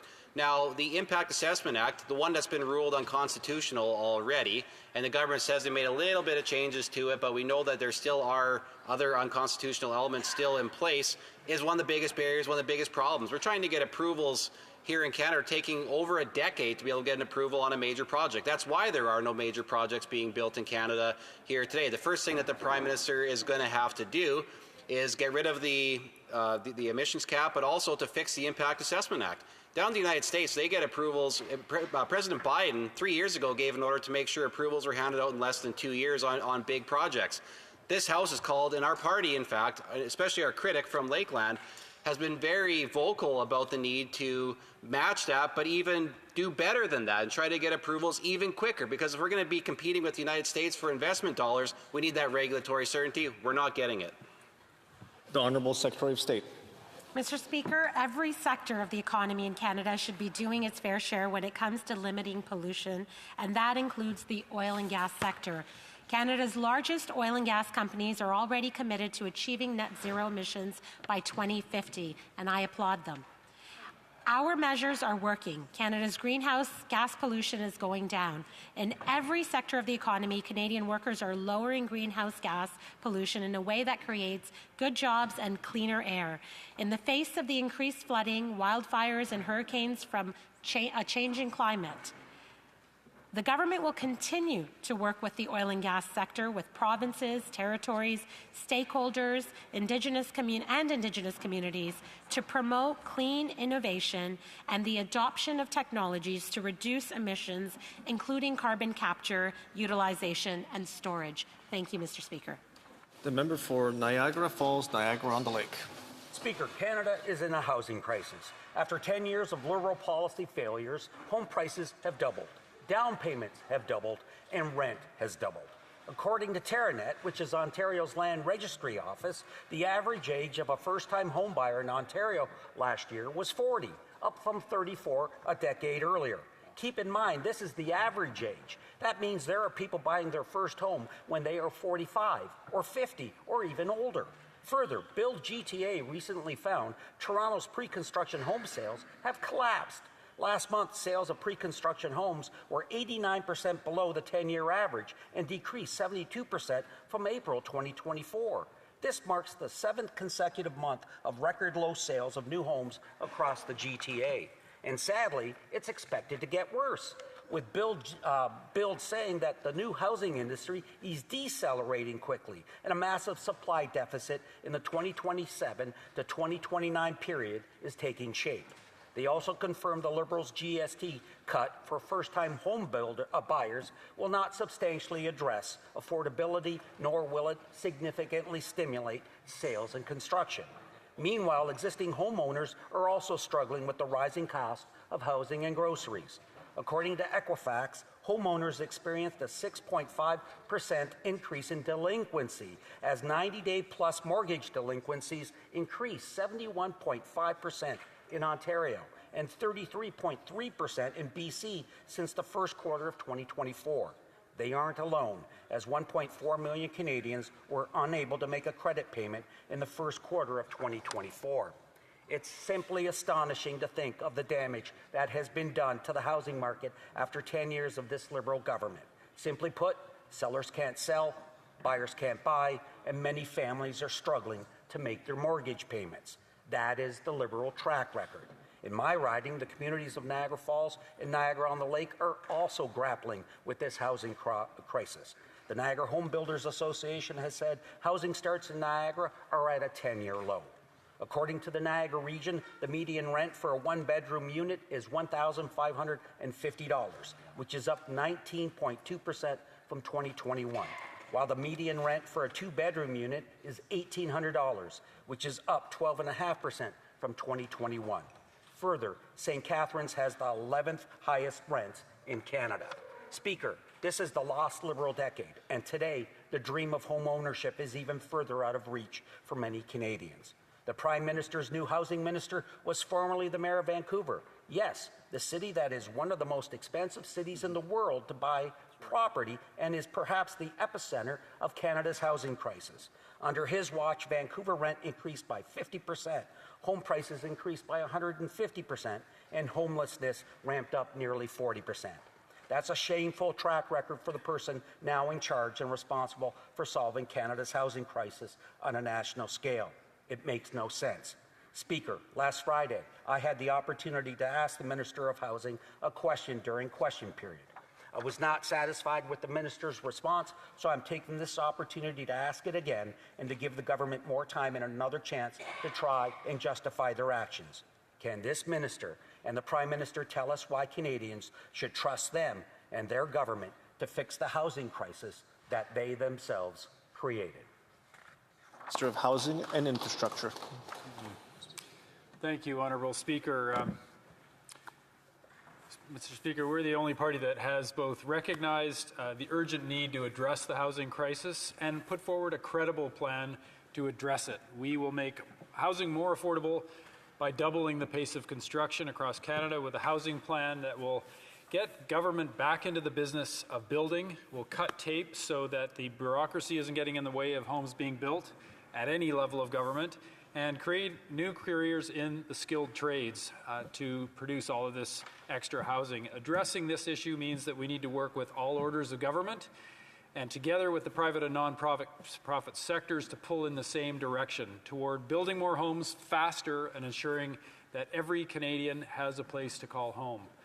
This government's playing a leadership role in that effort, building one Canadian economy and taking bold action to solve Canada's housing crisis. We are using every tool at our disposal to build homes at a scale and speed that's not seen for decades. And that includes investing in a homegrown building industry that employs Canadian workers, invests in Canadian businesses, supports the adoption of innovative, made-in-Canada building technologies like off-site construction. This government is changing the way that homes get built in this country by enhancing our domestic housing manufacturing capacity. We lag far behind many other countries around the world. We need to create the jobs, build a sustainable industry in this country for the longer term at this greater scale. We are driving the supply up to drive the costs down and make housing more affordable and accessible for Canadians. This is something that for 10 years Conservative governments did nothing on. I was the Mayor of Vancouver for 7 of those years, and this Conservative government delivered 0 affordable housing in my city. A key piece of this effort going forward, though, is creating Build Canada Homes, and this is the new entity that will take the federal government even farther into the housing game. Build Canada Homes will work with all of our partners to help streamline the development timelines, to leverage public lands, and to reduce the financial barriers that build truly affordable homes for low and middle income Canadians. And through Build Canada Homes, we will also support the adoption of innovative modular and prefab technologies that can help speed up construction, improve the productivity, and reduce the cost of building homes. Really stimulate a more dynamic homegrown industry here in Canada. Build Canada Homes will also provide predictable funding for affordable home builders. This will add to the existing initiatives like the Housing Design Catalog, which provides standardized region-specific designs for homes, including row houses, fourplexes, accessory dwelling units, or laneway homes, as we call them, to make it easier and faster for communities to boost the supply and support densification. These initiatives are on top of other actions that the Government of Canada is taking to make home ownership more affordable now, like eliminating the GST for first-time home buyers, under $1 million, this $50,000 savings, lowering the GST on homes between $1 million and $1.5 million. These measures will help lower the upfront costs for Canadians who are entering the housing market in these weeks and months ahead. So we will see that opportunity for many new home buyers, as well as these longer-term actions to scale up and double the rate of construction across Canada. Thank you, Mr. Speaker. The member for Niagara Falls, Niagara-on-the-Lake. Through you, Speaker, Canadians are justifiably frustrated when it comes to the housing file after 10 years of this Liberal government being in power. When this government was first elected, they proposed an $80 billion plus national housing strategy. And what were the results? Housing costs doubled, rent doubled, and mortgage payments doubled. To compound this failure, the Liberals then pledged an over $4 billion housing accelerator fund, which the former housing minister admitted was not designed to build homes. I guess he was right. According to Statistics Canada, more homes were built in 1972 than they were in 2022. During the campaign, the Liberals took our idea of removing the GST from new home sales, but they did not go far enough. They also pledged to create a new housing entity. How much comfort and confidence should Canadians have in this government to create a new bureaucratic entity when they demonstrated they can't even run a passport office? And now TD Bank is saying they can't build a... The Minister for Housing and Infrastructure. Thank you, Honourable Speaker. Well, there's a reason that we have a new Prime Minister, a new Housing Minister, and Infrastructure who are here to serve and here to scale up building affordable housing across Canada. Based on experience that I've had at city and provincial levels, I'm here to deliver as Canada is facing a housing crisis. And that's why this government is committed to a leadership role, working with all of our partners, every level of government, private and nonprofit sectors, to bring down the cost of housing. And that's going to stimulate our economy. We are building one Canadian economy in the face of the tariff threats.